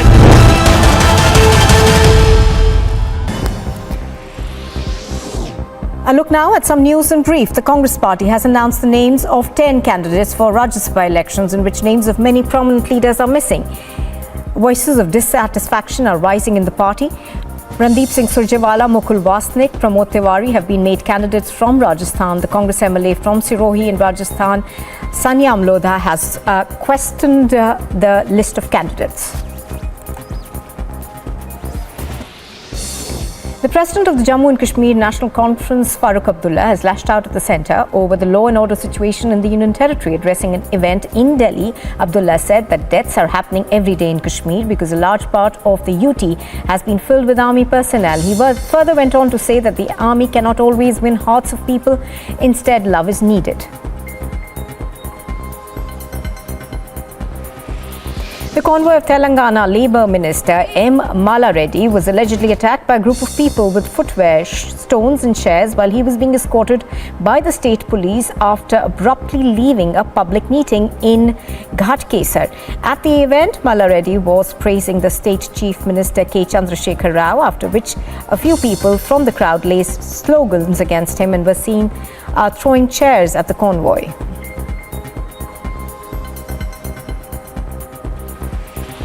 Goa's Chief Minister Pramod Sawant has extended his greetings and best wishes to Goans across the globe on the occasion of the 35th Goa Statehood Day. In his message to the public, Sawant said it's a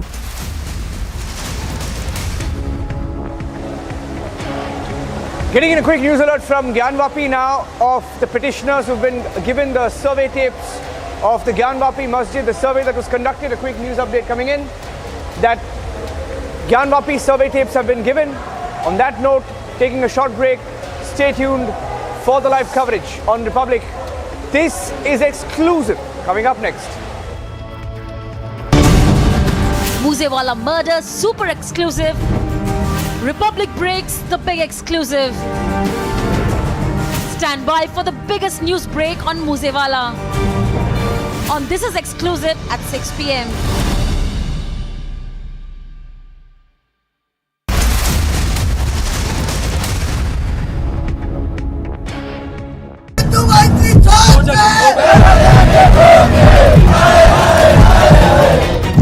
civil अस्पताल की बाहर की ये तस्वीरें। यहाँ पर सिद्धू मूसेवाला के चाहने वाले जो उनके फैन हैं वो लगातार यहाँ पर खड़े हैं, धरना प्रदर्शन दे रहे हैं और इनका कहना है कि जिस तरीके से सिद्धू मूसेवाला की हत्या कर दी गई है इसके लिए कहीं ना कहीं पंजाब पुलिस और पंजाब सरकार जो है वो जिम्मेदार है।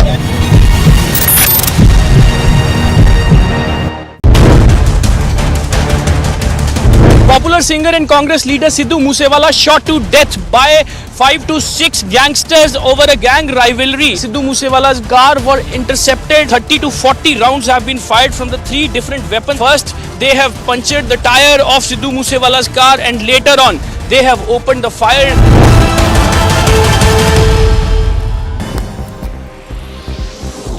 A look now at some news in brief. The Congress party has announced the names of 10 candidates for Rajya Sabha elections in which names of many prominent leaders are missing. Voices of dissatisfaction are rising in the party. Randeep Singh Surjewala, Mukul Wasnik, Pramod Tiwari have been made candidates from Rajasthan. The Congress MLA from Sirohi in Rajasthan, Sanya Amlodha, has questioned the list of candidates. The President of the Jammu and Kashmir National Conference, Farooq Abdullah, has lashed out at the centre over the law and order situation in the Union Territory. Addressing an event in Delhi, Abdullah said that deaths are happening every day in Kashmir because a large part of the UT has been filled with army personnel. He further went on to say that the army cannot always win hearts of people. Instead, love is needed. The convoy of Telangana Labour Minister M. Mala Reddy was allegedly attacked by a group of people with footwear, stones and chairs while he was being escorted by the state police after abruptly leaving a public meeting in Ghatkesar. At the event, Mala Reddy was praising the state chief minister K. Chandrasekhar Rao, after which a few people from the crowd raised slogans against him and were seen throwing chairs at the convoy.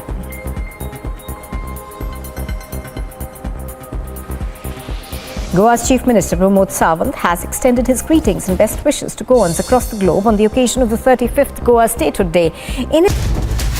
On the burning question at 8 p.m, has Modi silenced all critics in 8 years? Watch the burning question at 8 p.m.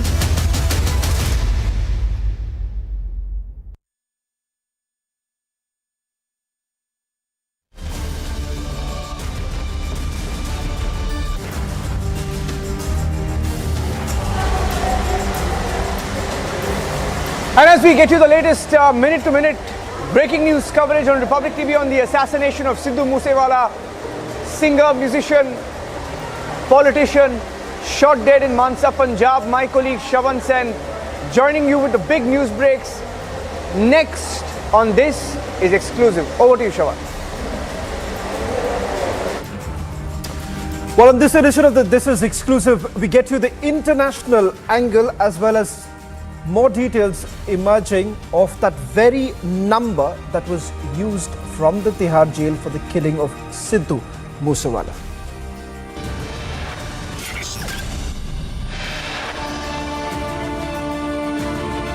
Fresh angle emerges in Sidhu Moosewala's killing. Suspected killers caught on CCTV of Mansa, Dhaba.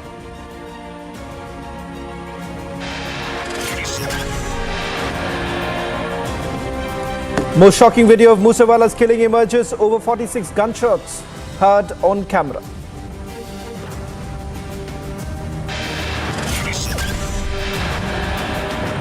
Police not denying revenge killing angle in Moosewala case. Now a link has emerged to Australia.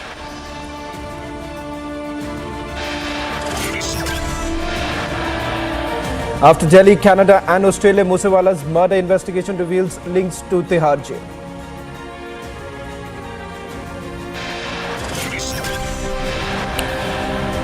Massive protests erupt against the Aam Aadmi Party government across the country, demand Chief Minister Bhagwat Mann's removal.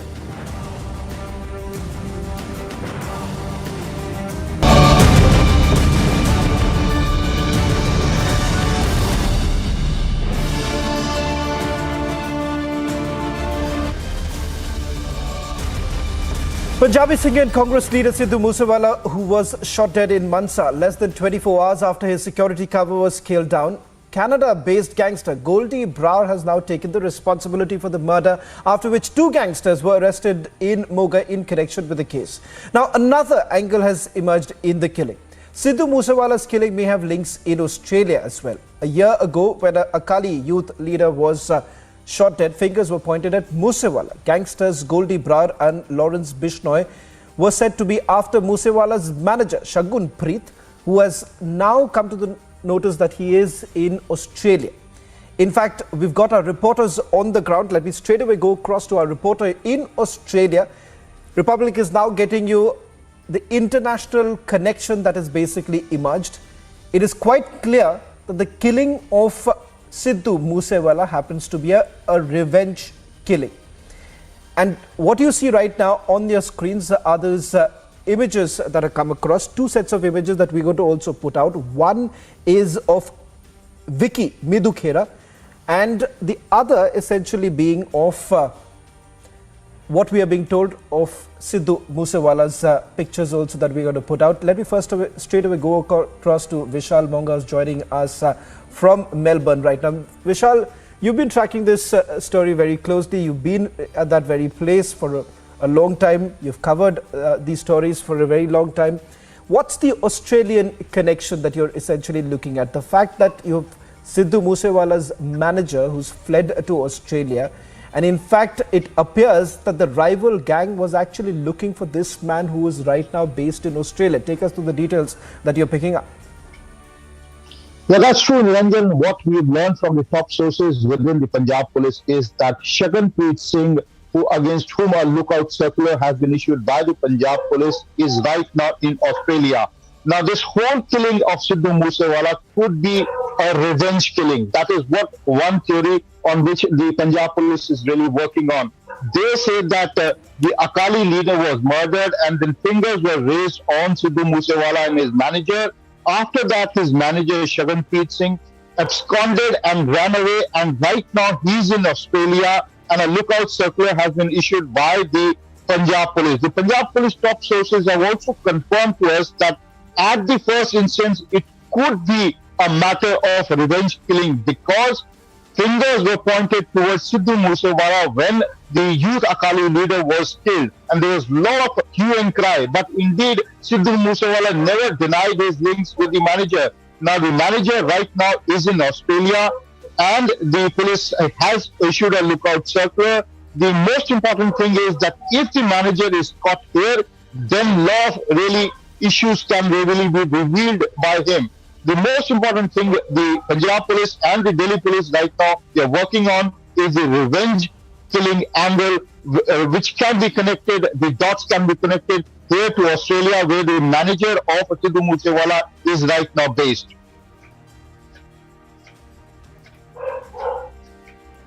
Vishal, if I can also take a quick question from you regarding the Australia connection right now. What is it that you're picking up in terms of the investigation?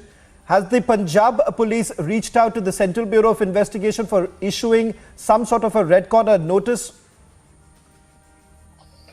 See, already a lookout circular had been issued by the Punjab police, but now Punjab police is aggressively really going after the manager of Sidhu Moosewala because this could really connect the whole dots. The issue being raised is that this is a terrorist activity or is it a revenge killing? Now, Punjab police sources strongly believe that this is a revenge killing where because the youth Akali leader, when he was killed, lot of fingers were pointed towards Sidhu Moosewala and his manager. Sidhu Moosewala never denied his links with the manager. It was said that the manager had paid money for the killing of the youth Akali leader. Now, this manager left India, he ran off, and he's right now in Australia. When the Punjab police issued the lookout circular, but they did not aggressively pursue it. But now they're pursuing it very aggressively to get back this man to India. Vishal, I'm sorry to interrupt you. I also request you to, throw some light on the CCTV footage that we have accessed. This is, I'm being told, of Vicky Midukhera.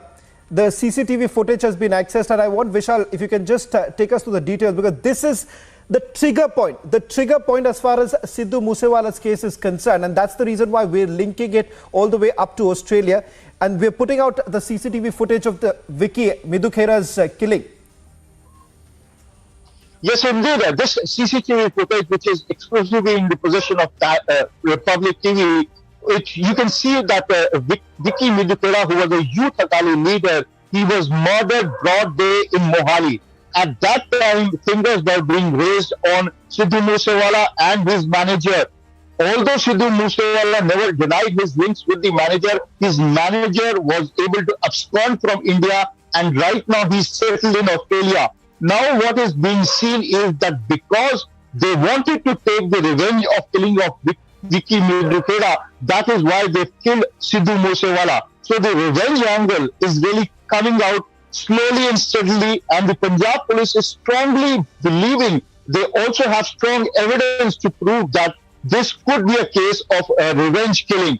Also, they want to arrest the manager of Sidhu Moosewala, who is right now based in Australia. They've contacted the Australian police. That is what we're learning from the sources, because the Punjab police earlier had issued a lookout circular, but now they are aggressively pursuing this matter with the Australian authorities so that they can arrest the manager of Sidhu Moosewala, bring him back so that they can really connect the dots.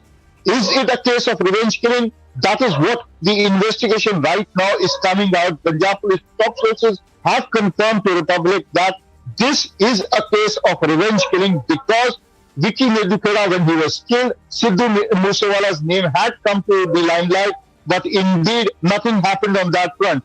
His manager absconded and is right now in Australia. So Punjab police is trying to get hold of him as soon as possible to really chalk out the strategy and really pinpoint who are the people involved in the gruesome murder of Sidhu Moosewala. Well, in fact, we've now got the full big picture. Who's really behind it and what was the plot like? The Lawrence Bishnoy gang, which is basically operating out of the Tihar jail. In fact, we're getting in more details. We'll put up the second big breaking news right now coming in on This Is Exclusive. Republic has now accessed the very phone number that was actually issued, or rather used from Tihar jail. In fact, the Delhi Police Special Cell has basically detected an alleged phone call that was made by an inmate of the Tihar jail, Shahrukh, to Canada in singer, actor, politician Sidhu Moosewala's case. According to the sources, during the probe into the murder case of Moosewala, call was reportedly traced to have originated from the Tihar jail. After that, Shahrukh was brought to the Special Cell office for questioning. Gangster Kala Jateri and his aides were also questioned by the Delhi Police Special Cell. Important to point out here is that this entire network that has basically emerged right now. On the one hand, you have Lawrence Bishnoy, and then you also have his aides, Kala Jateri, who have also been part of this entire gang. On your screens right now are those exclusive images that we are bringing to you. Kala Rana also being questioned in the murder case. The case pertains to 2021 when Vikramjit Singh Midhukhera, alias Vicky, a 33-year-old Akali Dal leader, was shot dead on 7th of August. He was a college friend of Lawrence Bishnoy, a dreaded gangster and an aide of Goldie Bra. Both were wanted to avenge the murder of Midhukhera. A team of the Punjab police was in touch with the officials of the Delhi police. Now, the sources have suggested that the Punjab police might reach the special cell office to record the statements of Jateri, Rana and Shahrukh. Let's also play out that very number, the number that was actually used by someone inside the Tihar jail. In fact, we are being told that there was a sweeping exercise that was basically done inside the Tihar jail. Let's also go across to our reporters right now. I'm told that Amandeep would be joining us on this broadcast in a short while from now. I'll request our producers to put out that number, the number that has now been accessed by Republic TV. It's that very number that was used to make a call from inside Tihar jail. There are certain applications, apps that were actually being utilized by Lawrence Bishnoy's gang for sending out messages as to what needs to be done. On your screens, this man, Shahrukh, who was arrested on 26th of April. This man attempted the killing of Sidhu Moosewala in the past, but this was foiled. When he had actually reached the very spot, he found out that there were people, there were armed guards with Sidhu Moosewala. Delhi police has already traced it. This inmate Shahrukh has already been questioned. We are being told that he's taken the names that we are getting right now who could be involved in it. We're getting you more details of the full investigation that's being carried out by the Delhi Police Special Cell. There are 8 names that have been taken during the integration. Goldie Bra, Lawrence Bishnoy, Sachin, Jaggu Bhagwanpuria, Amit Kajla, Sonu Kajal, Satyendar Kala and Ajay Gill. Let me bring in my colleague Amandeep, and we'll also bring in Ahmed Chaudhary, who's been there on the ground getting us more details. Amandeep, let me straight away begin by asking you, the number has now been traced, the number that was used from Tihar jail. That number becomes extremely crucial right now. Investigation is already underway. 8 names have already been taken, Amandeep, by those who have been questioned by the Delhi Police Special Cell. What more can you tell us?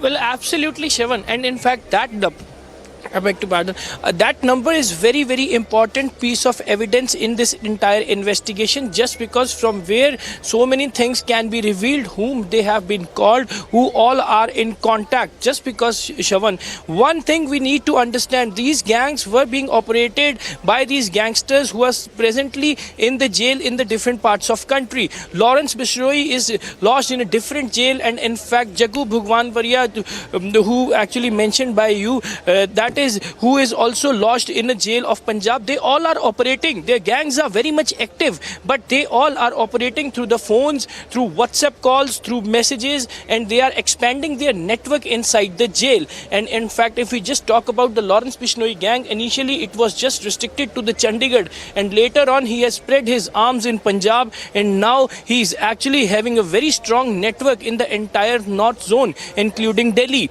And even there are certain people to whom Lawrence Bishnoy is providing the job in exchange of the money also. And this is how he is being connected, and his gang is being expanded in this entire area.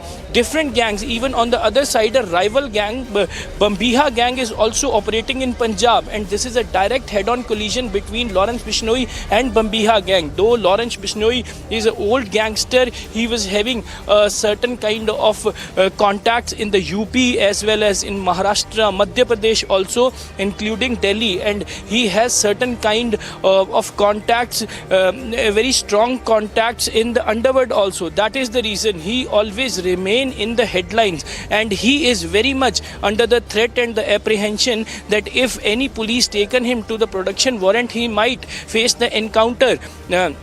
And that is the reason he always plead before the court not to take out from him from the jail to the other place. But as far as the Sidhu Moosewala killing is concerned, that is very crucial. It is actually the handiwork of Lawrence Bishnoy gang and the modest. Let's just quickly take Amandeep. The interrogation has already taken place. Delhi Police Special Cell has interrogated Shahrukh. We are being told 8 names have already been taken. Take our viewers through all the names. These names are going to be important because it seems that there is a larger network. And I'll also request Amit Chaudhary. Amit Chaudhary is also getting us a big exclusive.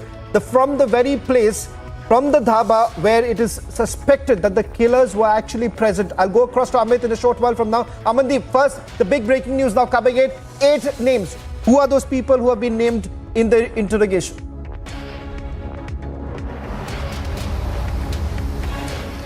बिल्कुल, देखिए मैं आपको ये भी बताना चाहूँगा 8 जो है नाम लिए गए हैं, इनमें स्पेशल सेल जो है लगातार इनके पीछे पड़ी हुई है, लगातार जो है वो छानबीन कर रही है। मैं आपको बताना चाहूँगा स्पेशल सेल तिहाड़ जेल पहुँची और वहाँ पे जग्गू जो है भगवानपुरिया, उसके बैरक की पूरी तलाशी ली गई।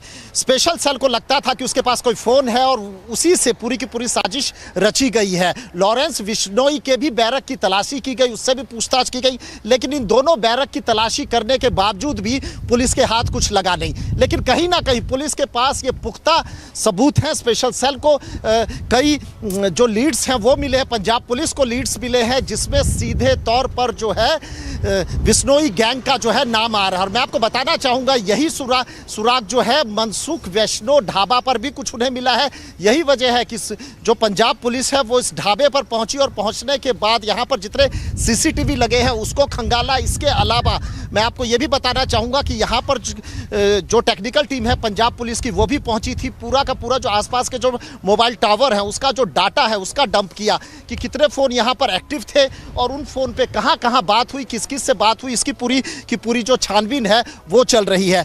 मैं आपको ये भी बताना चाहूँगा कि 10:21 पे कुछ सस्पेक्ट जो भी फिलहाल सस्पेक्ट बताए जा रहे हैं वो यहाँ पर रुके थे। उन्होंने बाकायदा यहाँ पर खाना खाया और 5 बजे जाके मूसेवाला की हत्या कर दी। जिन लोगों ने खाना खिलाया है, जो वेटर था उससे भी हमने बात की। उसने कहा कि देखिए देखने में तो ये लग रहा था कि सब कुछ आम लग रहा था, ना ही उनके पास कोई वेपन था और ना ही इस तरीके की बात कर रहे थे और भीड़ बहुत ज़्यादा थी इसलिए वो बहुत ज़्यादा उनको यानी कि ऑब्जर्व नहीं कर पाया। तो कहीं ना कहीं पंजाब पुलिस के पास कई सुराग हैं, कई अरेस्टिंग भी हुई है। जो देहरादून से एक अरेस्टिंग हुई है जिसको बताया जा रहा है कि शार्प शूटर हो सकता है और इस हत्या में वो शामिल हो सकता है। जी, Thank you very much, Amit Chaudhary and Amandeep, for getting us the latest details. Two big breaking news right now coming in. 8 names that have been taken during the interrogation and the number has now been traced. The number that is suspected to have been used by Lawrence Bishnoy to make that very call. In fact, Shahrukh, who's been questioned by the Delhi Police Special Cell, this man was arrested on 26th of April. He has also revealed that he was given the task to eliminate Sidhu Moosewala by Goldie Brar and Lawrence Bishnoy. There was a recce of this plan. Shahrukh went along with Bhola. He's a resident of Hisar, and Sonu Kajal. These are the ones who actually went and did a recce of Moosewala's village, but after seeing 4 PSOs and with AK-47s, they did not execute it. They were provided with a weapon which he's saying that wasn't really going to be much useful, and that is the reason why Shahrukh's thereafter asked for an AK-47 and a beer spray to execute this entire plan. In fact, one of the cars that was actually used, during the recce was finally spotted even yesterday when Sidhu Moosewala was actually being tailed. Slipping into a short break. On the other side, the other big story on This Is Exclusive.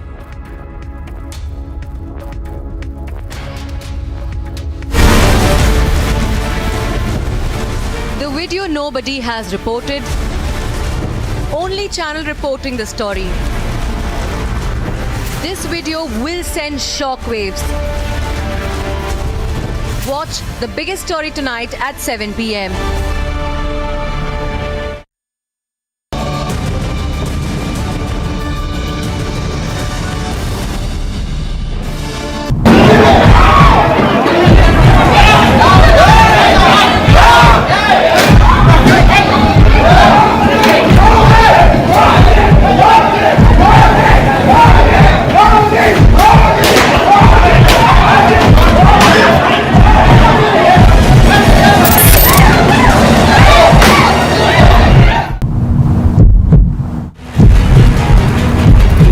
The state committee member of the PFI being taken to remand, and what needs to be seen is what are the charges in which he will be put. You want to say something here? Yes. Yes. What do you want to say? No. Okay, that's here saying that he has been taken into custody. That is illegal.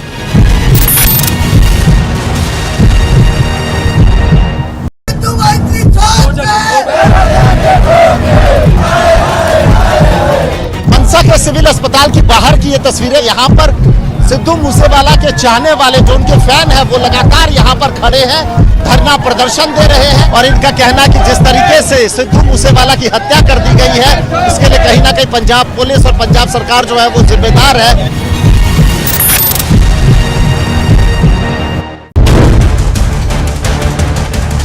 Popular singer and Congress leader Sidhu Moosewala shot to death by 5 to 6 gangsters over a gang rivalry. Sidhu Moosewala's car were intercepted. 30 to 40 rounds have been fired from the 3 different weapons. First, they have punctured the tire of Sidhu Moosewala's car, and later on, they have opened the fire.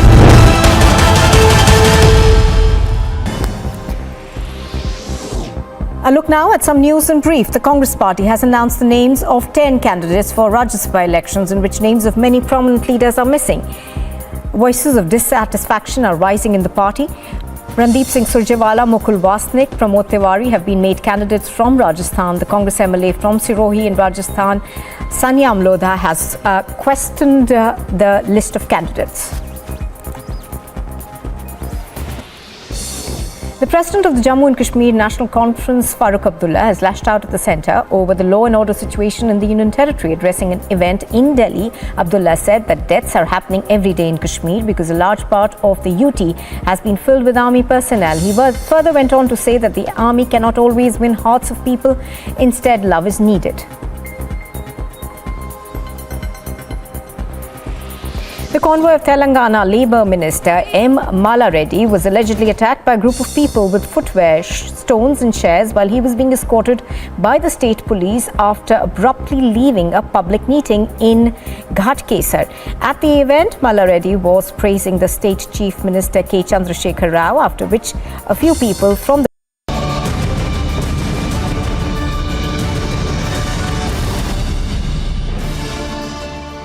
Well, in the ongoing Lashkar-e-Mustafa conspiracy case, the NIA's public prosecutor revealed how he was intimidated and threatened by the lawyers of one of the co-terror accused, Bashirut.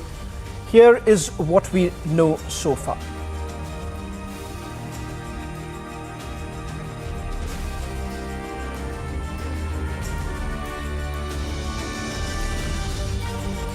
In fact, let's just put out those details that we're getting in right now. The NIA prosecutor in this particular case has already moved the court. Prosecutor says that he has been threatened by the terror accused. He said that the threat is a clear contempt of court. More details that we are picking up. In fact, Bashirut's advocate has threatened the NIA special public prosecutor with dire consequences. Cause of action arose on 25th of May.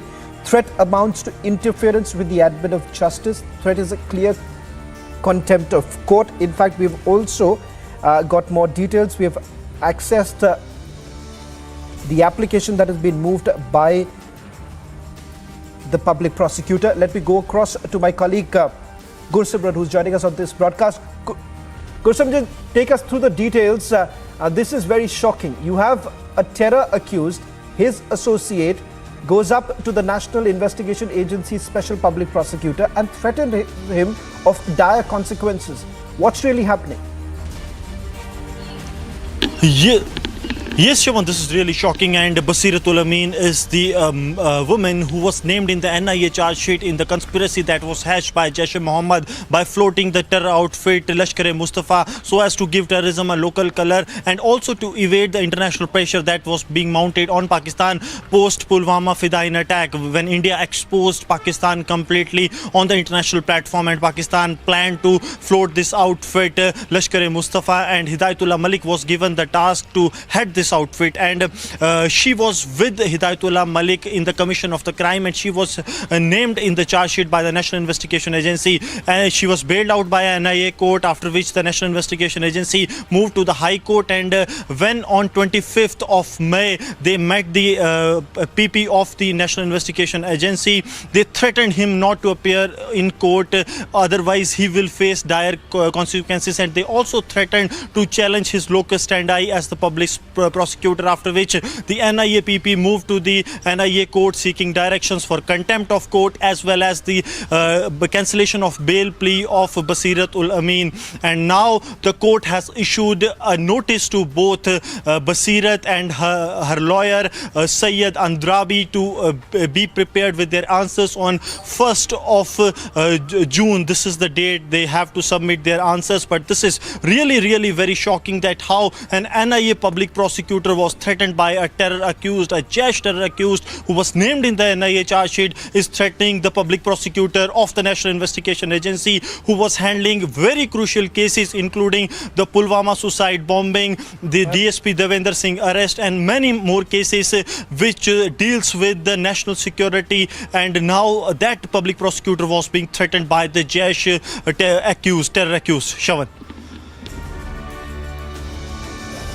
Well, thank you very much, Gursimran, for getting us this big exclusive, tracking this story very closely, where a National Investigation Agency's special public prosecutor is threatened by a terror accused associate.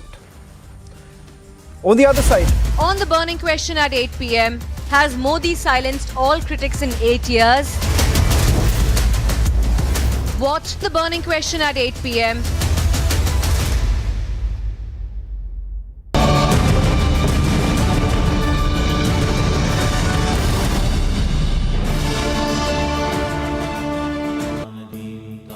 Amity has been ranked India's #1 private university in the recently released Education World 2022 rankings, a testimony to Amity's globally benchmarked standards in education. Popular singer and Congress leader Sidhu Moosewala shot to death by 5 to 6 gangsters over a gang rivalry. Sidhu Moosewala's car were intercepted. 30 to 40 rounds have been fired from the 3 different weapons. First, they have punctured the tire of Sidhu Moosewala's car, and later on, they have opened the fire.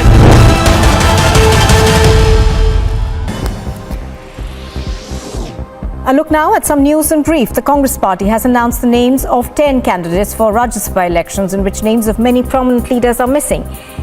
Voices of dissatisfaction are rising in the party. Randeep Singh Surjewala, Mukul Wasnik, Pramod Tiwari have been made candidates from Rajasthan. The Congress MLA from Sirohi in Rajasthan, Sanyam Lodha, has questioned the list of candidates. The President of the Jammu and Kashmir National Conference, Farooq Abdullah, has lashed out at the centre over the law and order situation in the Union Territory. Addressing an event in Delhi, Abdullah said that deaths are happening every day in Kashmir because a large part of the UT has been filled with army personnel. He further went on to say that the army cannot always win hearts of people. Instead, love is needed. The convoy of Telangana Labour Minister M. Mala Reddy was allegedly attacked by a group of people with footwear, stones and chairs while he was being escorted by the state police after abruptly leaving a public meeting in Ghatkesar. At the event, Mala Reddy was praising the state chief minister K. Chandrasekhar Rao, after which a few people from the crowd raised slogans against him and were seen throwing chairs at the convoy.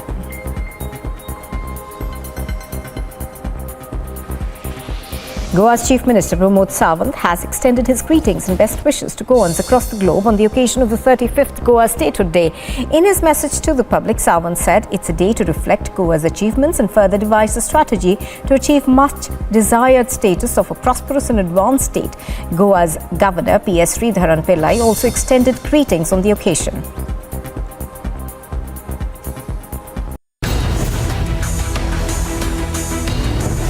Punjab burning because of mishandling by AAP government. Over 46 rounds fired to shoot and kill Sidhu Moosewala.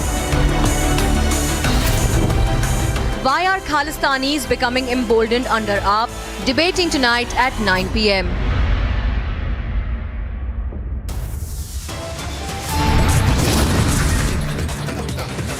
gang war angle emerges.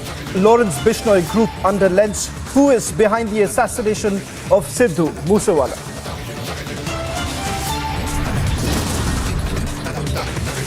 From Delhi to Canada to Australia, an international angle now emerges to Sidhu Moosewala's assassination.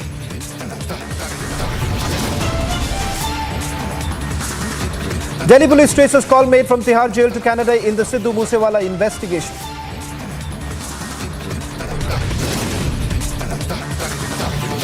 CCTV footage emerges of suspected assassins meeting at a dhaba in Mansa. Focus now on the Mansa CCTVs. 59 seconds Sidhu Moosewala assassination tape reveals it all. 46 rounds fired in just 59 seconds at Moosewala's jeep.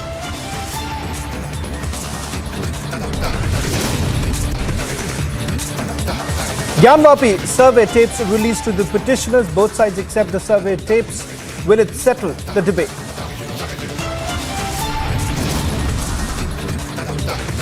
Sonia Gandhi's ticket decision sparks massive anger. Congress leaders ask why no ticket from those from Rajasthan.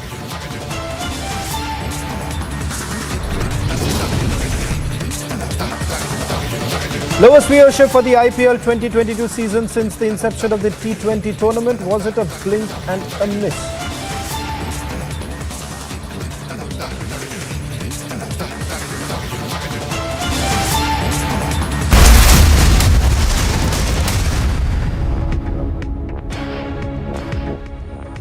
Getting in some breaking news right now. After the murder of Moosewala, another singer, Mankirat Sulaj, now gets death threat on social network.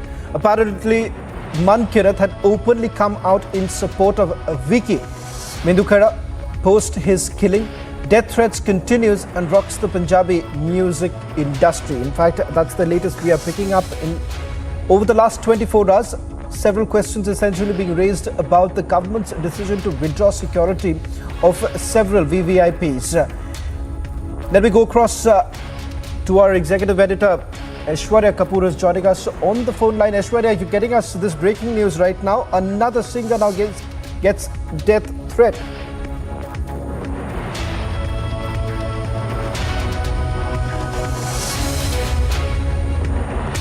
We'll try and reconnect with Aishwarya in a short while from now, but he's getting us the latest breaking news.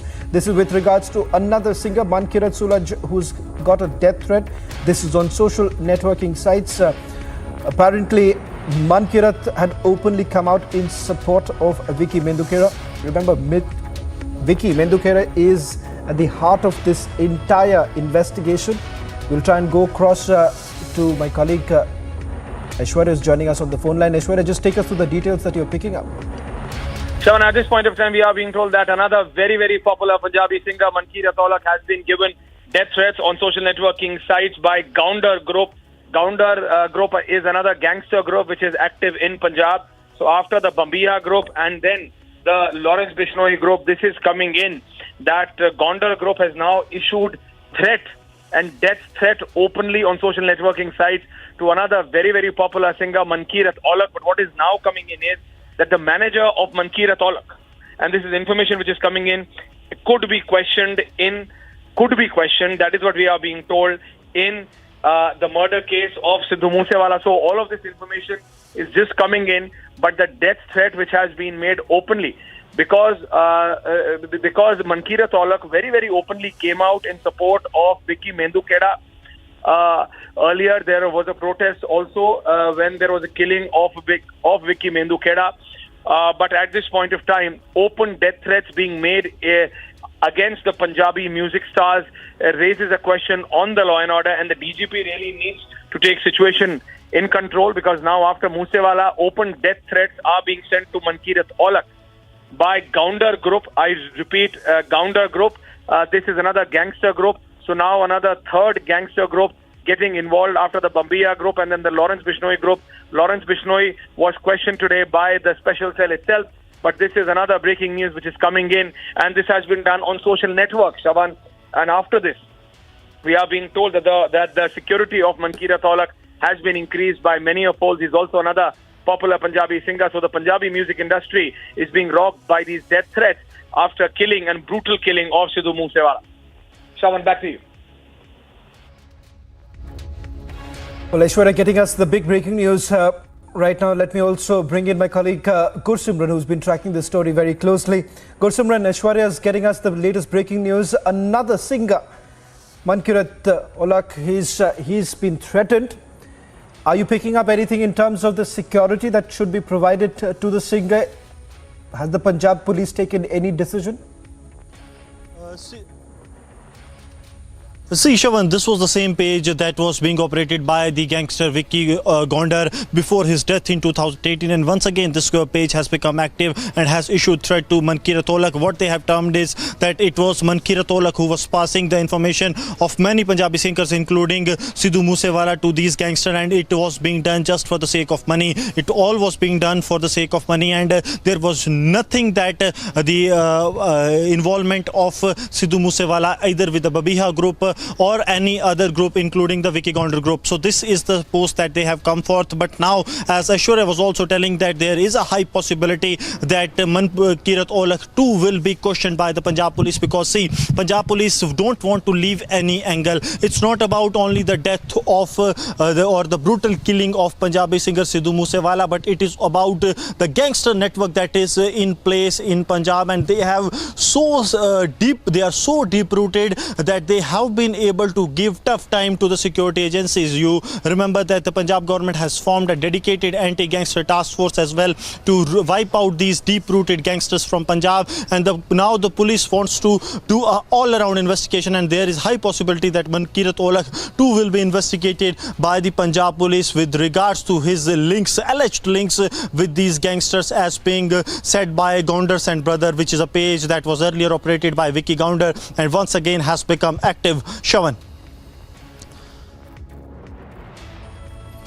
Well, in fact, Gursimran, with regards to, I would like to take just one more quick question from you before I move to another story. Now, with regards to this the recent death threat that has come in, what has also turned out is that the DGP in Punjab is essentially once again looking at the security that is being provided to all the VVIPs. Is there a consideration once again to perhaps review that very list, that was put out? Over 400 names that were actually put out and saying that security has been withdrawn. Are they trying to review it? See, Shawan, from that very moment when this list came into force, there were some reconsiderations that were done, including that of Gyani Harpreet Singh, who is Jathedar of Akal Takht, and many more. Security was once again restored. Today only, Akali the leader, Veer Singh, moved to the High Court, wherein High Court asked the Punjab government that how this letter came public. Apart from that, they also restored the security of the Akali the leader, keeping in view the threat perception, and now it's highly possible that Punjab government will once again be reconsidering the decision of withdrawing the security and the security of those... Gursimran, I need to interrupt you. We're getting in some breaking news right now. On your screens, latest visuals of protests that are taking place in Chandigarh. We're being told this is by the Congress party. As you can see right now, placards that have been put out by the Congress party in support of Sidhu Moosewala. Let me bring in Amandeep, who is also joining us on this broadcast. Amandeep, first on these visuals that are coming in from Chandigarh where the protests are taking place, and then I'll also come to you with regards to the latest as far as the investigation goes. Well, Shawan, this protest was being called by Punjab Youth Congress President Barinder Dhillon in Chandigarh, and it was started from the Punjab Congress office in Sector 15. And in fact, this protest is against the Aam Aadmi Party government, who is highly compromising the security of the high-profile people in Punjab. And in fact, after scaling down their security, they made it public, a secret note that made it public with the note that Punjab government is all against the VVIP culture as well. And in fact, on our screen, the visuals are very much telling that how Congress party is very much after it. And meanwhile, simultaneously, a protest has also been called by Punjab Congress President Raja Vading in Mansa. He has given the call for a peace march in Mansa. Once the post-mortem will be over, Raja Vading will be holding a peace march in Mansa against the killing of Sidhu Moosewala. And even both the protests are against the Aam Aadmi Party government, just because since last night, Congress is raising the questions over the Aam Aadmi Party's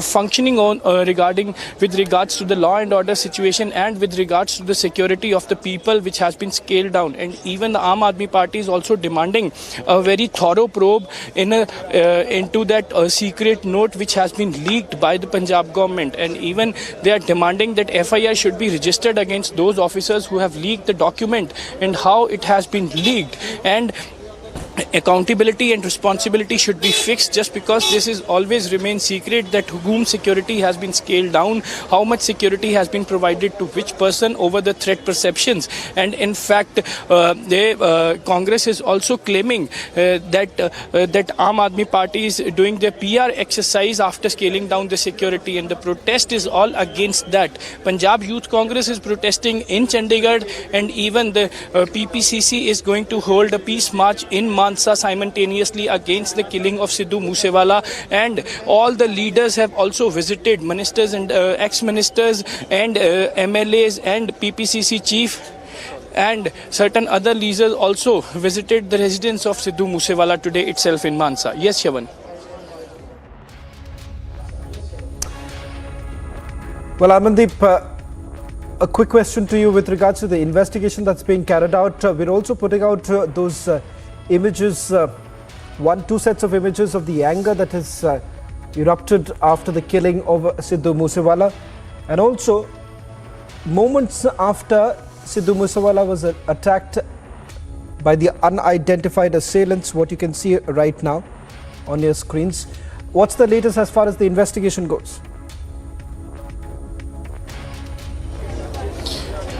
Well, Shravan, the latest investigation is that we have just spoken to the senior officials in the Mansa police. They have said, they claimed that they have identified the suspects who are actually associated with the Lawrence Bishnoy gang. And now multiple raids are being carried out to nail down those suspects, and in fact at the different places. Just because 3 cars has been recovered, gang has been identified, gang leader has been identified, and now some suspects has also been identified who was the close associates and working on the lines of Lawrence Bishnoy, getting the directions from inside the jail and carrying out the plans, executing the plans given by Lawrence Bishnoy. And in fact the investigation is taking a step ahead, just because this a larger conspiracy is behind the killing of Sidhu Moosewala. It was not not spur of the moment, it was a hatched conspiracy, and even proper recce was done, and the gangsters and the killers who were involved in, they are from the different parts of the country. Yes, Shravan. In fact, Amandeep, we're also going to play out right now a report that was filed by you a short while back. Let's take a look.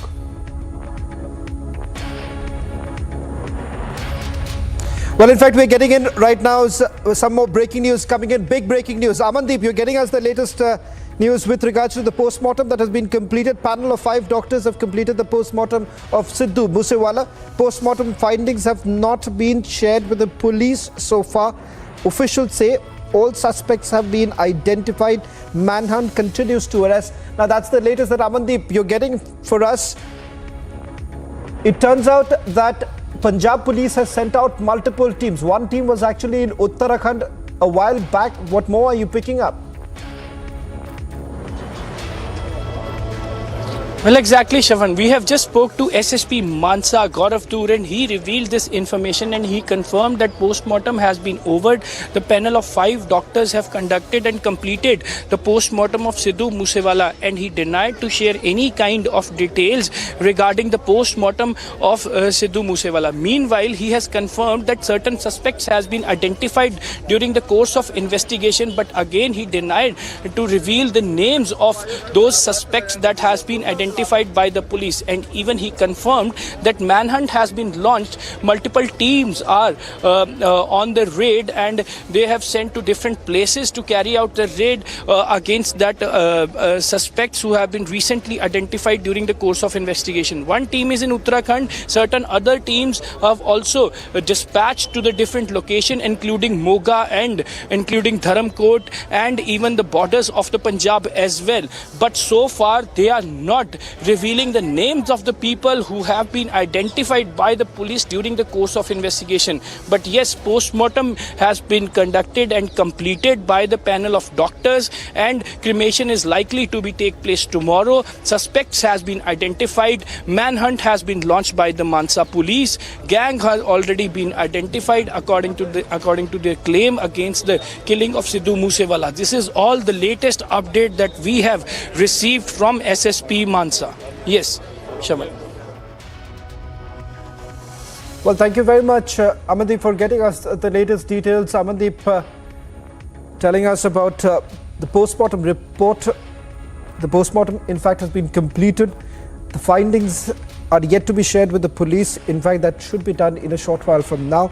Panel of 5 doctors have completed the post-mortem, and the big news that's coming in right now is with regards to how suspects have been identified. Slipping in a short break, on the other side, Gyanvapi survey tapes released to the petitioners. Both sides accept the survey tapes. Will it now settle the debate? Soning on this ticket decision sparks massive anger. Congress leaders ask why no ticket for those from Rajasthan.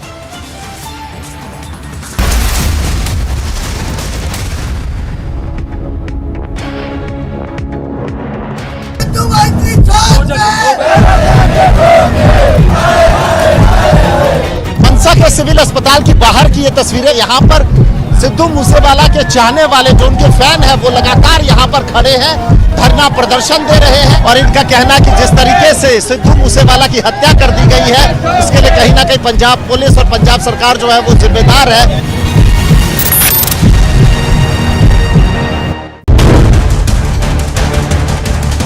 Popular singer and Congress leader Sidhu Moosewala shot to death by 5 to 6 gangsters over a gang rivalry. Sidhu Moosewala's car were intercepted. 30 to 40 rounds have been fired from the 3 different weapons. First, they have punctured the tire of Sidhu Moosewala's car, and later on, they have opened the fire.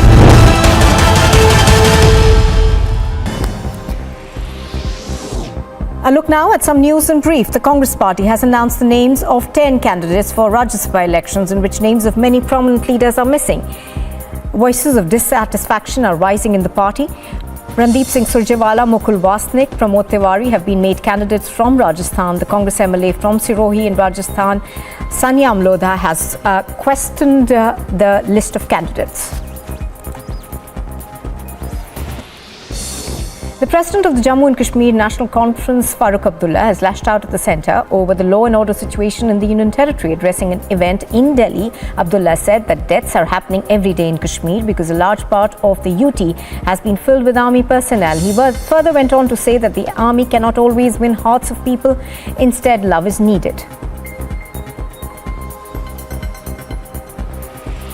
The convoy of Telangana Labour Minister M. Mala Reddy was allegedly attacked by a group of people with footwear, stones and chairs while he was being escorted by the state police after abruptly leaving a public meeting in Ghatkesar. At the event, Mala Reddy was praising the state chief minister K. Chandrasekhar Rao, after which a few people from the crowd raised slogans against him and were seen throwing chairs at the convoy.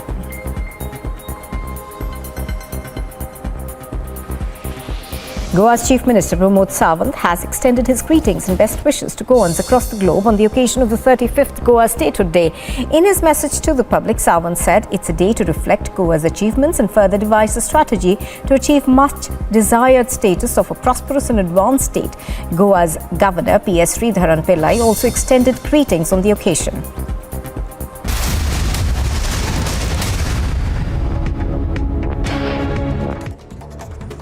Prime Minister Modi targeted the Congress for trapping the country with its scams and nepotism before 2014.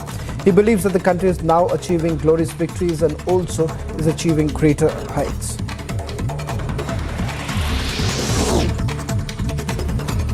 Multiple fresh angles emerge in Sidhu Moosewala's murder. Links of Punjab gangsters with Delhi gangsters under police's scanner. Punjab police seeks remand of gangster Lawrence Bishnoy. He is right now in Tihar jail. Hitting back at Mehbooba Mufti over her comments on the forces, IGP Kashmir has now said that Mehbooba has been a chief minister and that she should know better. Punjab Police Chief V.K. Baura clarifies that the chief minister's orders has never called Sidhu Moosewala gangster or that he was affiliated with gangsters.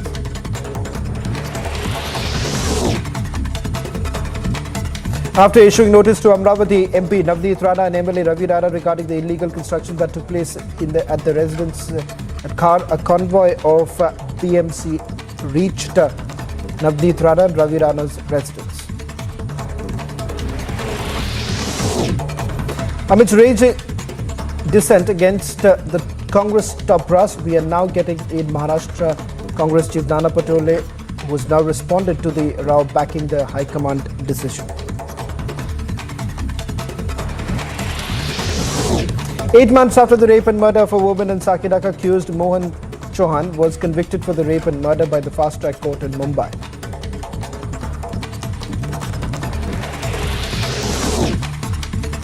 SFI protest in Murshidabad over unemployment and inflation. SFI's District Magistrate Office protest campaign against the SSC scam in Berhampur in Murshidabad. Rallies started from Berhampur party office amid heavy police deployment.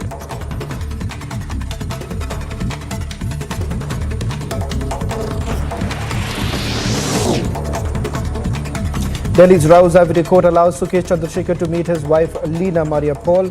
Both Leena and Sukesh are in jail in connection with the 200 crore scam duping case wherein various Bollywood actors' names have also emerged.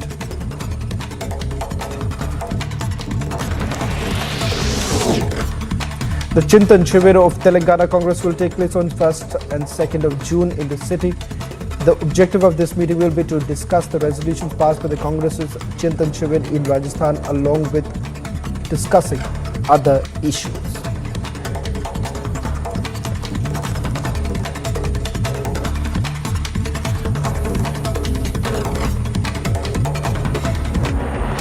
And before we slip into a short break, giving our viewers a quick reminder that Arnav is back on the debate tonight with three big debates. Debate number one, does the gangster angle exonerate the Aam Aadmi Party government in the Moosewala killing? Second debate, it's a big debate on 8 years of the Modi government. Have all the anti-Modi narratives failed? And then finally, debate number three. Is the road clear for 2024 or is there any true challenger to Prime Minister Modi? Three big debates tonight with Arnav.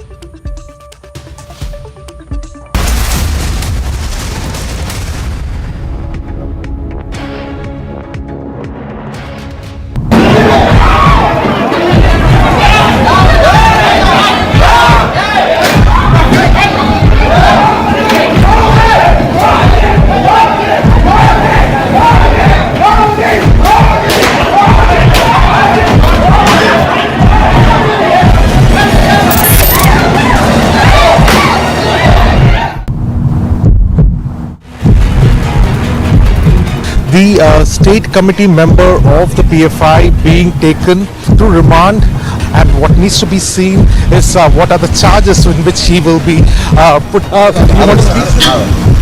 You want to say something here? Yes. Yes. What do you want to say? No. Okay, that's here saying that he has been taken into custody. That is illegal.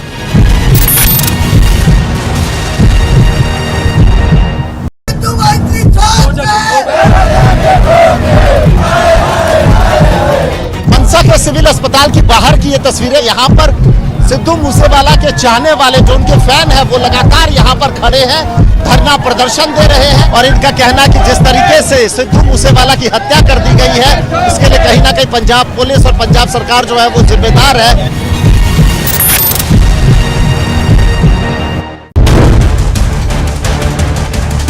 Popular singer and Congress leader Sidhu Moosewala shot to death by 5 to 6 gangsters over a gang rivalry. Sidhu Moosewala's car were intercepted. 30 to 40 rounds have been fired from the three different weapons. First, they have punctured the tire of Sidhu Moosewala's car and later on, they have opened the fire.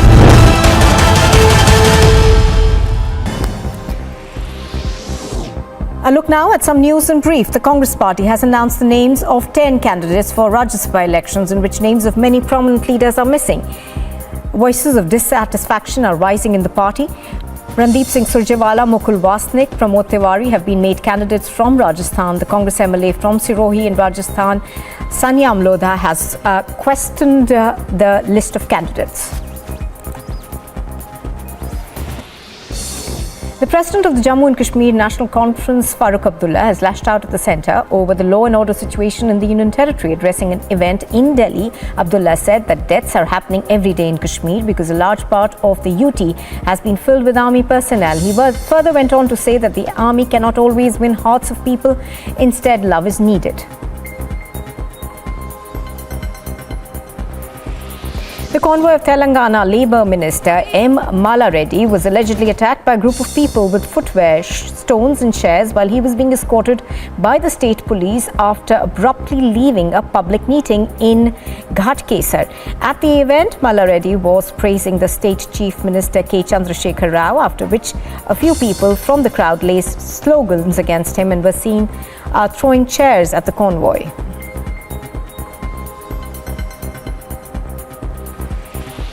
Goa's Chief Minister Pramod Sawant has extended his greetings and best wishes to Goans across the globe on the occasion of the 35th Goa Statehood Day.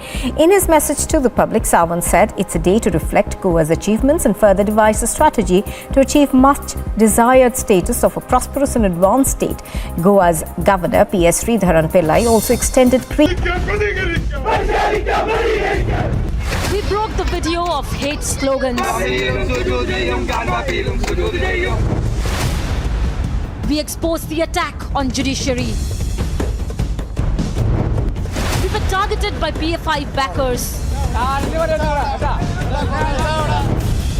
PFI men now attack the Kerala police.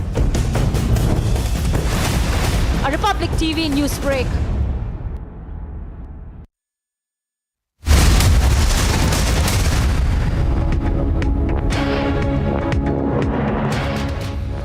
On the live and breaking, we're getting in some more details with regards to the survey in Gyanvapi. The tapes have been given to the petitioners. Both sides have now accepted the survey videos. Now, will it settle the debate? For more on this, we've also going across to Piyush in Varanasi. In fact, these are the details that are coming in with regards to the video that has already been given to the petitioners. And not just that, an undertaking has been signed by the petitioners from both sides. For more on this, Piyush, take us through the details that you're picking up. Well, Shaman, what we can confirm to our viewers is that the Gyanvapi tapes and photographs have now been handed over to petitioners of both the sides. 4 petitioners from Hindu side and 1 petitioner from Muslim side has got this CD, has got the Gyanvapi tapes. But at the same time, court has taken the undertaking note from all the petitioners not to share with anyone, which means not even with media. So strict guidelines have been given by the court, which is certainly telling us that if it is shown on social media or somewhere else, then there will be legal repercussions. The petitioners will have to face the ire of law if they share this copy with anyone. So to read it further and to know more about the videos and the tapes, the petitioners had sought the copy. Now these tapes are with the petitioners and they have been strictly asked by the court not to share it with media. Initially, we were trying our best. In fact, we were also given to understand that CDs or series of videos of Gyanvapi survey and photographs could be handed over to media, but at the last, finally, court has rejected the petition of Hindu side because Hindu petitioner's lawyer had also requested court to allow the petitioners to share copy with media and with other people, but that was strictly denied by the court. Now we can tell to our viewers is that the petitioners have got the copy of Gyanvapi tapes, but they have been strictly asked by the court not to share with anyone. We'll have to wait and watch how the things are going to further take place, but the next hearing in this case is in July. Shavan. Well, thank you very much, Piyush, for getting us the latest details. Let's also play out some of the reactions that are coming in.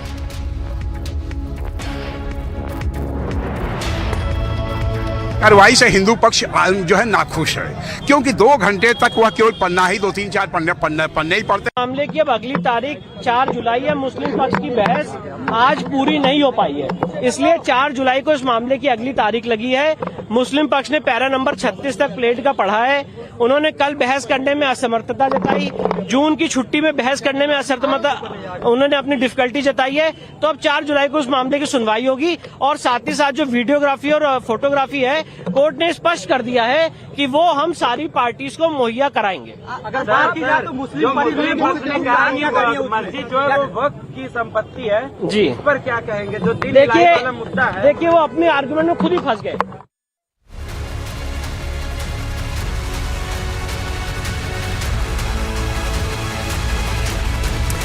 That's all that we could pack in this edition of Live and Breaking. On the other side, the biggest story tonight with my colleague Niranjan.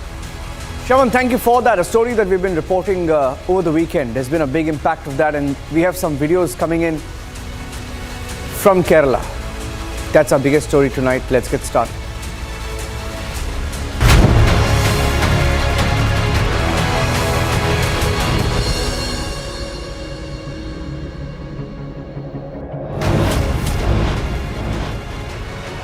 Killer and calls traced to Tihar. All roads investigation calls now focus on Tihar and whether it was planned, whether the Moosewala murder was planned from Tihar.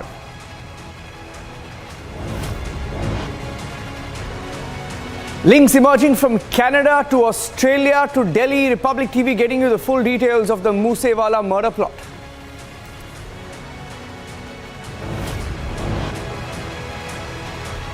Were the killers caught on Dhaba CCTV? Republic TV accesses 2 key videos.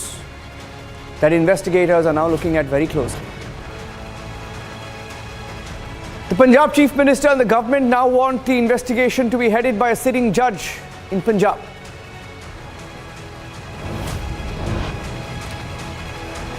Complete chaos in the Congress party once again as loyalists are picked above leaders. They are now cribbing in the open and on social media.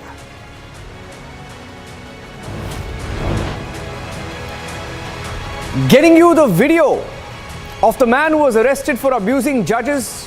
The man who said, the PFI man who said judges wear saffron underwear. He tells Republic, I have no regrets.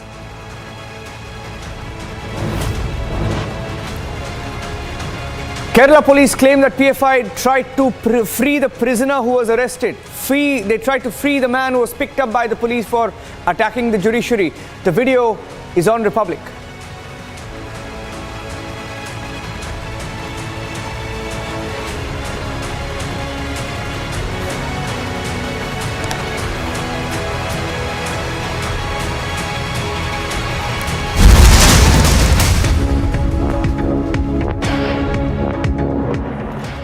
And before I get you the breaking news update from Kerala, getting in a quick news update coming in of the exclusive details of Moosewala's autopsy.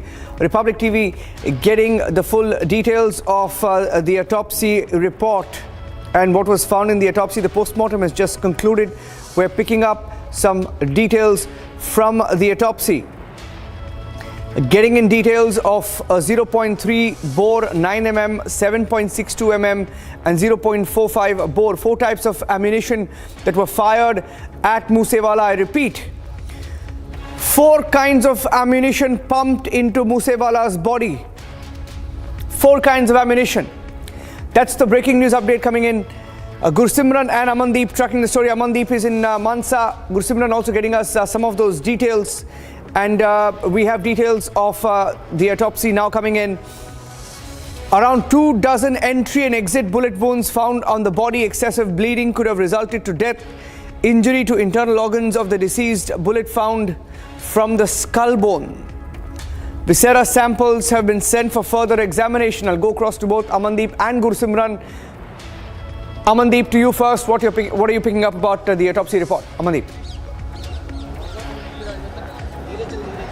Well, Niranjan, absolutely. The post-mortem of Sidhu Moosewala has been concluded, and the preliminary report of the post-mortem reveals that almost 2 dozen bullets have been pumped into Sidhu Moosewala's body and entry and exit points, and there are certain very critical wounds inside the body of Sidhu Moosewala, and even 1 bullet has punctured the skull fracture also, and that is leading to the death of Sidhu Moosewala. Just because, Niranjan, when we have given a physical report of the SUV of Sidhu Moosewala, it was very much telling that from the front side of the SUV, so many rounds have been fired. 13 bullet points have been identified by Republic team, and this was stamped in the post-mortem report as well, that almost 2 dozen bullets touched to the body of Sidhu Moosewala. A skull was fractured by the bullet as well, and even the internal organs were punctured, and excess of bleeding was leading to the death of Sidhu Moosewala. This is a preliminary post-mortem report that was recently conducted by the 5-member doctors, and even the post-mortem has been concluded, and further the viscera report has been sent for the forensic test as well, just because now the next step is that they are trying to identify the weapons used in that, just because a very close range bullets were being fired into Sidhu Moosewala, leading to the death of Sidhu Moosewala, and even his head injury, a skull was fractured with the bullet, and even the internal organ was punctured. Almost 2 dozen bullets touched to the body from all sides, just because, Niranjan, Amandeep, in fact, that video is on our screen right now. That video is on our screen right now. I'm telling our viewers about the video that is on the screen, that this was a video moments after the attack. Getting in details also of the kind of ammunition, 4 types of ammunition we are hearing was fired at Moosewala. 0.3 bore, 9mm, 7.62 mm, 0.45 bore. Quickly getting in a news update from Gursimran before I get you the big breaking news story from Kerala. Gursimran, quickly, in 30 seconds, if you can round up what you're gathering.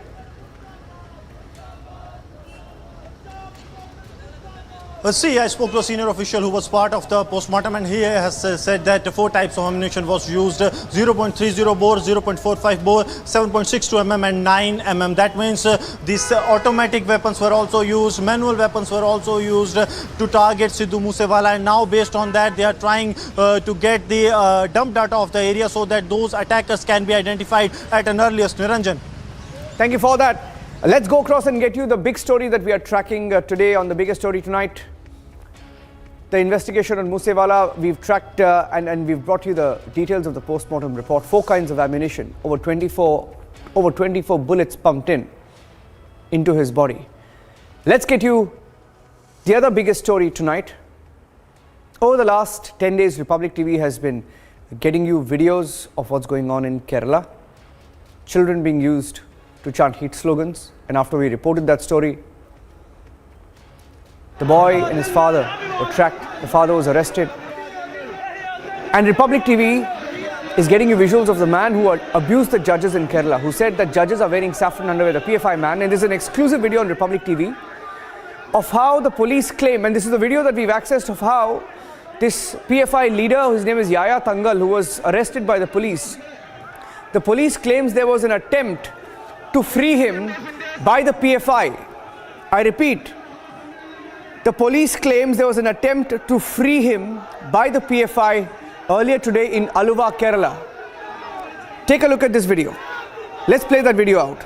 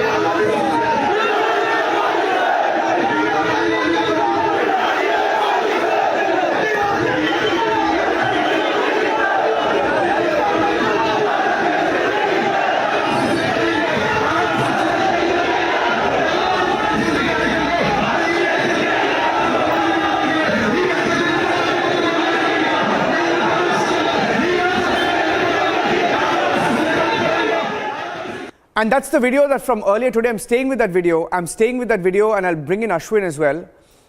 Ashwin, this video shows hundreds and hundreds of PFI workers confronting the police, blocking the convoy.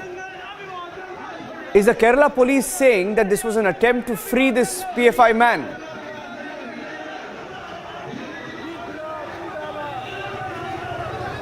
Yes, of course, Niranjan, that is what the Kerala police has told us. Now, this Yakhya was brought in from Kundankulam.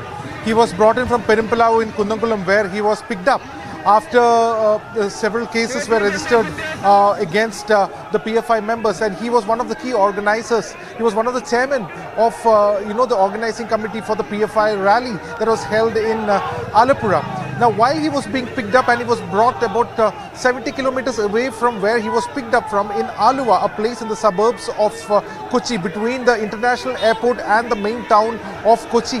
That is where about 10 minutes the entire convoy of the police, which was completely handled by the commando department of the Kerala police, was stopped for over 10 minutes. Niranjan, for over 10 minutes. This is the report that was given by the police itself. And then this commando forces could not handle the situation, and a reinforcement came in that was guided by the CA of Alva Police, Mr. Anil Kumar, and then further reinforcement was deployed to ensure that smooth vehicles could pass from this particular protest. And 6 people were remanded today. 6 people have been arrested and remanded for obstructing the police convoy which was taking Yahya Tangal. So this is a shocking detail that has emerged, because we have seen a pattern where we have seen the children being misused to create inflammatory slogans. We see a pattern where judges' sanctity, the sanctity of the judiciary is being ripped apart. Now we see an act where police is not allowed to do the duty, and on top of it, we were also, the Republic crew was also intimidated and threatened while we try to report from the ground itself. So all these have come forward, and it has exposed the PFI in a big way. In all that happened in a matter of just 1 week, Niranjan. Thank you for that. Stay with me, Ashwin. In fact, Ashwin confronted this PFI leader. To give you a background of who this PFI leader is, on Saturday, Republic TV broke his speech where we broke the details of his speech where he's heard insulting judges, saying judges wear saffron underwear. And he made that comment because the Kerala police finally acted and arrested a PFI leader whose son was seen chanting hate slogans. We confronted him today while he was in custody. We were the only channel there. Can I play that sequence out right now? I'll play that sequence out. Take a look at it as Ashwin asks him the question. He says he has no regrets. Member of the PFI being taken. Audio. There's an audio on it. Let me play the audio, please. Committee member of the PFI being taken to remand in the district court of Alapura. He will be taken to remand, and at the court will also decide. He was taken into custody from Kundankulam in Thrissur, and later he was brought into the Alapura South police station. And what needs to be seen is what are the charges in which he will be put. We don't know whether he will speak you want to speak? You want to speak? Yahya, you want to say something? No. You want to say something, Yahya? Yes. Yes. What do you want to say? No. Do you want to say something, Yahya? Is your arrest? Yes. You want to say something, Yahya?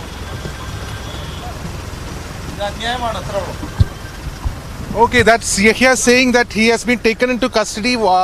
That is illegal, and that is what he is trying to say. ഞങ്ങൾ ഈ RSSനെതിരെ പറയുന്നത് കുറ്റകൃത്യമാണെങ്കിൽ അത് ഞങ്ങൾ പറഞ്ഞുകൊണ്ടേയിരിക്കും. അതിൻ്റെ പേരിലാണ് ഈ case എടുത്തിട്ടുള്ളത്. അത് കോടതികൾ നീതിയുക്തമായി എന്ന് പറഞ്ഞാൽ കേൾക്കേണ്ടവരെ കൂടെ കേട്ടുകൊണ്ടായിരിക്കണം വിധി പറയേണ്ടത്. അതല്ലാതെ RSS നിർമ്മിച്ച പൊതുബോധത്തിൻ്റെ അടിസ്ഥാനത്തിൽ സംസാരിക്കുന്നതിനെ ന്യായീകരിക്കാൻ നമുക്ക് കഴിയില്ല. He is again saying very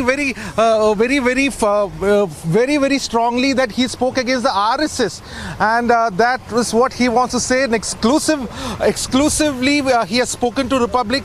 He is being taken right now as we speak to the district court in Alapura. We'll need to see what will the case that will be charged against him. We had already exposed the video of him speaking against the judiciary of the country, but it certainly looks like he says he does not regret it. He spoke about the RSS. He has questioned the police action against him.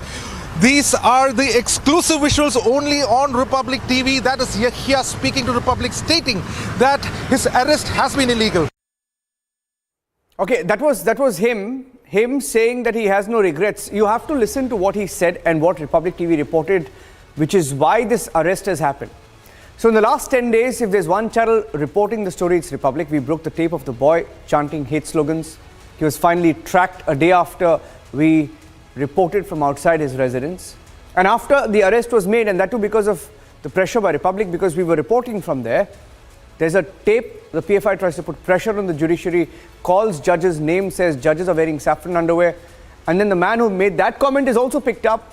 And as of this evening, and that's the breaking news update coming in, 26 PFI men have been arrested. 26 PFI men arrested in the last 1 week. Here's what this leader that you see on your screen said. Can we play his comment out, and then I'll get in a word from Ashwin.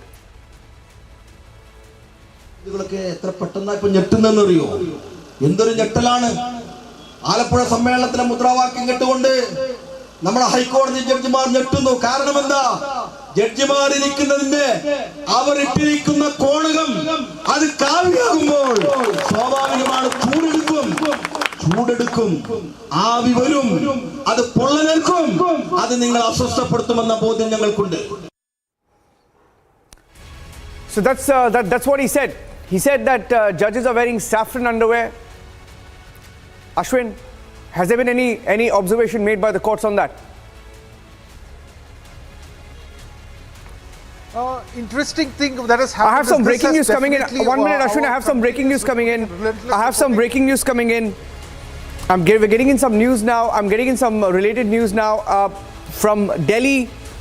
We are hearing that the Delhi Health Minister has been held. I'm getting in the breaking news right now that the Delhi Health Minister has been held. And we are hearing that the Delhi Health Minister has been arrested.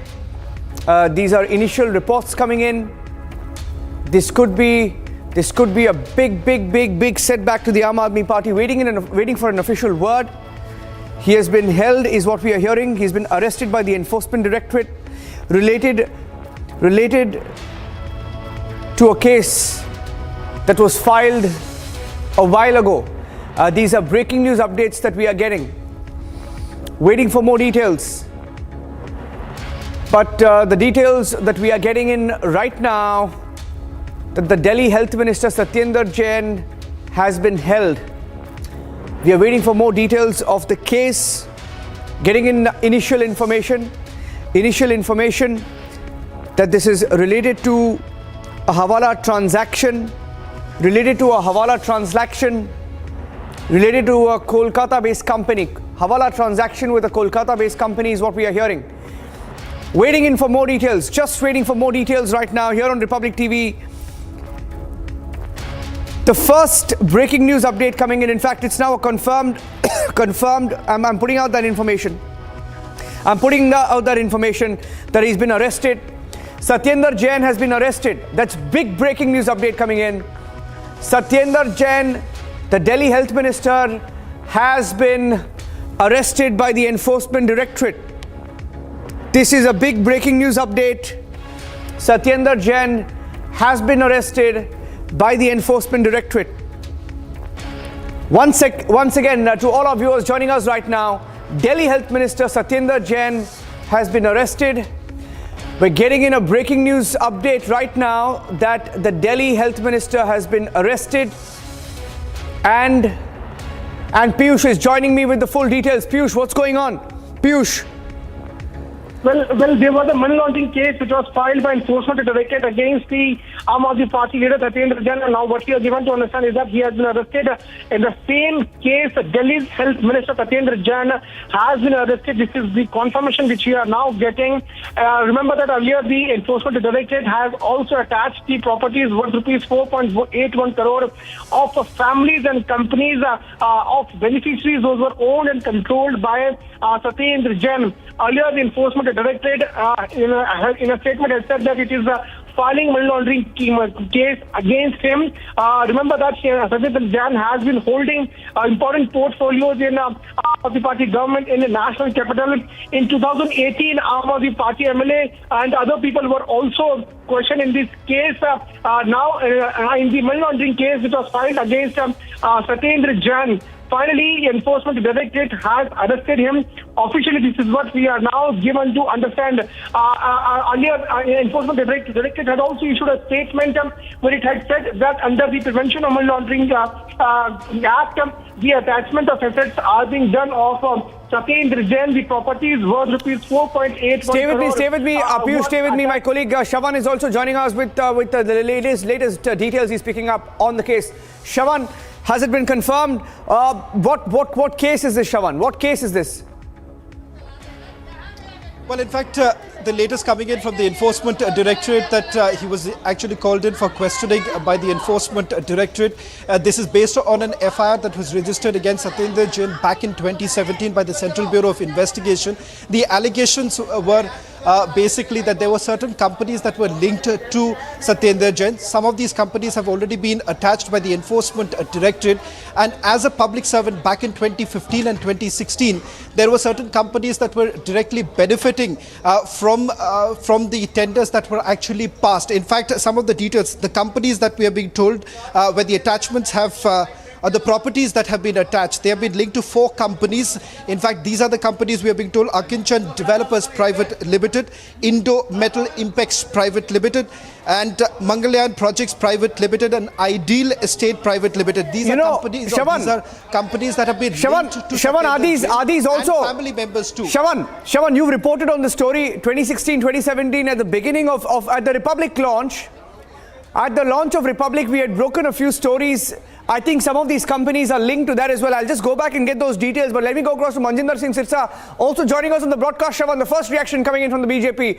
It's a big development, Mr. Sirsa. Health Minister of Delhi has been arrested. Mr. Sirsa. देखिए, इसमें तो जी बिल्कुल, अगर कोई गलत काम किया है उसको प्रॉपर इन्वेस्टिगेट किया है, उसको इन्वेस्टिगेट करने के बाद सारा एविडेंस ऑन रिकॉर्ड लाया गया है, फिर पीएमएलए लगाया गया। और ये जो पीएमएलए क्यों लगाया? क्योंकि आप नौकरी में रहते हुए या जो आप पब्लिक सर्वेंट रहते हुए जो आपने पैसा इकट्ठा किया उसको हवाले के माध्यम से फिर उसको बदला गया उस पैसे को, तो ये तो एक बिल्कुल सामने है जो कुछ हुआ है। और वो डॉक्यूमेंट्स जो हैं उनको कोई एक दिन के लिए, ऐसा नहीं है कि कोई कंप्लेंट आने पे किसी को अरेस्ट कर दिया। तकरीबन आप समझे कि 4-4.5 साल तक उसकी प्रॉपर इन्वेस्टिगेशन हुई, सारा रिकॉर्ड सारे डॉक्यूमेंट्स ऑन रिकॉर्ड लिए गए और उसके बाद कोर्ट के आगे रखे गए और फिर उसके ऊपर पीएमएलए लगाया गया। और अब उनको जब अरेस्ट किया गया है तो अब तो चार्जशीट करने के समय उनको अरेस्ट किया गया है, तो अब तो ये भी नहीं वो कह सकते कि कोई वेंडेटा है, तो डॉक्यूमेंट्स ऑन रिकॉर्ड है और कोर्ट के सामने उनको पेश किया जाएगा। तो अगर वो ठीक होंगे तो आज पता चल जाएगा, आपको कोर्ट बता देगा कि ये गलत है या ठीक है।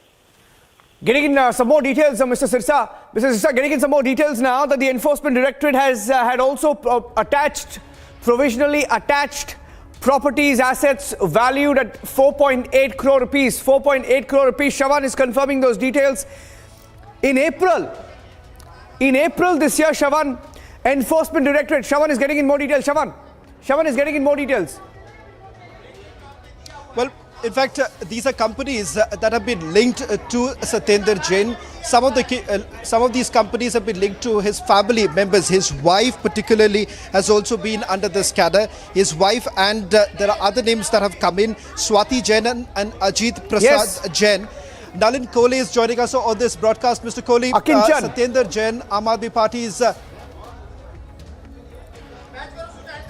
Mr. Kohli, if you can hear me, yes, that's a big arrest that's been made by the Enforcement Directorate. The Enforcement Directorate has made this arrest following multiple times that he was called in for questioning. But the Aam Aadmi Party has always indicated that this is nothing a political witch hunt that has been carried out. The Enforcement Directorate has essentially acted on what the centre wants. Yes.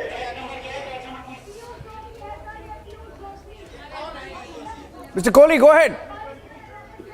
Well, basically, a couple of years ago, as one can recall, there were several news items that had come about certain companies and other issues related to Mr. Satyendar Jain's family members that, as the media reported, was questionable, or at least they merited some answers from his side. Now, if an investigative agency like the Enforcement Directorate has found sufficient ground to undertake an arrest for custodial either interrogation or other reasons, that is for the Enforcement Directorate to answer. Obviously, a political party can't pass a comment on that.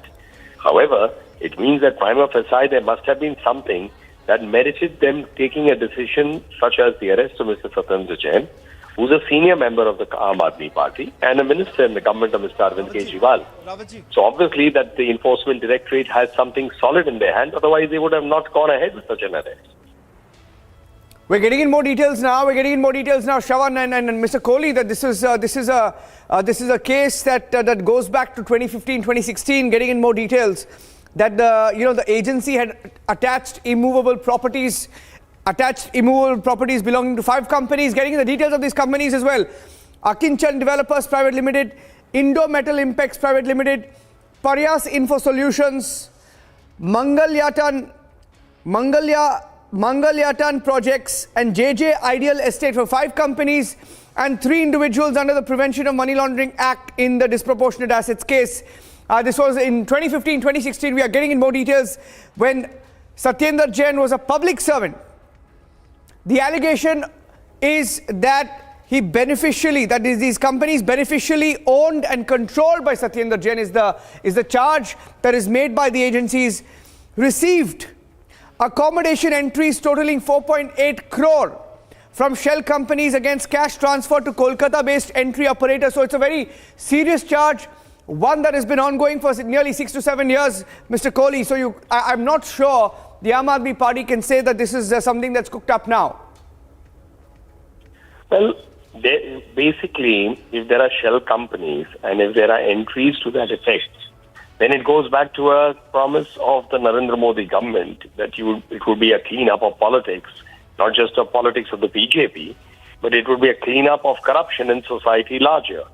Now, Kolkata-based companies, shell companies, have been in the news for several years. And if you will recall, during the demonetization, there were several reports in the media of companies that had round-tripped money to the extent of 100, 120 such bank accounts and companies to make it seem as genuine transactions, whereas essentially they were just a money trail of going through different companies and therefore reaching a final beneficiary to make it seem that the transaction was bona fide.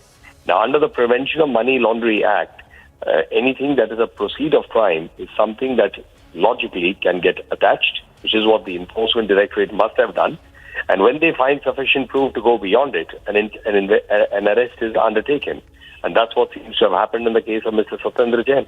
But the Aam Aadmi Party cannot just constantly get away with the allegation of witch hunt or political vendetta, because the larger question is, if these are entries that have taken place and if there are questionable transactions involving large sums of money to entities unknown, then therefore they must come up with answers rather than just taking the defense of political vendetta. Mr.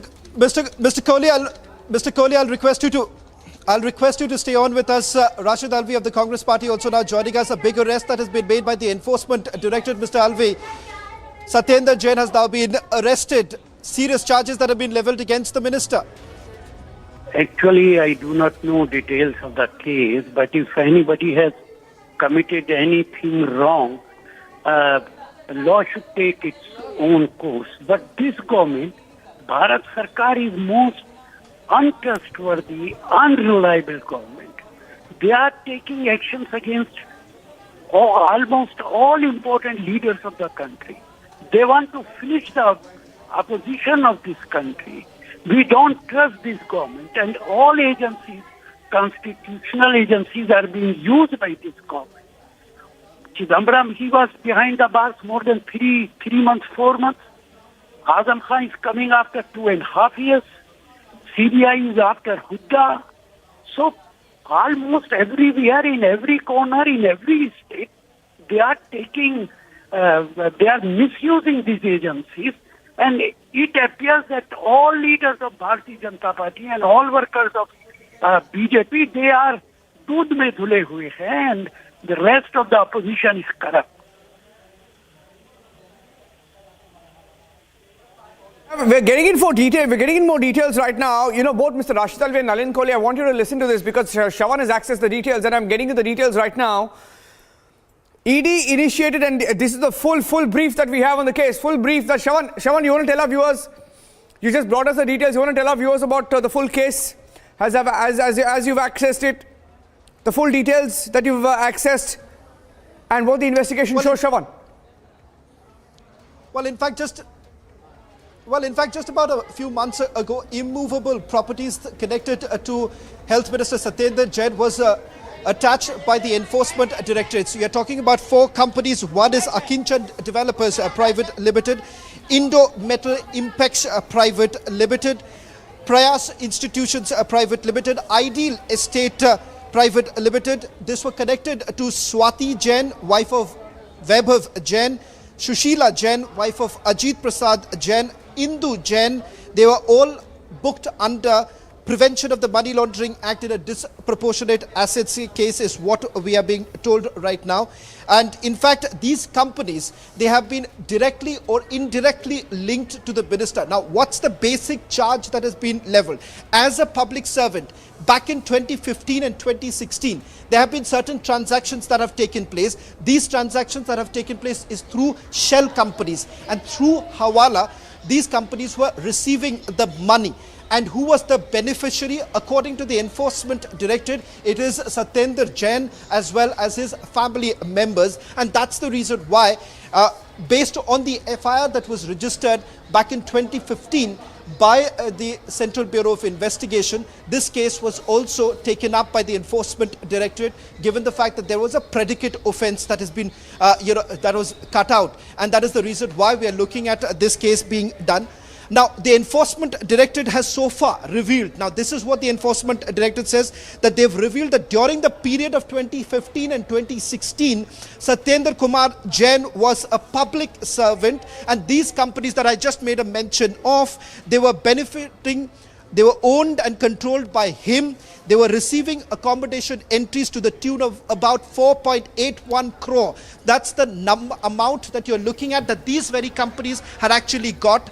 That's what we are being told right now. These were all through shell companies. So the money was being routed through shell companies, and that too through the Hawala route. That's the reason why during the investigation, when we were given to understand that multiple raids were carried out, searches were basically carried out at multiple locations. In fact, over 10 locations where these searches were carried out are following the ECR that was registered. There were certain Hawala operators back in Calcutta who were basically under the scanner. They were called in for questioning by the Enforcement Directorate. Now, what the Enforcement Directorate is saying, from the money that was diverted to these very companies, there were parcel of lands that were brought. These are agricultural lands that were bought by Satyendar Jain as well as his family members. Now, that's the big allegation that has been leveled. So what's really happened right now? The minister was actually called in for questioning multiple times, is what we are being told by the Enforcement Directorate. Today, finally, the Enforcement Directorate has taken the call to go ahead and arrest Satyendar Jain. That's the latest details that are coming in. Now, the properties that have been attached so far, they are also properties that have been linked to Satyendar Jain and his family members. So there is a clear-cut case that the Enforcement Directorate believes of money laundering and also the Prevention of Corruption Act. And that's the reason why the CBI too has basically cut out, has basically filed a Stay with me, this Shravan. particular matter. Shravan, getting in the first Aam Aadmi Party reaction, let's get Naresh Balyan. Naresh Balyan of the Aam Aadmi Party joining us on the phone line. He's an MLA from Delhi. Naresh Balyan joining us on the phone line. Naresh Balyan ji, आपका first response to the arrest that has been made of Satyendar Jain. Naresh Balyan, can you hear me? जी हाँ, बताइए आपका party का पहला reaction क्या है? हमें अभी ये ब्रेकिंग न्यूज आ रहा है कि सत्येंद्र जैन को अरेस्ट किया गया है. देखिए, जिस तरीके से ये मिसयूज कर रहे हैं एजेंसियों का, और पिछले कई सालों से पहले दिल्ली के मुख्यमंत्री के घर पे सीबीआई के छापे डले, उसके बाद मनीष सिसोदिया जी के यहाँ पर और कुछ मिला नहीं. ये केवल और केवल मिसयूज है. पंजाब चुनाव की बौखलाहट है इन लोगों को कि आम आदमी पार्टी ने पंजाब के अंदर सरकार बनाई, और कुछ नहीं है. केवल झूठे एलिगेशन है, एजेंसियों का मिसयूज है, इसके अलावा कुछ नहीं है. सत्येंद्र जैन साहब के केस में कुछ नहीं था, पहले भी सीबीआई की भी रेड चली है, कुछ नहीं हुआ था उसके अंदर. तो केवल और केवल एजेंसियों का मिसयूज है. लेकिन ये जो केस है, हमें ये बताया जा रहा है कि ये केस 4-5 साल से चल रहा था, और अभी अप्रैल में कुछ अटैचमेंट की गई थी 5 करोड़ की. देखिए, मैं बता रहा हूँ ना आपको, ये अब इनके पास कोई मुद्दा है नहीं. दिल्ली के अंदर आम आदमी पार्टी की सरकार बनी, पंजाब के अंदर बनी, उनसे बौखला ये आम आदमी पार्टी को रोकने के लिए, आम आदमी पार्टी को बदनाम करने के लिए ये इस तरीके का एजेंसियों का मिसयूज है और एजेंसियों का दुरुपयोग कर रहे हैं लोग. और इसके कुछ नहीं होना जाना. कितने लोगों, कितने एमएलए के खिलाफ इन लोगों ने केस रजिस्टर्ड किए, सारे के सारे कोर्ट से बरी होके आ गए. तो कुछ नहीं है इस केस में भी. और सत्येंद्र जैन साहब ने कोई गलत नहीं किया है. आम आदमी पार्टी 100% ईमानदारी के साथ काम कर रही है, और वो ईमानदारी इन लोगों से देखी नहीं जा रही. ये कोई पार्टी सत्ता में रहने के बाद भी ईमानदारी के साथ कैसे काम कर सकती, कैसे लोगों को बिजली फ्री दे रही, कैसे लोगों को पानी फ्री दे रही, कैसे अच्छे हॉस्पिटल करती है, कैसे अच्छे स्कूल करती है. तो ये केवल मिसयूज है. हाँ, बने रहिए हमारे साथ. Alka Lamba of the Congress Party also joining us on the phone. And Alka Lamba, getting in breaking news now that Satyendar Jain has been arrested in a case that was investigated against him for years now. Your first reaction, Alka Lamba. पहला reaction वही है, पंजाब में अभी इन्हीं के स्वास्थ्य मंत्री जो हैं उन पे एंटी करप्शन ब्रांच ने रेड किया, उनका अरेस्ट हुआ, उनके मंत्री पद से हटाया गया. और वही उम्मीद हम यहाँ करते हैं. यहाँ पर भी जो हो रहा है मोरल ग्राउंड्स के ऊपर, अरविंद केजरीवाल जी को तुरंत मंत्री को जब तक उन्हें क्लीन चिट अब नहीं मिल जाता है ना, वो बिल्कुल साफ तरीके से नहीं निकल आते हैं, ये जो आरोप और अरेस्ट है, उन्हें तुरंत पहले कदम उठाते हुए मंत्री पद से हटा देना चाहिए. मैं समझ सकती हूँ केंद्र सरकार की बहुत सी संस्थाओं पर सवाल उठ रहे हैं कि पॉलिटिकल वेंडेटा के तहत हो रहा है, लेकिन मैं फिर कहूंगी आरोप लगा है, अरेस्ट हुआ है, बिल्कुल इस लड़ाई को उनका हक है, कानूनी लड़ाई वो लड़े, पाक साफ हो, लेकिन मॉरल ग्राउंड पर सत्येंद्र जैन जी को तुरंत इस्तीफा उनका लेकर उनको हटा देना चाहिए. क्या आपको लगता है कि वो होएगा? You think that's gonna happen? नहीं होगा, क्या नहीं होगा, ये दिल्ली के मुख्यमंत्री को तय करना है. मैं आपको एक और उदाहरण देती हूँ. आसिम अहमद दिल्ली सरकार में मंत्री थे और उनके फोन कॉल पर किसी बिल्डर से कमीशन लेने की बात पर अरविंद केजरीवाल जी ने उन्हें हटा दिया था मंत्री पद से, पार्टी से बर्खास्त किया और सीबीआई की जांच बिठाई. सीबीआई से उन्हें क्लीन चिट मिला, लेकिन केजरीवाल ने वापस नहीं लिया था कभी भी. आपके जो है मिस्टर सिंगला जो पंजाब के स्वास्थ्य मंत्री रहे, उनको एंटी करप्शन ब्रांच से पकड़ा और उन्हें पद से हटाया. तो यहाँ पर भी वही चीज लागू होती है. सत्येंद्र जैन जी को मंत्री पद से हटा के जो कानूनी लड़ाई है वो बिल्कुल आम आदमी पार्टी का हक है, वो लड़े और पाक साफ होकर अगर सत्येंद्र जैन आते हैं तो उन्हें वापस मंत्री बनाए, किसी को कोई दिक्कत नहीं. पर मोरल ग्राउंड जो हाई लेवल इन्होंने तय किया है उस पर इनको एक बार खड़ा उतरना की जरूरत है, दिखाना है. Alka Lamba, thank you for speaking to Republic TV. The first response of the Congress Party saying that he should step down. Shawan, that's a dare from the Congress Party saying that in Punjab, you asked the health minister to resign, you arrested the health minister saying that he was corrupt. The Congress Party saying, why don't you apply the same standards here in Delhi now that someone has been arrested? A minister of the same portfolio arrested here, why don't you ask him to step down? Shawan, on the background of this case, I think the Aam Aadmi Party has always come out in support of Satyendar Jain. One of the tallest leaders, in fact, of the Aam Aadmi Party. One of the senior most, rather, isn't it? Well, in fact, Niranjan, Satyendar Jain is not the only Aam Aadmi Party minister who's come under the scanner of the Enforcement Directorate. In fact, the Transport Minister has also been called in for questioning by the Enforcement Directorate. And at that point in time, we have seen Deputy Chief Minister Manish Sisodia time and again essentially pointing out that this is nothing but political witch hunt. And the Enforcement Directorate has been working at the behest of the centre. That's been the basic allegation that has been levelled against the Enforcement Directorate. Now, if you take a look at the allegations that have been levelled so far, one, that these are in fact Kapil Mishra of the BJP is joining us right now. Kapil Mishra जी, आपसे सवाल जो उठाना चाहूंगा इस वक्त वो है कि आम आदमी पार्टी के हेल्थ मिनिस्टर सत्येंद्र जैन को इन्फोर्समेंट डायरेक्टरेट अरेस्ट करती है और साथ ही साथ जो एलिगेशन लगा हुआ है वो एलिगेशन ये है कि कुछ बेनामी ऐसे कंपनीज है, बेनामी प्रॉपर्टीज है और इन्फोर्समेंट डायरेक्टरेट मानती है कि ये प्रॉपर्टीज कहीं ना कहीं लिंक्ड है, वो भी सत्येंद्र जैन के साथ. देखिए, ये मैंने ईडी में केस दर्ज कराया था इन फर्जी कंपनियों का, ब्लैक मनी का हवाला का 2017 में. तभी से ये जांच चल रही है. सत्येंद्र जैन और उनकी धर्मपत्नी दोनों ये बेनामी कंपनियों के माध्यम से हवाला का पैसा इधर से उधर करना, मनी लॉन्ड्रिंग करना, ब्लैक मनी, इस धंधे में लगे हुए थे. केजरीवाल को इस बारे में पूरी जानकारी थी. बार बार भ्रष्टाचार के आरोप सत्येंद्र जैन पे लगे. मैं आज ये कहना चाहता हूँ कि सत्येंद्र जैन केवल कठपुतली है, असली भ्रष्टाचारी अरविंद केजरीवाल है. और आज सत्येंद्र जैन की गिरफ्तारी के बाद बार बार अरविंद केजरीवाल ने सत्येंद्र जैन को क्लीन चिट दी थी.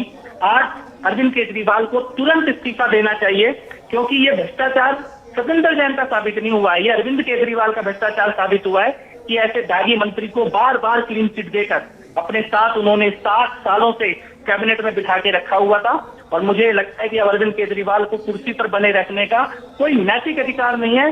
जहां आज सत्येंद्र जैन जेल में गया है, यहीं केजरीवाल भी जेल में जाएंगे एक दिन इन्हीं भ्रष्टाचार के आरोपों में. Okay, thank you for that, Kapil Mishra. Let's also go across to Aparajita Sarangi of the BJP joining us on the phone line. Aparajita Sarangi is a parliamentarian. Aparajita, a big arrest being made. Big arrest being made. I also have Piyush joining us on the broadcast, but Aparajita Sarangi, Satyendar Jain, a sitting health minister, has been arrested in Delhi over Hawala transactions. This is a very shocking piece of news, but we knew it was coming. Satyendar Jain, the sitting health minister of Delhi government, has been arrested by the Enforcement Directorate. And I think nothing can be worse in the cabinet of Arvind Kejriwal. In fact, Arvind Kejriwal should take moral responsibility and resign himself. See, this is a case of Hawala transaction. This is a case of money laundering. And whatever has surfaced, it's very clear that Satyendar Jain and his wife were involved in this particular incident. So I think when these things have been going on for quite some time, we are told that since 2017, ED was on the job. And when this has happened, I think the head of the government, Arvind Kejriwal, who has been giving a clean chit to Satyendar Jain and has been kind of, saving him at every point of time, should actually own moral responsibility and resign. This is very shameful. A sitting health minister arrested by the ED. Very, very shameful. And we condemn this. Well, absolutely. Let's see whether there's any action taken. But Shravan is picking up more details. Shravan, what more do you have, Shravan? Do we have details of these companies, the properties? I'm just getting in more details of that. Piyush is also joining me live. Piyush, hearing that the Aam Aadmi Party has called for an urgent news conference. That's the breaking news update coming in. Aam Aadmi Party has called for an urgent news conference. I also have Anuj joining us live from one of the ED offices. I'm going across to Anuj and Piyush first. I'll go to Piyush to get an update. Piyush, urgent news conference being called by the Aam Aadmi Party. Well, once again, Niranjan, once again, Aam Aadmi Party is crying foul. They are saying that it's nothing but a political There is a tweet. part of a BJP-run central government. They are saying that this is a petty politics. And at 8 There is a PM, tweet, Piyush, there is a tweet. 1 minute, there is a tweet that has been put out. There's a tweet that has been put out of Manish Sisodia. Let's just put that tweet out. The first response coming in from the government in Delhi, Manish Sisodia has just tweeted. Manish Sisodia, Kejriwal's deputy, saying that a fake case is being run. I repeat, Manish Sisodia says a fake case is being run against Satyendar Jain for 8 years. Till now, ED has been called. ED has been called many times. In between, ED stopped calling for many years as they did not get anything. Now started again because Satyendar Jain is the election in charge of Himachal Pradesh. So they're they're linking it to Himachal Pradesh, saying that BJP is losing badly in Himachal. That is why Satyendar Jain has been arrested today so that he can't go to Himachal. They will be released in a few days as the case is completely fake. Kumar Vishwas, former Aam Aadmi Party leader, also responding, saying that ये case जब पहली बार आया था तो मैंने बड़ी PSC में सत्येंद्र जैन से जवाब मांगा था. So Kumar Vishwas saying that he had asked for a response of Satyendar Jain when the case first came up, saying that बोने ने उसे रोने धोने के लिए बिठाया, saying that his questions back then on the corruption were completely snubbed, ignored, and back-to-back responses coming in. Sisodia saying that he's been summoned, that is, Satyendar Jain has been summoned several times, but they found no proof against him, confident that he will be set free soon. Shravan is joining me with more details. Piyush, you were saying, yeah, I'll go across to Piyush first. Piyush joining us with the details. Piyush.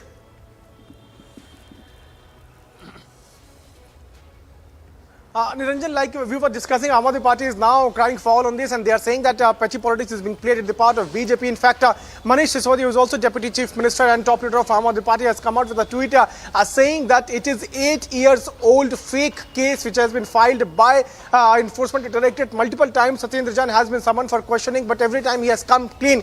And this is happening because BJP is hoping to lose Himachal Pradesh, and that is why to put the onus on Aam Aadmi Party government and come out with fabricated cases against the Aam Aadmi Party leaders. BJP is trying to defame the Aam Aadmi Party. What we are also learning is that two top leaders of Aam Aadmi Party are going to do a press conference. Atishi is also going to address media at 8 PM. Sanjay Singh, top leader and Rajya Sabha MP from Aam Aadmi Party, is going to address the media, where they are going to target the BJP. This is not the first time when Satyendar Jain is facing the ire of Enforcement Directorate. You would remember that earlier raids were also conducted by the Central Bureau of Investigation at the house of Satyendar Jain in national capital. After that, he was also out on bail in these properties. Earlier, Enforcement Directorate had registered a money laundering case against him and had also attached the assets worth rupees 4.81 crore.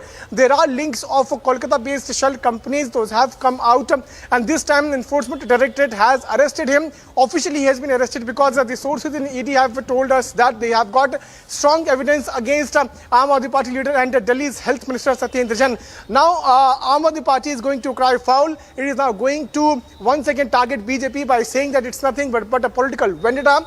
BJP is doing this because they are hoping to lose the elections they are hoping to lose upcoming elections and to target and tarnish the image of Aam Aadmi Party. BJP is doing so. At 8 p.m. Sanjay Singh will be doing press conference.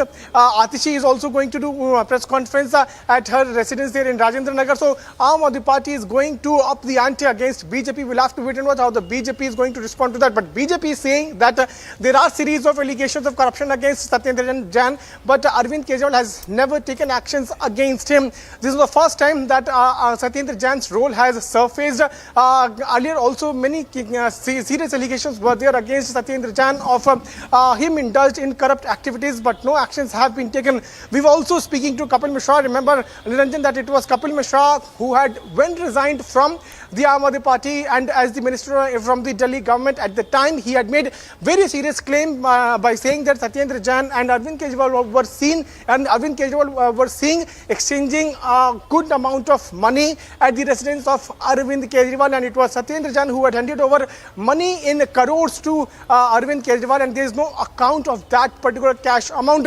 So series of allegations not for the first time leveled against Satyendar Jain, but this time he has now been arrested, and this case pertains to 2017 to 2018, when Enforcement Directorate at the time had registered a money laundering case against Satyendar Jain, and now finally he has been arrested. Most likely he would be taken there to Enforcement Directorate office there at India Gate Circle, and tomorrow he is likely to be produced before the court, where ED would seek his 14 days custody, because normally Enforcement Directorate seeks a custody of 14 days, and after that it would do further investigation in this very case. We'll have to wait and watch how the political war is now going to escalate. But yes, it is indeed going to escalate. Aam Aadmi Party claiming these are false cases. BJP is saying that Satyendar Jain is involved in corrupt practices since the time the Aam Aadmi Party government has come into the power in Delhi. We'll have to wait and watch how the political parties are going to react on this. But yes, it is going to indeed create a war of words between the political parties. Congress and BJP are now targeting Aam Aadmi Party over Satyendar Jain's alleged role, which has now surfaced, and after the arrest which has been made by Enforcement Directorate. Yes, getting in more details of the case itself, Republic TV getting you the full details. In fact, let's get you the full details.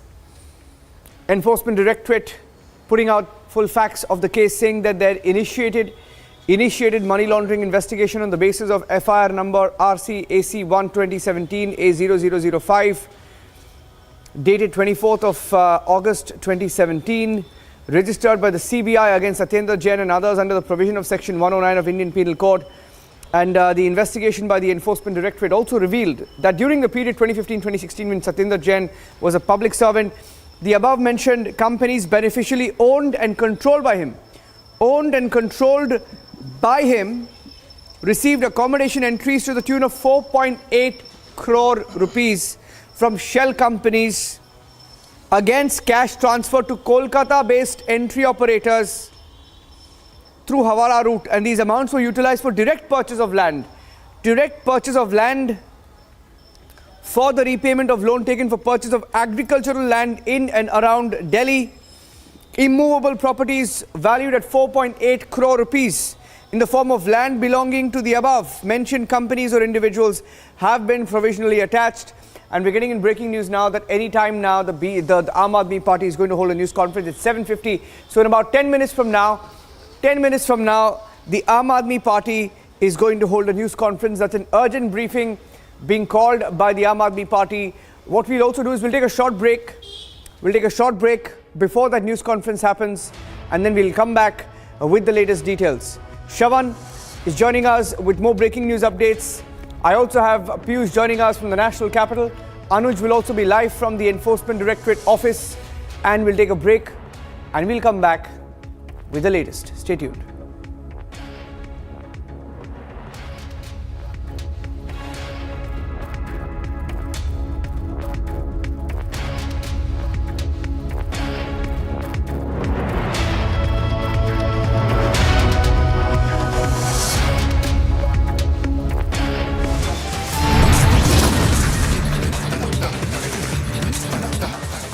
Stand by for the news conference of the Aam Aadmi Party minutes after the arrest of Satyendar Jain, the Delhi Health Minister.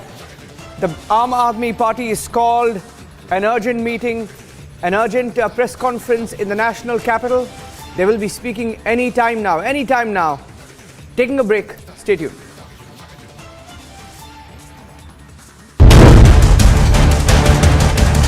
Popular singer and Congress leader Sidhu Moosewala shot to death by 5 to 6 gangsters over a gang rivalry. Sidhu Moosewala's car was intercepted. 30 to 40 rounds have been fired from the 3 different weapons. First, they have punctured the tire of Sidhu Moosewala's car, and later on, they have opened the fire.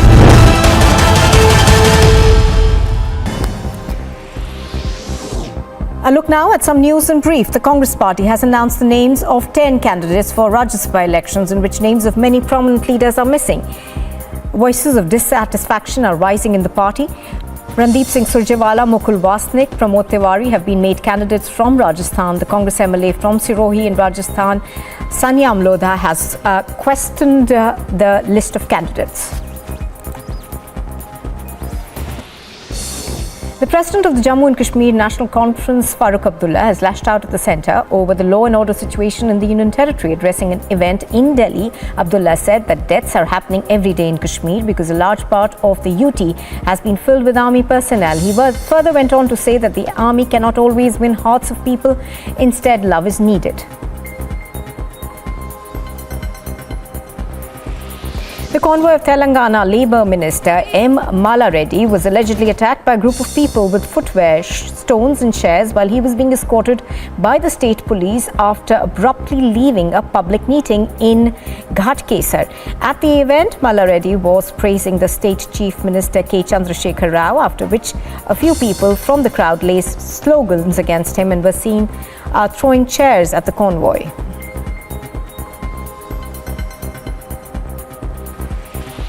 Goa's Chief Minister Pramod Sawant has extended his greetings and best wishes to Goans across the globe on the occasion of the 35th Goa Statehood Day.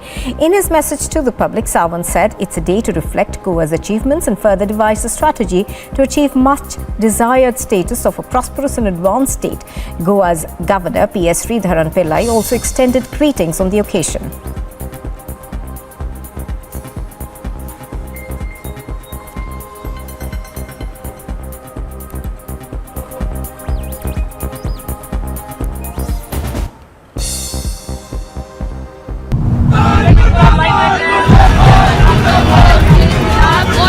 The Congress workers are outside the Aam Aadmi Party office here in Jammu, and they are saying that we will be holding a protest. We will be sending across a message to the Aam Aadmi Party that these comedians won't be able to run the government.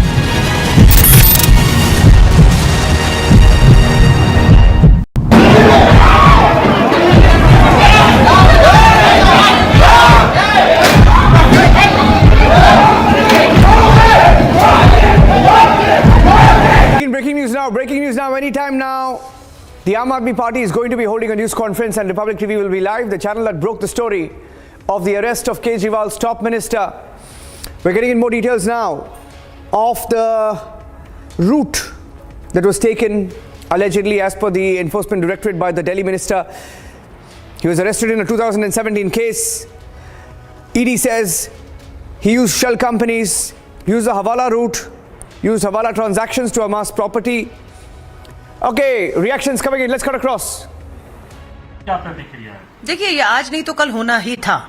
सबसे बड़ी बात ये वो party के मंत्री हैं और उनके नेता जो बार बार ये बताते रहते हैं कि हम भ्रष्टाचार से निकली हुई एक पार्टी हैं, भ्रष्टाचार से कोई समझौता नहीं करते हैं। अभी पंजाब में ही स्वास्थ्य मंत्री पंजाब कांग्रेस में सिंगला को एंटी करप्शन ब्रांच द्वारा रेड करके पकड़ा गया, उन्हें जेल भेजा गया और उन्हें मंत्री पद से बर्खास्त कर दिया। 2015 में दिल्ली में आसिम अहमद को किसी बिल्डर से बात करके कुछ पैसा लेने की बात हुई, सीबीआई को जांच सौंपी अरविंद केजरीवाल ने और उन्हें पार्टी से मंत्री पद से बर्खास्त कर दिया। हाई मोरल ग्राउंड तो आपने तय किए, सर्फ एक्सेल लेकर जेब में घूमते हो, अपनी ही सरकार के अपनी मंत्रियों को आप जेल भेजते हो, हटाते हो और कहते हो कि हम भ्रष्टाचार से समझौता नहीं करते। आज सत्येंद्र जैन की गिरफ्तारी हुई है हवाला कांड में और एक दिन में नहीं हुई, बहुत समय से ईडी इसकी पूरी जांच तक नीचे तक पहुंच के जब मुझे लगता है तथ्य और सबूत आ गए हैं तब गिरफ्तारी हुई है। ये छोटी बात नहीं है। तो सबसे पहले हम मांग करते हैं हाई मोरल ग्राउंड जो अरविंद केजरीवाल जी आपने स्थापित किए हैं, बिना देरी किए सत्येंद्र जैन जी को मंत्री पद से बर्खास्त करिए। जो पंजाब में किया है वो दिल्ली में दोहराइए, वरना आपकी कथनी पंजाब में कुछ और करनी दिल्ली में कुछ और दिख रही है। दूसरी बात हम ये भी कह रहे हैं कि अरविंद केजरीवाल सत्येंद्र जैन आपने अभी बचाव में कह रहे हैं कि वो हिमाचल के प्रभारी बना दिए गए। आपकी नूरा कुश्ती भाजपा और आपकी चल रही है। हम तो ये भी मान के बैठे हैं कि इन सब गिरफ्तारी से बचने के लिए आपने भाजपा को मदद के लिए, कांग्रेस का नुकसान करने के लिए उन्हें हिमाचल भेजा था, लेकिन कहीं आपकी सेटिंग बिगड़ गई है ऐसा लगता है। तो हम ये उम्मीद करते हैं। Amity has been ranked India's #1 private university in the recently released Education World 2022 rankings, a testimony to Amity's globally benchmarked standards in education.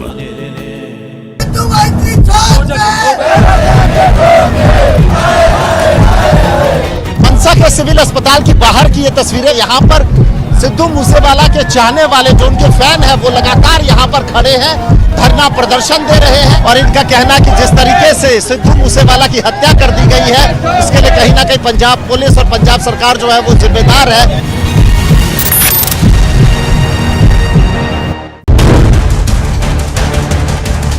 Popular singer and Congress leader Sidhu Moosewala shot to death by 5 to 6 gangsters over a gang rivalry. Sidhu Moosewala's car were intercepted. 30 to 40 rounds have been fired from the 3 different weapons. First, they have punctured the tire of Sidhu Moosewala's car and later on, they have opened the fire.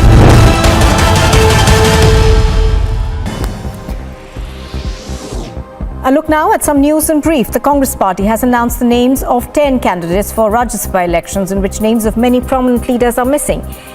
Voices of dissatisfaction are rising in the party. Randeep Singh Surjewala, Mukul Wasnik, Pramod Tiwari have been made candidates from Rajasthan. The Congress MLA from Sirohi in Rajasthan, Sanya Amlodha, has questioned the list of candidates.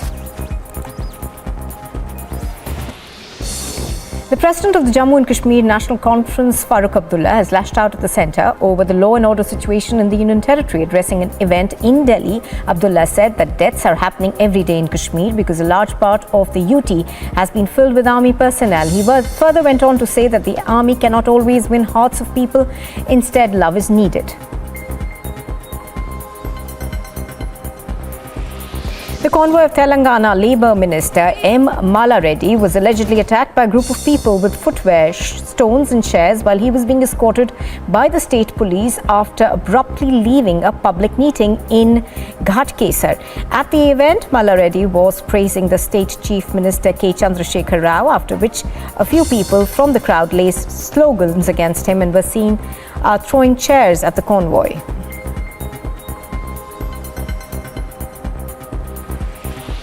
Goa's Chief Minister Pramod Sawant has extended his greetings and best wishes to Goans across the globe on the occasion of the 35th Goa Statehood Day.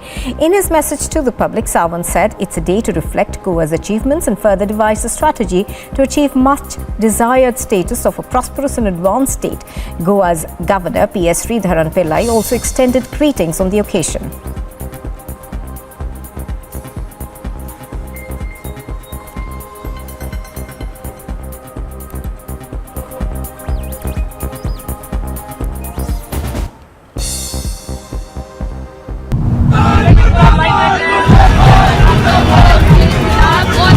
The Congress worker. Thanks for staying with us here on Republic TV. Anytime now, the Aam Aadmi Party will be addressing a news conference on the big story broken by Republic. Sucharita is joining us live on the burning question on Satyendar Jain. Sucharita, over to you.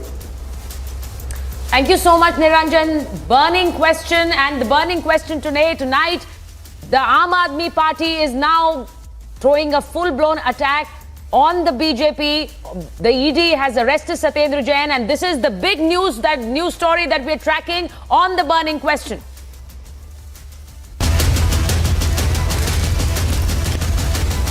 Burning Question, presented by Nissan Magnite, powered by Amity University.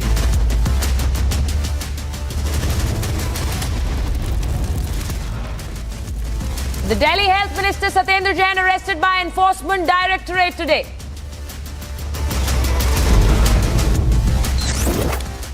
The ED alleged that Satyendar Jain was involved in Hawala transactions with Kolkata-based company in 2016-17.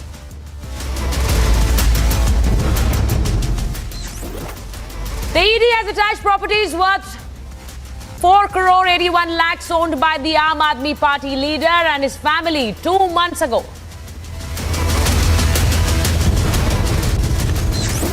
AAP alleges political vendetta, says the Himachal election in charge is being targeted ahead of the elections.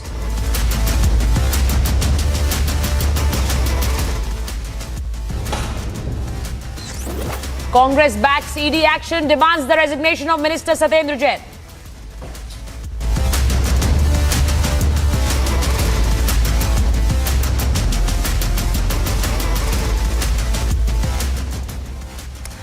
The Delhi Health Minister Satyendar Jain has been arrested by the Enforcement Directorate in a money laundering case. Assets worth 4.81 crores linked to the Aam Aadmi Party minister's family were attached by the ED in a disproportionate assets case in 2 months ago this year. Arvind Kejriwal's key minister Satyendar Jain has been arrested by the Enforcement Directorate in an alleged money laundering case.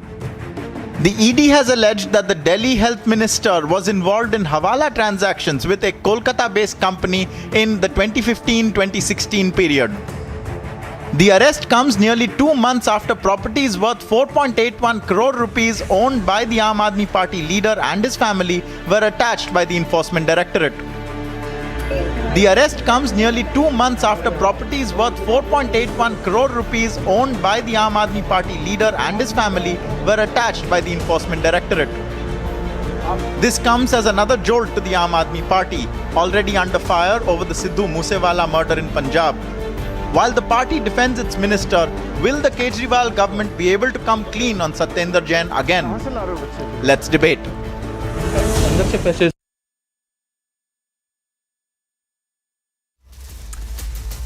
And let me introduce my guests on the burning question tonight. I am joined with the chief editor of Goa Chronicle, Savio Rodriguez. Prakash M. Swamy, senior journalist, joins us on the burning question. Karan Verma, author and political analyst, is with us. Abbas Haider, national spokesperson of the Samajwadi Party, joins us. Political analyst Professor Monojit Mandal is joining us on burning question. Advocate and political analyst Kapil Madan joins us on the show, and so does Dr. Suman C. Raman. Thank you so much for joining us on the burning question. And let me begin with you, Savio. Aam Aadmi Party very clearly saying this is political vendetta. They're trying to target Satyendar Jain because the Himachal elections are due.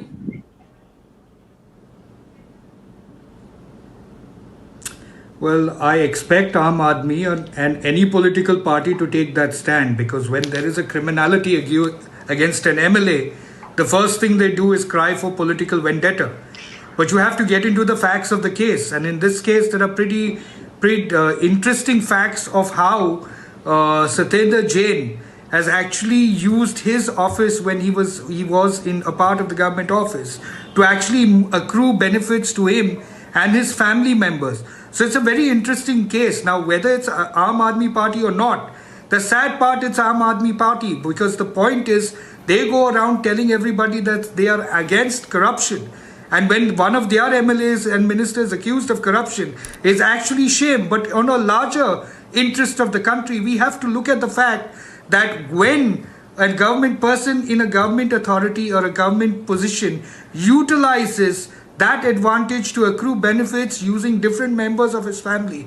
That's a grave crime as far as corruption is concerned and misuse of office. So I don't think it's political vendetta. I think it's more important for us to look at the pattern in which MLAs and ministers like Satyendar Jain actually misuse the office, and that's the crime. In fact, I remember very clearly when Satyendar Jain had come into Goa, he spoke about free electricity, anti-corruption. This is not anti-corruption. This is the height of corruption, where you misuse your office to actually accrue benefits to your family. And that's not fair to the people of Delhi, and therefore it needs to be investigated and it needs to be taken to the logical conclusion. Right. Okay, if I go across to Professor Manojit Mandal first, and I'll go across to Abbas Haider next. Professor Mandal, as Savio is putting it, it is the misuse of the highest order when you're misusing the office of a public servant, and the Aam Aadmi Party should not be delaying this, and they should be sacking the minister.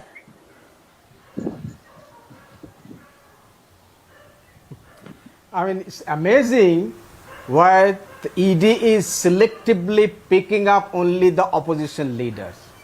I'm naming. What about Mr. Yediyurappa in Karnataka? What about Mr. Shubhendu Adhikari in Bengal? There are cases pending against these two accused of corruption cases, money laundering by ED, by CBI. Nothing happens to them. What is the mystery? I don't understand. The mystery, the fact remains that whether it is ED, whether it's CBI, income tax, it's not just the wing of the government of India, it has become the long arm of the BJP. It's amazing in this country that only, quote unquote, first of all, Mr. Satyendar Jain is still not proven guilty, right? So let us not have the verdict on him.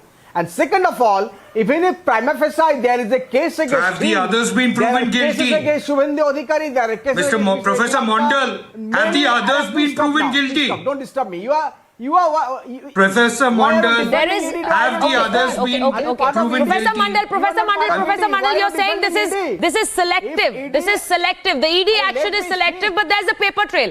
There is a paper trail, and that's why I'd like to go across to Harish Khurana, who's joining us from the BJP. Face of fate. The Enforcement Directorate has put it on paper, Harish Khurana, but Professor Mandal says it is a selective activity. It is selectively being done to the non-BJP ministers and people who are adversaries. See, we should understand what the paper trail says. On 22nd of January, you remember Arvind Kejriwal himself said that this Satyendar Jain will be arrested by the ED because he knows it. The proofs which have been collected by ED is sufficient enough to get Satyendar Jain arrested. Jivesh Shah, who is a Hawala operator from Kolkata, has given in writing that he has given cash and Hawala operating to the shell companies of Satyendar Jain. It's on record. And since last 2.5 years, 3 years, this investigation was going on. So this arrest has not been happened overnight. This has been gone through a thorough investigation, and arrest has been made by when ED has thought now the time has come to arrest Satyendar Jain. They have arrested it. But Arvind Kejriwal also should answer this when he's going to sack this Satyendar Jain. Because few days before, he was the only one, he said, कि मेरे आंख में आंसू आ गए हैं. I have a zero tolerance policy in Punjab against corruption. But what about Delhi corruption? What about Satyendar Jain? One end, Vijay Singla, who is a health minister in Punjab, you took only 5 minutes to sack him. But what happened now? I mean, ED has arrested it. Okay, so now this seems like a false cry. That is exactly what Harish Khurana is saying. I'll go across to Kapil Madan. I'll go across to Abbas Haider. Let me go across to Abbas Haider. Professor Mandal, I'll come back to you. But let me go across to Abbas Haider. It's very clear. BJP is saying that this is a false narrative. You want to go and say that you're acting against corruption, but first act against people who are there in your own party and who there are charges against Satyendar Jain. He's been arrested, but you haven't acted. See, last month BJP Maharashtra President Chandrakant Patil threatened people in Kolhapur that he is going to set up a ED janch against those voters in Kolhapur. So I want to ask that, was he a minister? Was he the director of ED, or who was he? So Bharatiya Janata Party has been repeatedly doing these things against the opposition. They work for their political vendetta. Now the question is, listen to me. Will they set up a janch against, will they set up an inquiry against Hemant Biswa Sharma, for whom Bharatiya Janata Party released a booklet saying him the key suspect of water scam which happened in Assam during the Congress government? Is Bharatiya Janata Party going to sack him? Is Bharatiya Janata Party going to set up a ED inquiry or a CBI inquiry against him? When even US Department of Justice has charge sheeted that a minister has taken money from a company of USA. So even then Bharatiya Janata Party will pay no heed to such things. So this is a selective, what Mr. Mandal rightly said, this is a selective approach of Bharatiya Janata Party to target opposition parties. Now, if you will never ask Shivraj Singh Chauhan, you will never set up an inquiry against Yedurappa or Ramesh Pokhriyal Nishank or any Bharatiya Janata Party leader. So this cannot go one way. You cannot be selective. If this is done but Abbas, is this a wrong question to ask? Is this a wrong question to ask? Wouldn't you have done the same? Wouldn't you have asked the same question? The minister in question has been arrested by the Enforcement Directorate. We're not just talking about allegations. The ED makes an arrest. Do you think ED will only make an arrest based on the fact that one belongs to the other side of the political spectrum? Is that what you're trying to say, Abbas? Well, why CBI did not furnish evidences against BS Yedurappa? That is the question. These agencies need their investigative agencies. They need to furnish evidences against the accused. So if they are not furnishing evidence against the accused of a ruling party, and they are furnishing evidences against accused of different opposition party, Abbas, you're absolutely right. Now if you're saying it's selective, you have the right to call it selective, Abbas Haidar. But what I'm trying to say is, if there has been an arrest by the Enforcement Directorate, and I'm sure there is going to be more coming on that, because there's just been a press release by the Enforcement Directorate, there's going to be more. But what I'm trying to ask, if I could go across to Dr. Sumant C. Raman. Dr. Raman, is this the wrong question to ask? Because he has been arrested. There have been charges. There's a paper trail. There have been hawala transactions, and all this to prove Satyendar Jain's case, and that is precisely why he's been arrested. Okay, about a year and a half ago, the total number of cases which had been filed in the last 5 to 6 years against the Aam Aadmi Party leaders, including 21 of their MLAs, was around 140 cases. Out of 140 cases, there was one conviction and 72 acquittals. How many acquittals? 72 acquittals, one conviction, and that was a person who was convicted of damaging public property and attacking the police or something. But this case is other different. conviction has happened. 38 or 39 are still pending in the court. So this is very likely to be more on the same lines of Sucharita, I would like to rebut him here. Look, the point is, if 140 cases and 73 of them are decided with 72 acquittals, I think that tells you what is the truth behind these cases which are being filed. More eloquently than any panel member, including me, can actually tell you. The data speaks for itself. Mr. Satyendar Jain was being very active in the Himachal Pradesh, state for the forthcoming assembly elections. Probably it was felt that he should not be allowed to be there and galvanize the Aam Aadmi Party. So perhaps this action, in fact, Mr. Kejriwal said it would be taken before the Punjab elections. So, in fact, he predicted it in January, saying that it will happen before the Punjab elections. So now, well, it has happened before the Himachal elections. So you're trying to say that Satyendar Jain would have made this. Satyendar Jain was the key figure for Aam Aadmi Party in Himachal Pradesh, and to stop him from bringing about a change in Himachal, he has been arrested. Is what you're trying to say? The Aam Aadmi Party is saying that. Aam Aadmi Party is saying that. Okay, Karan. And one more point. Can you kindly now that allegation doesn't come from Dr. Raman. That allegation comes directly from the Deputy Chief Minister. Manish Sisodia very clearly saying that the last 8 years, the ED has been calling him. They've been calling him for many years, but they couldn't find anything against him. Sucharita, Karan. I am amazed. I am amazed how Mr. Suman is trivializing such a heinous crime. And let me tell you, I agree. I'm coming to you, Mr. Swami, after this. 140 cases, 140 I agree. cases, 72 Sir, let me acquittals, speak one now. conviction, I wasn't interrupting when you were speaking. Sir, let me speak now, please. I was not interrupting when you were speaking. Let me draw your attention to the merits of this case, Sucharita, which everyone from the AAP side is trivializing right now as just any other case. The ED has already started attaching assets worth 4.81 CR. This is a case which was set in motion by an FIR filed by the CBI in 2017. Now, there is also an admission by the Hawala operators of Kolkata.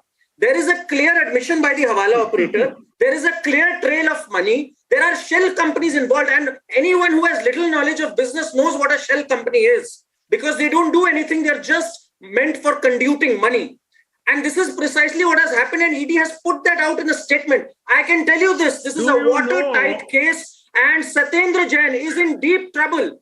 And I will tell you this, Arvind Kejriwal won't defend him beyond a point, because he knew the doors were closing on him from a long time. Satyendar Jain has been AAP's golden goose for quite some time. He's someone who was given all portfolios, because as the grapevine here in Delhi was, that whenever AAP needed to make a killing, Satyendar Jain was made the mascot of that department. And that is now all coming a full circle.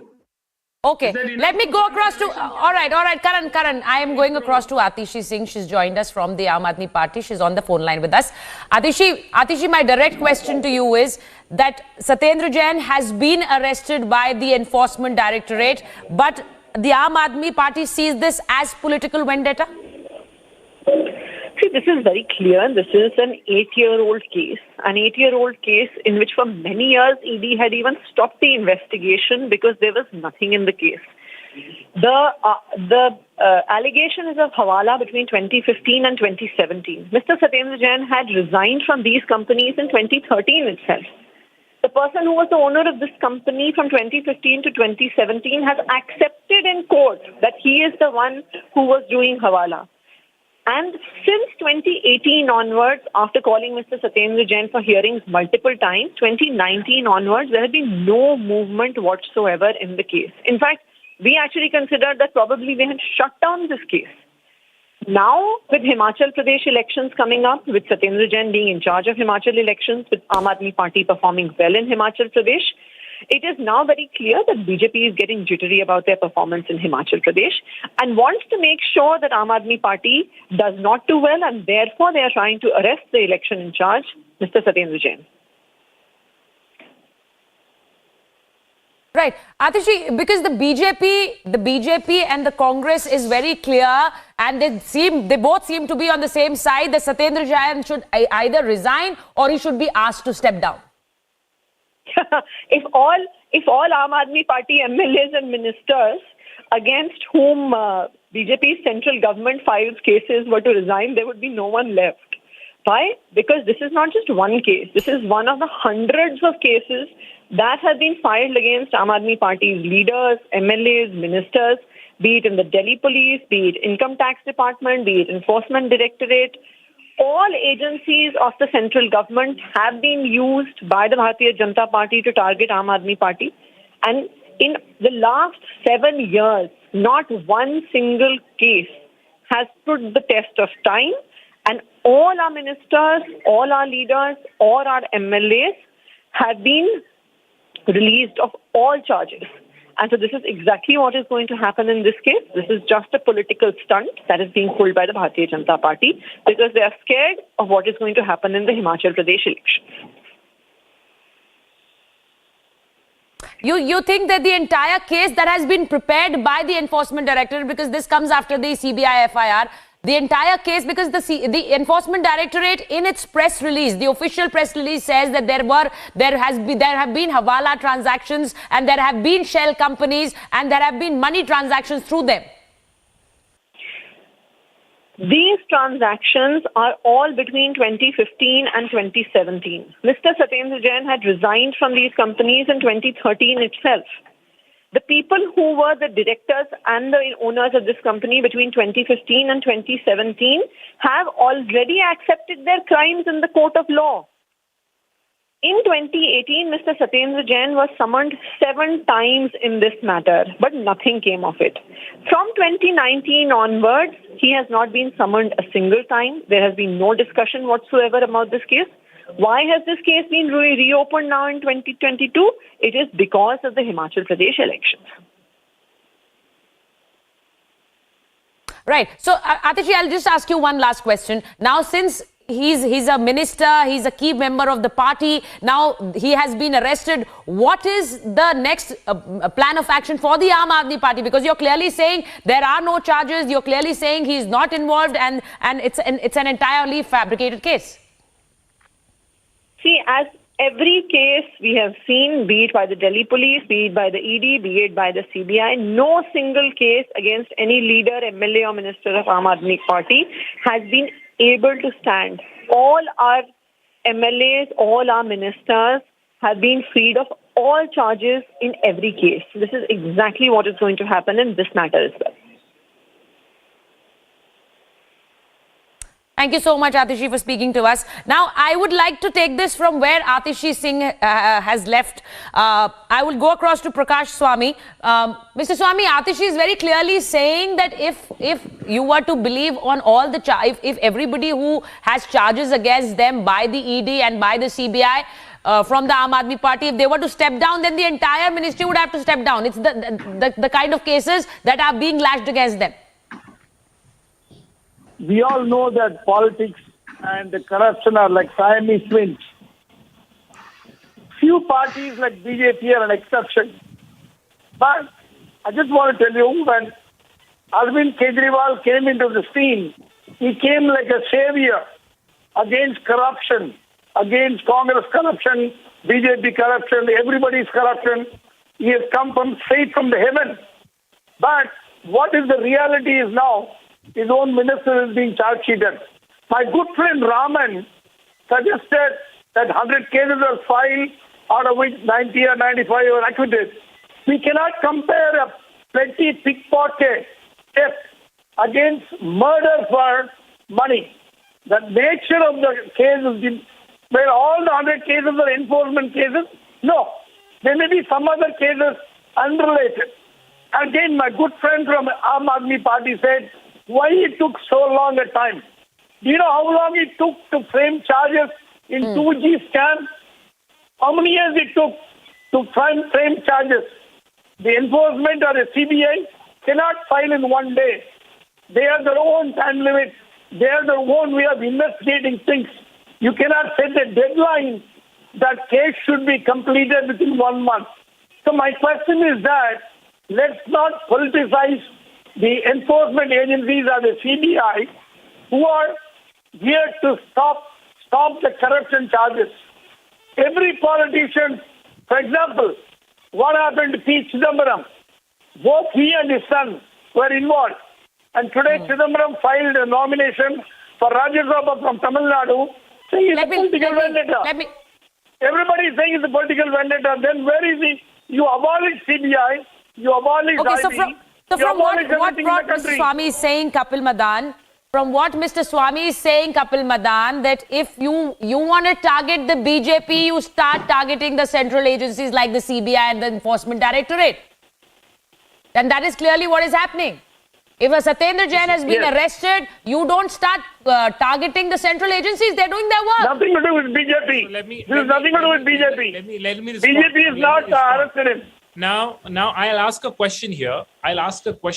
Recently, there were reports where the BJP minister in Karnataka was seeking 40% commission, and one of the contractor committed suicide, and he blamed his suicide on that minister.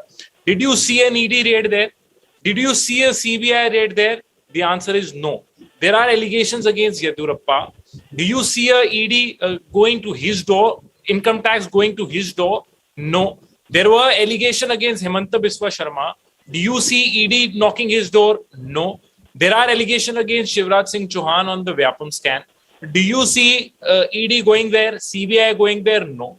I mean, it is absolutely, while, investigating any offense is the prerogative of the government and the agencies, and they should investigate. But the point is, it is very, very clear that the investigating agencies are targeting only one side, and that is the opposite side of the BJP. And having said that, I'll ask questions to the Aam Aadmi Party also. Now, if you see, not a week ago, I think it happened last week only, where their health minister was seeking 1% commission. They did a public announcement and a press release, and they made that person resign. Now, why you have a different yardstick for a different minister? I mean, here is a case where Arvind Kejriwal, few months ago, mentioned that the ED may arrest Satyendar Jain. If you think and you had an apprehension that you will be falsely implicated, then perhaps you should have gone to the court and sought anticipatory bail. So you have not done that either. So I would raise questions both against the BJP. It is also correct that the BJP is using these agencies as an instrument of vendetta. And having said that, I would also ask question to the Aam Aadmi Party. If you think that your minister is clean, he had nothing, it is he was falsely implicated, and he should have approached the court and sought anticipatory bail or quashing of this case. I'll ask questions to both the sides. That's precisely that's the question I asked Atishi. What is the party planning to do? If they are very, very openly saying it is political, it is selective, then what is the Aam Aadmi Party going to do against this? Because they need to speak up and they need to take this up very aggressively. I'm going to quickly slip into a short break, and because we're also expecting a press conference from Sanjay Singh, senior AAP leader, is going to be doing a press conference very shortly. We'll just quickly slip into a short break and we'll be back.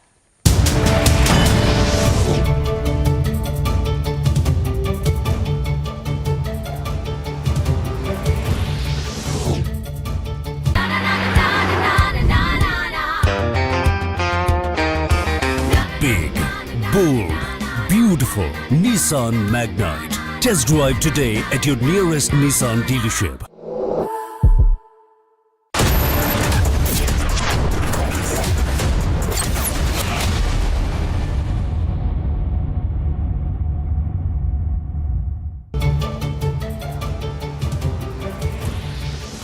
So the question with which I left Savio, I need to come back to this. I need to come back to what Atishi said a few minutes back. I asked her what is the party intending to do now that the allegations are false, the narrative is false, it's a selective propaganda. What is the party planning to do? Because they need to take this up aggressively. And it's been happening. She's saying it's been happening for the last 8 years.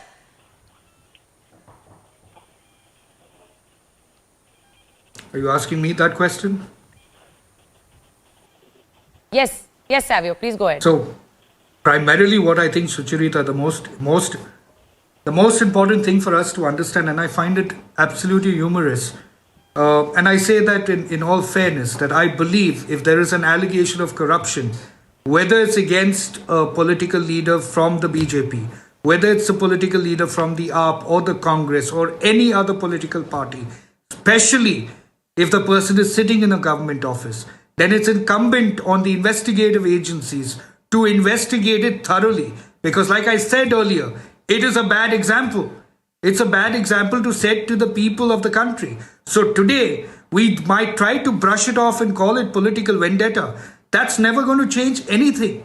It is, let's assume for a moment, Congress is in power. Congress will also unleash the same thing. AAP is also doing that against many people on social media because they've got the police power in Punjab. So you can continue to make these allegations. It does not do anything for corruption. So when Aam Aadmi Party came out with the plank of anti-corruption, then what has happened to the anti-corruption plank? You might have cases that were minor, but the cases that were strong stood the test of time. That's why you had one conviction, as Mr. Suman had said. So the point is, here is an issue of corruption. Whether it is a political party or not, the job of the ED, the job of the CBI is to investigate it. Are the panelists around saying 8 साल पुराने एक फर्जी case में गिरफ्तार किया है, जिस मामले में 1 नहीं, 2 नहीं, 7 बार वो ईडी के सामने पेश हो चुके थे, 7 बार। कभी ईडी को उनकी गिरफ्तारी की जरूरत महसूस नहीं हुई, कभी उनकी गिरफ्तारी नहीं की गई। और इसी मामले से जोड़कर सीबीआई ने एक मामला दर्ज किया था, जिसमें सीबीआई ने कहा कि उनके पास कोई साक्ष्य नहीं। सत्येंद्र जैन को क्लीन चिट दिया, लेकिन जैसे ही सत्येंद्र जैन हिमाचल प्रदेश के इंचार्ज बनाए जाते हैं, वैसे ही भारतीय जनता पार्टी के पेट में दर्द शुरू हो जाता है। भारतीय जनता पार्टी हिमाचल प्रदेश में चुनाव हार रही है और इसी के कारण से सत्येंद्र जैन की एक फर्जी बेबुनियाद मामले में गिरफ्तारी की गई है। यह उनका उत्पीड़न है और यह भारतीय जनता पार्टी के काले चेहरे को फिर से एक बार उजागर करता है। ऐसे मामले में जिसमें सीबीआई की क्लीन चिट मिल चुकी है और इसी के कारण से सत्येंद्र जैन की एक फर्जी बेबुनियाद मामले में गिरफ्तारी की गई है। यह उनका उत्पीड़न है और यह भारतीय जनता पार्टी के काले चेहरे को फिर से एक बार उजागर करता है। ऐसे मामले में जिसमें सीबीआई की क्लीन चिट मिल चुकी है, आय से अधिक संपत्ति का मामला, और आप लोगों ने देखा होगा कि उस समय भी कितनी बड़ी बड़ी बातें भाजपाई चिल्ला चिल्ला के कर रहे थे। तो जांच एजेंसियों के दुरुपयोग का एक बार फिर से मामला सामने आया है। जल्द ही सत्येंद्र जैन छूटकर बाहर आएंगे, क्योंकि यह एक बेबुनियाद, फर्जी, निराधार केस है। इसके साथ साथ मैं यह भी कहना चाहता हूं कि भारतीय जनता पार्टी ऐसे एक नहीं अनेक हथकंडे अपनाएगी, अपना ले। आम आदमी पार्टी हिमाचल प्रदेश का चुनाव मजबूती से लड़ेगी और बीजेपी हिमाचल में हार रही है, उसकी बौखलाहट है और उसी के कारण यह गिरफ्तारी की गई है। इसमें आपके कोई और प्रश्न हो तो मैं और विस्तार से आपको जानकारी दे सकता हूं। अरविंद केजरीवाल ने बीजेपी में प्रेस कॉन्फ्रेंस में कहा था कि ईडी सत्येंद्र जैन को गिरफ्तार कर सकती है, एजेंसियां कर सकती है, तो क्या इस मामले को लेकर आप लोगों को पहले से आशंका थी? देखिए, ये पहली बार नहीं हुआ है दिल्ली में। आपको याद होगा, दिल्ली के मुख्यमंत्री के दफ्तर पे सीबीआई का छापा, उप मुख्यमंत्री के घर पे सीबीआई का छापा, हमारे मंत्रियों पे ईडी सीबीआई का छापा, हमारे 34 एमएलए को उठा के गिरफ्तार करके जेल में डाला।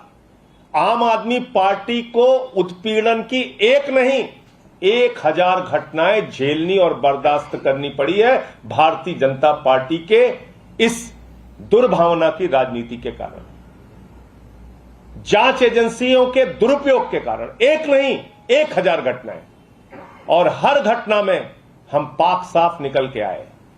हमारे तमाम विधायकों को कोर्ट ने बरी किया। हमारे तमाम मामलों में जांच एजेंसियों ने कहा कि नहीं, इनके खिलाफ तो कोई साक्ष्य ही नहीं। तुमको 8 साल से गिरफ्तारी की याद नहीं आई? ऐसी बड़ी एजेंसी ईडी चिल्लाते रहते हो। ऐसी जांच एजेंसी को तो बंद कर देना चाहिए जो 8 साल में एक मामले का निपटारा ना कर सके। 7 बार गिरफ्तारी, 7 बार पेशी हुई सत्येंद्र जैन की, तब गिरफ्तारी की जरूरत महसूस नहीं हुई। आज जब हिमाचल प्रदेश के इंचार्ज बना दिए गए सत्येंद्र जैन, जब बीजेपी हार रही है वहां पे, तो अब गिरफ्तारी कर रहे हो, ड्रामा नौटंकी कर रहे हो सिर्फ आम आदमी पार्टी को बदनाम करने के लिए। तो ये पहली बार हमारे साथ नहीं हुआ है, यह हमने बहुत बर्दाश्त किया है। पूरी की पूरी दिल्ली सरकार को पहले दिन से इसी तरह की अरेस्ट, इसी तरह की जांच एजेंसियां लगा के, इसी तरह की उत्पीड़न की कार्रवाई हमारे विधायकों के खिलाफ करके यही किया गया। एक दिन में 9 एफआईआर बाबा जी ने मेरे खिलाफ किया। उत्तर प्रदेश में 9 एफआईआर एक दिन में। राष्ट्रद्रोह का मुकदमा लगाया, 23 एफआईआर लिखी अब तक मेरे खिलाफ।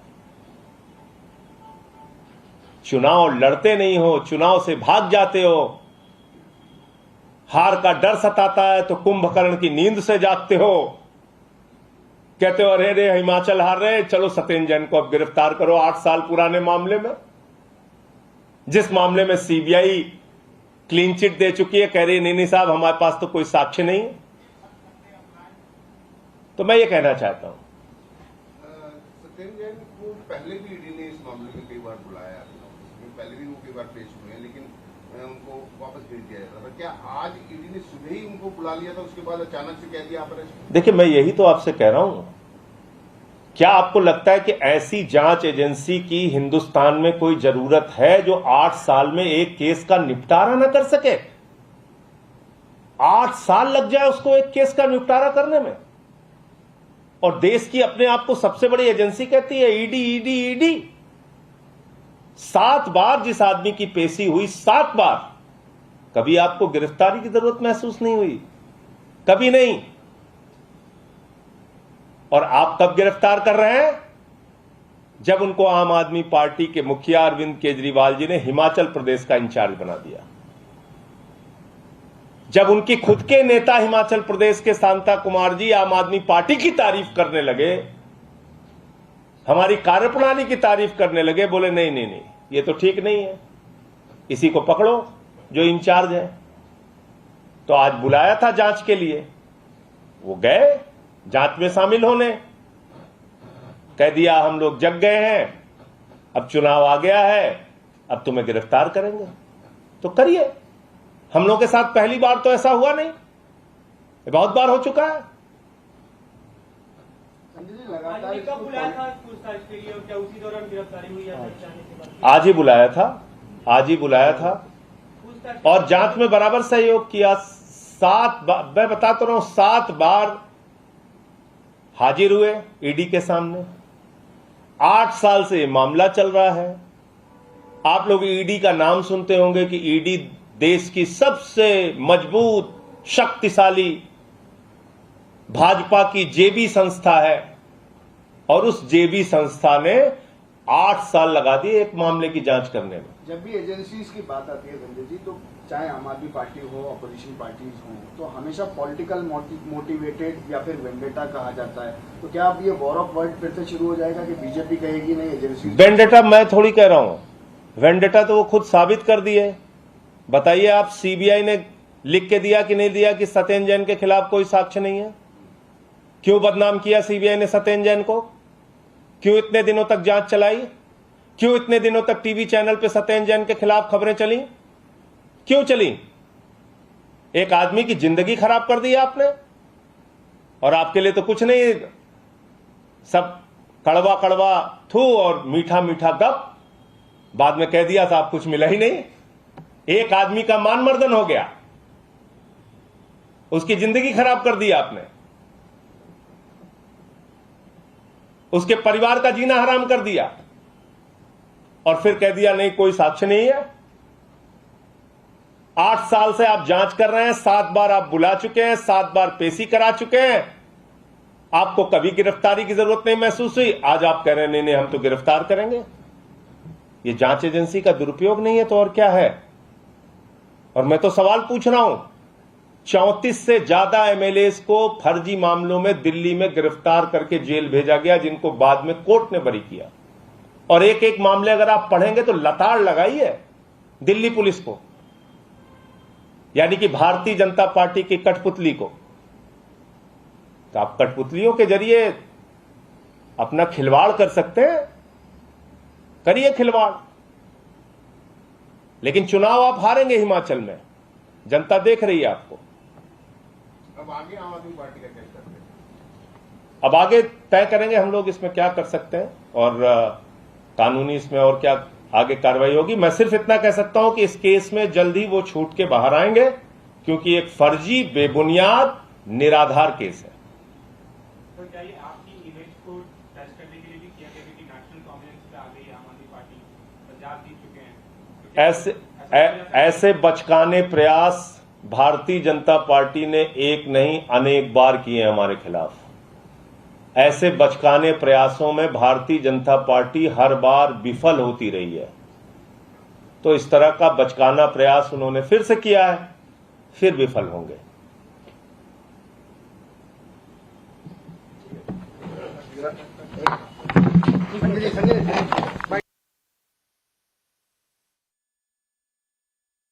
So it's all being done for Himachal Pradesh is what Sanjay Singh had to say. Senior AAP leader, member of parliament, said very clearly that it's for the पर है और हिमाचल के इंचार्ज बनाए गए हैं सत्येंद्र जैन जी, उनको बदनाम करने के लिए, उनका उत्पीड़न करने के लिए, आम आदमी पार्टी को बदनाम करने के लिए भारतीय जनता पार्टी ने अपने कठपुतली के जरिए ये कार्रवाई करवाई है। आपको मालूम होगा कि आय से अधिक संपत्ति के मामले में अभी सीबीआई ने उनको क्लीन चिट दी, इसी तरह के एक मामले में उनको क्लीन चिट दी गई। आप बताइए, ईडी दुनिया की, देश की इतनी बड़ी एजेंसी, उसको एक मामले का निपटारा करने में 8 साल लग गया। ये क्यों कर रहे हैं? मजाक खेल रहे हो? ये दुरुपयोग क्यों कर रहे हैं? दुरुपयोग बताया तो हिमाचल का चुनाव हार रहे हैं इसलिए कर रहे हैं। लेकिन इन्फोर्समेंट डायरेक्टरेट ने सर इसमें एफआईआर रजिस्टर करी थी और इसमें बेनामी प्रॉपर्टी की भी बात करी थी, तो क्या? अच्छा, आप बताइए, एक एफआईआर पे कितने दिन में कार्रवाई होनी चाहिए? एक एफआईआर के ऊपर कितने दिन में कार्रवाई होनी चाहिए, आप मुझे बताइए। 8 साल लगना चाहिए एक एफआईआर में कार्रवाई होने पे, और उसके लिए चुनाव का मौका देखा जाएगा। और 8 साल के बाद आप कुंभकर्ण की नींद जागेंगे कि ओहो हो साहब, अभी मैं कुंभकर्ण की नींद से जगा हूं, अब गिरफ्तार करना है क्योंकि हिमाचल का चुनाव है। आप बच्चा समझ रहे हो क्या? इस देश के लोगों को सब समझते हैं लोग। लगातार वार और पलटवार शुरू हो जाते हैं जैसे एजेंसीज एक्टिव होती हैं। हमारे साथ पहली बार नहीं हुआ है ना। मुख्यमंत्री के दफ्तर पे सीबीआई का छापा, उप मुख्यमंत्री के घर पे सीबीआई का छापा, तमाम मंत्रियों पे ईडी सीबीआई का छापा, 34 विधायकों को उठा के जेल में डाला, सोमनाथ भारती के कुत्ते को पकड़ने के लिए 40 पुलिस वाले भेज दिए थे। ऐसे काम करते हैं भाजपाई। मेरे ऊपर 9 मुकदमा एक दिन में लिखा, 23 एफआईआर की है बाबा जी ने यूपी के अंदर, राष्ट्रद्रोह लगाया। बताइए क्या करूं? तो जांच एजेंसियां उनके पास है, दुरुपयोग करने की स्वतंत्रता है, उनको कर रहे हैं दुरुपयोग। आखिरी सवाल है बस, आगे क्या मूव रहेगा? आम आदमी पार्टी का क्या स्टैंड है इसमें? जो कानूनी लड़ाई हमको लड़नी है वो हम लड़ेंगे, और मैं आपको विश्वास के साथ ये कह सकता हूं कि क्योंकि ये निराधार केस है इसलिए उनको जल्दी ही वो छूट के बाहर आएंगे। बहुत बहुत धन्यवाद बातचीत करने के लिए। So that was Sanjay Singh talking to Republic TV exclusively with video journalist Ranveer. I am Manoj and this is Republic. Okay, so now let me quickly go across to my panelists because I have very little time left. Karan, as Sanjay Singh is saying, it's a false narrative only to defame. It's a completely false narrative, and which is being used by the BJP to defame. Just give me a minute. I'll read out from the CBI's charge sheet. And Atishi also on your channel just said that these companies, Satyendar Jain had exited by 2013, and they've admitted to their wrongdoing, which they did in 2015-16. Let me read out CBI's statement quickly. Jain, this is CBI saying, Jain was a director in all these companies. He resigned from the directorship of these 3 companies before the election in 2013. His family, however, continued to hold shares in all 4 companies. Satyendra and Vaibhav Jain sent money to Rajendra Bansal, who in turn provided accommodation entries in the form of share application money in 4 companies. It came to light that Satyendra Jain's shares in Delhi-based companies were transferred to his wife's name, Poonam Jain, on 10th February 2015. So, even by Atishi Marlena's statement, even by Sanjay Singh's statements, these companies have owned up their wrongdoing, and Satyendra's family continues to hold shares in this. This is a watertight case. And number 2, Satyendra Jain is not such a big mass leader for crying out loud that BJP needs to put him down and they will lose Himachal if Satyendra Jain shows up. He can't draw such big crowds or rallies. They've got to be kidding themselves if they are portraying Satyendra Jain as such a big, massive mass leader. So the facts are totally against them, and this is a very serious case. No point crying political vendetta when the merits of the case are against you. That's not going to get you anywhere. Right. So as Karan put it, and very clearly, Monojit Mandal, closing comment. Professor Mandal, closing comment. Is he that big a leader that BJP could lose Himachal? CBI has given him clean chit in the same case, as clearly pointed out by Mr. Sanjay Sharma. I just quoted CBI's charge sheet. Then why is the ED now harassing him? It's a completely harassing narrative. Please stop now. Completely harassing proceeding instituted by CBI just to gain Himachal, Himachal Pradesh. No, Professor Mandal. Would you agree with this that a Satyendra Jain in Himachal could cost BJP an election? How can the ED and that's precisely why he's been arrested? Would you buy this? Professor Mandal, would you buy this? I mean, there is completely incompetent in that case. Is completely incompetent ED that only they wake up during the elections. I mean, this is amazing. And that too selectively against the opposition leader. Nothing is happening to Mr. Sharma. Okay. So it's an ongoing case. It's been going on for some years, and now the Aam Aadmi Party very clearly saying that the Himachal Pradesh elections are at stake, and that is precisely why Satyendar Jain has been arrested, and the BJP clearly not buying that, and very clearly saying that it's a pending case, and there has been a paper trail, and there have been evidences, and that is why Satyendar Jain has been arrested. Thank you so much for joining us on The Burning Question.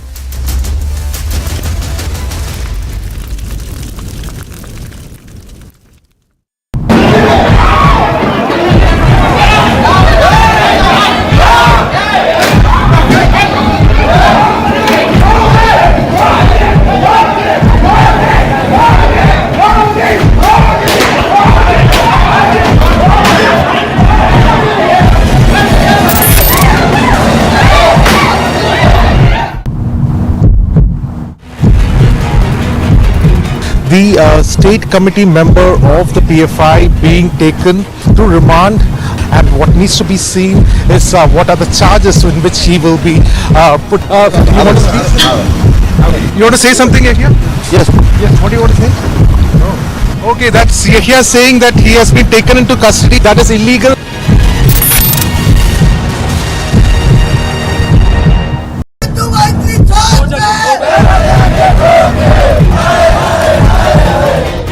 के civil अस्पताल की बाहर की ये तस्वीरें। यहाँ पर सिद्धू मूसेवाला के चाहने वाले जो उनके फैन हैं वो लगातार यहाँ पर खड़े हैं, धरना प्रदर्शन दे रहे हैं, और इनका कहना है कि जिस तरीके से सिद्धू मूसेवाला की हत्या कर दी गई है, इसके लिए कहीं ना कहीं पंजाब पुलिस और पंजाब सरकार जो है वो जिम्मेदार है।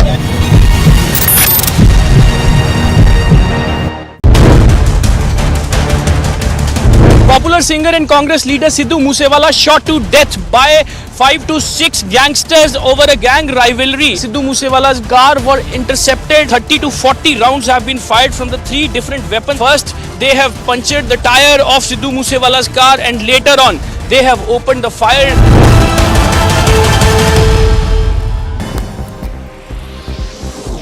A look now at some news in brief. The Congress party has announced the names of 10 candidates for Rajya Sabha elections, in which names of many prominent leaders are missing.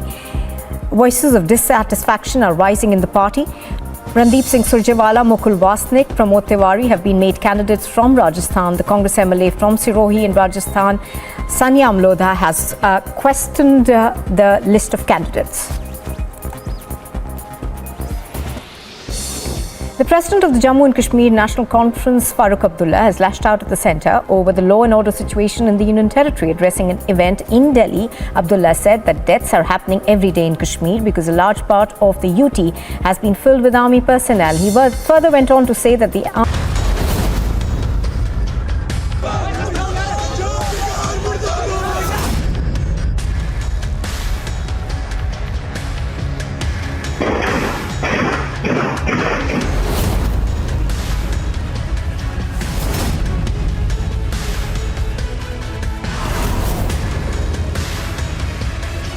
Congress party has also leveled this allegation that this is a very much failure and deliberate attempt of the Aam Aadmi Party to leak their documents so that at least the people who are actually trying to target Sidhu Moosewala have a smooth way.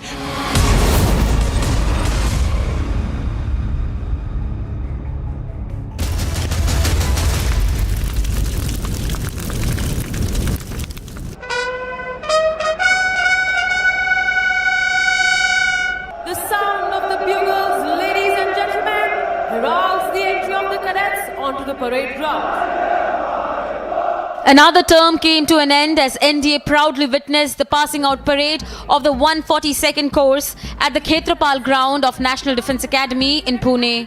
Subedar Major Swaran Singh Gwil, who has won various national... The parade marked the successful completion of the training the Academy has imparted into the cadets for 3 years. 61st Cavalry. He represented India twice in 10 pegging competitions, winning 3 gold and 2 silver medals. Chief of Air Staff Marshal Vivek Ram Chaudhary was reviewing officers of the parade. Ladies and gentlemen, please look ahead. Approaching the parade ground in lightning formation are 3 Sukhoi 30 MKI aircraft. The cadets are now forming up in preparation for the culmination of the parade. The reviewing officers addressed the cadets, congratulated them and emphasized on unquestioned integrity as they move ahead to serve the nation. The pug is marked at the quarterdeck, which symbolizes...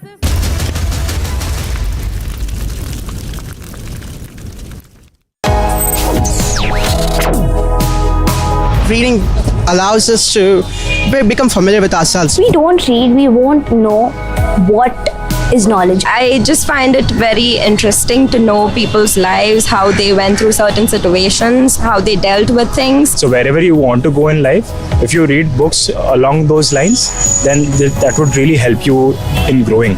Reading could mean a million different things to every individual. What does it mean to you? Visit readindia.info to find out more.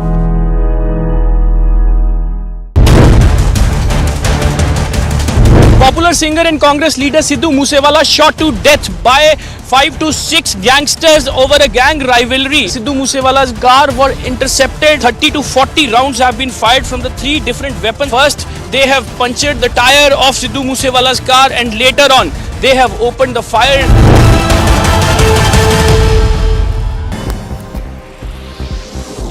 A look now at some news in brief. The Congress party has announced the names of 10 candidates for Rajya Sabha elections, in which names of many prominent leaders are missing. Voices of dissatisfaction are rising in the party. Randeep Singh Surjewala, Mukul Wasnik, Pramod Tiwari have been made candidates from Rajasthan. The Congress MLA from Sirohi in Rajasthan, Sanya Amlodha, has questioned the list of candidates. The President of the Jammu and Kashmir National Conference, Farooq Abdullah, has lashed out at the centre over the law and order situation in the Union Territory. Addressing an event in Delhi, Abdullah said that deaths are happening every day in Kashmir because a large part of the UT has been filled with army personnel. He further went on to say that the army cannot always win hearts of people. Instead, love is needed. The convoy of Telangana Labour Minister M. Mala Reddy was allegedly attacked by a group of people with footwear, stones and chairs while he was being escorted by the state police after abruptly leaving a public meeting in Ghatkesar. At the event, Mala Reddy was praising the state chief minister K. Chandrasekhar Rao, after which a few people from the crowd raised slogans against him and were seen throwing chairs at the convoy.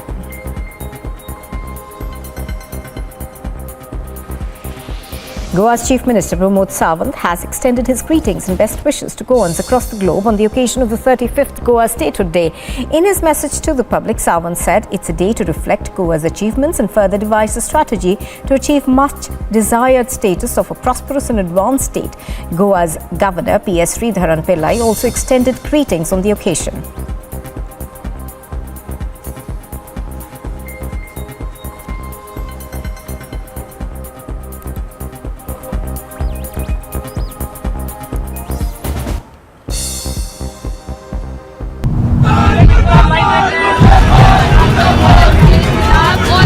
The Congress workers are outside the Aam Aadmi Party office here in Jammu, and they are saying that we will be holding a protest. We will be sending across a message to the Aam Aadmi Party that these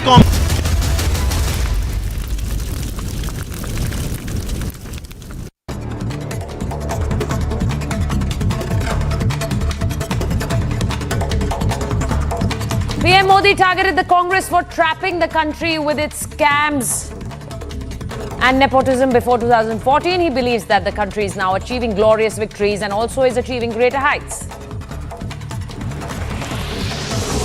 Multiple fresh angles emerge in Sidhu Moosewala's murder. Links of Punjab gangsters with Delhi gangsters under police's scanner. Punjab police seeks remand of gangster Lawrence Bishnoy. He is right now in Tihar jail.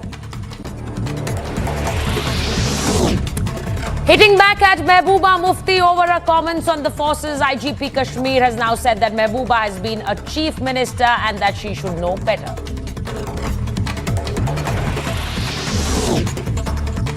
Punjab Police Chief V.K. Bhavra clarifies after the chief minister's order says never called Sidhu Moosewala a gangster or that he was affiliated to gangsters.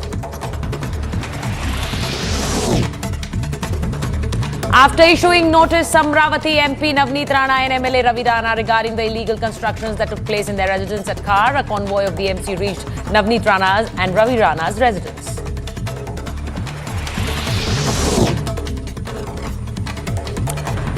it's raging dissent against the Congress top brass. We're now getting in. Maharashtra Congress Chief Nana Patole has now responded to the row, backing the High Command decision. 8 months after the rape and murder of a woman in Sakinaka, accused Mohan Chauhan was convicted for rape and murder by the fast-track court in Mumbai.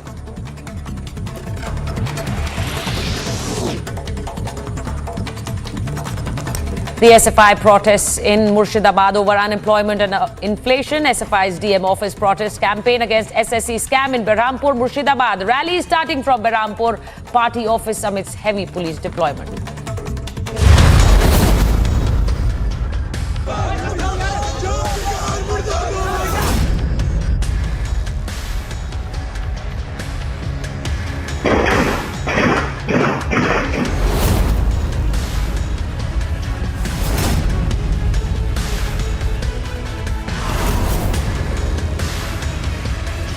Congress party has also leveled this allegation that this is a very much failure and deliberate attempt of the Aam Aadmi party to leak their documents so that at least the people who are actually trying to target Sidhu Moosewala have a smooth way.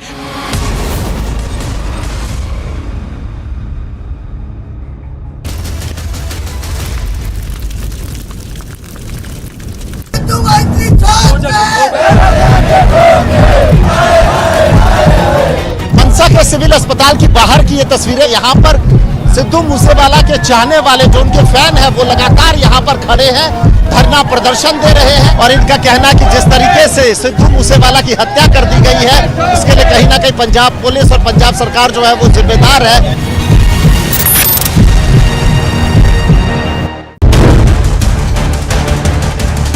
Popular singer and Congress leader Sidhu Moosewala shot to death by 5 to 6 gangsters over a gang rivalry. Sidhu Moosewala's car were intercepted. 30 to 40 rounds have been fired from the 3 different weapons. First, they have punctured the tire of Sidhu Moosewala's car and later on, they have opened the fire.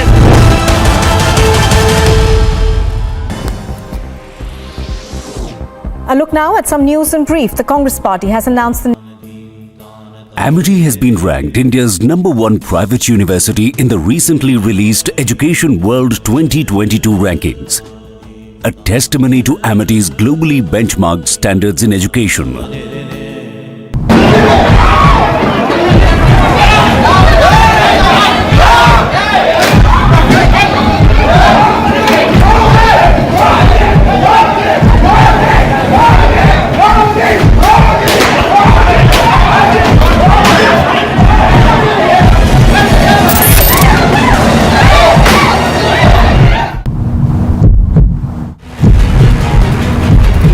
The state committee member of the PFI being taken.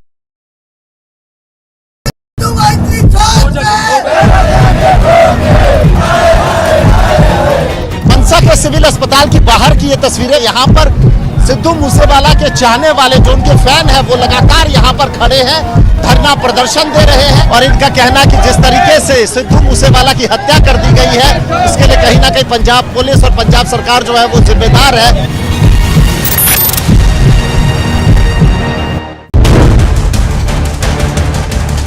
Popular singer and Congress leader Sidhu Moosewala shot to death by 5 to 6 gangsters over a gang rivalry. Sidhu Moosewala's car were intercepted. 30 to 40 rounds have been fired from the 3 different weapons. First, they have punctured the tire of Sidhu Moosewala's car and later on, they have opened the fire.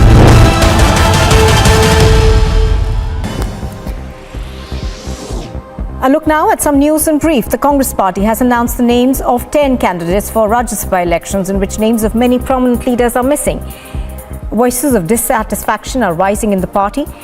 Randeep Singh Surjewala, Mukul Wasnik, Pramod Tiwari have been made candidates from Rajasthan. The Congress MLA from Sirohi in Rajasthan, Sanya Amlodha, has questioned the list of candidates. The President of the Jammu and Kashmir National Conference, Farooq Abdullah, has lashed out at the centre over the law and order situation in the Union Territory, addressing an event in Delhi.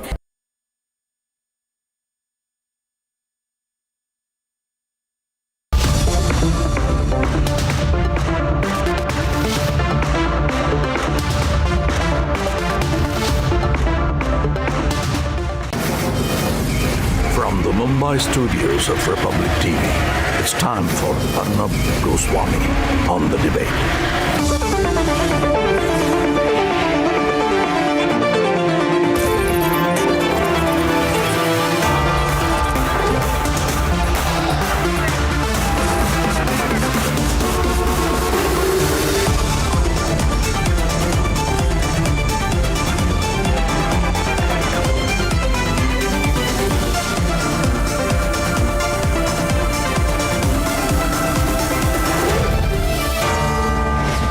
Arnab Goswami on the debate at 9. Presented by Amity University. Powered by RP Sanjeev Goenka Group.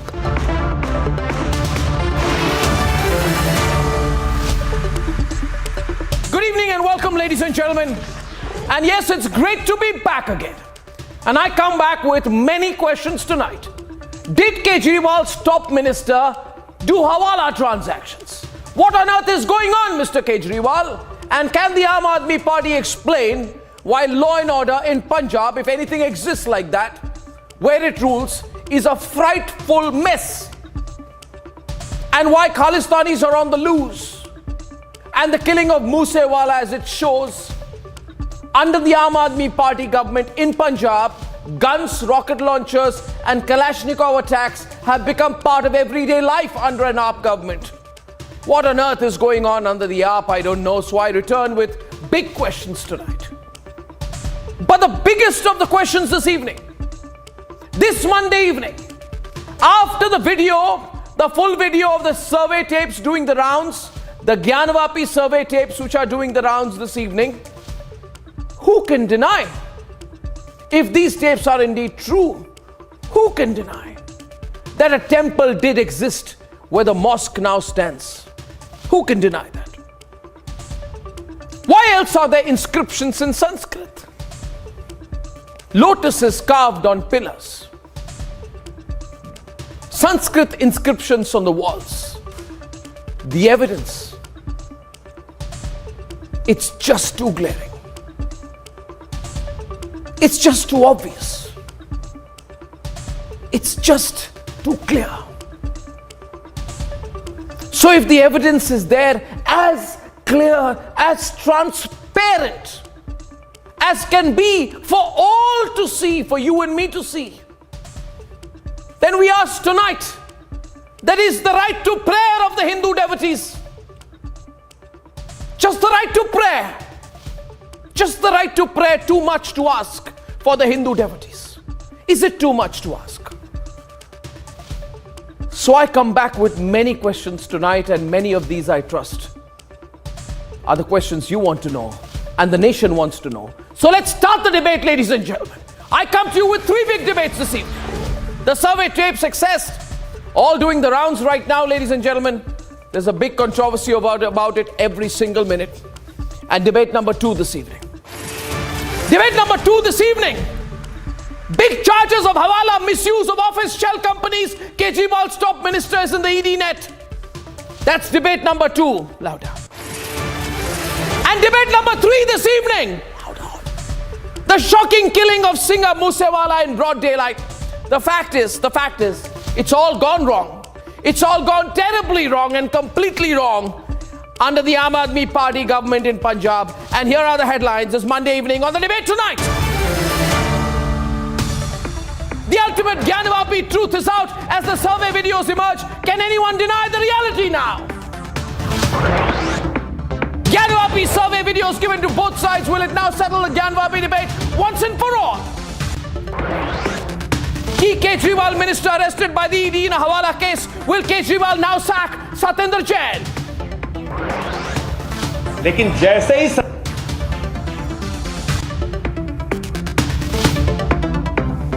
Aam Aadmi Party links it to the Himachal elections as the BJP is going all out with the agencies now. 46 rounds fired, case of revenge fire killing being investigated. But can the gangster angle exonerate the Kejriwal government?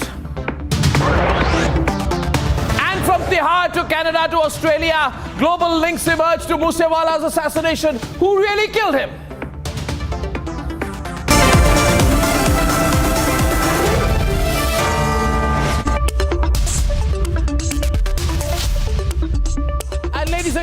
the Gyanvapi survey tapes are doing the rounds and they are being circulated in the media. Now these tapes, if true, confirm what Republic has been saying all along. Take a look at the Gyanvapi survey latest videos for the first time on television, and after that, we shall debate.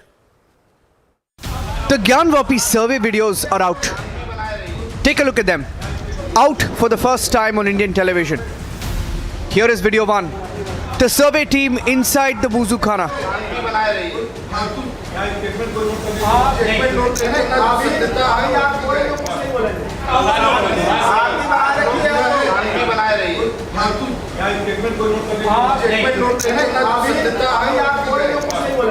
Here is video 2. The survey team around the shivling in the Wuzu Khana area. Hear the audio. दिखा गए लेकिन आप नाप लो वो specialist ने आपसे अनुभव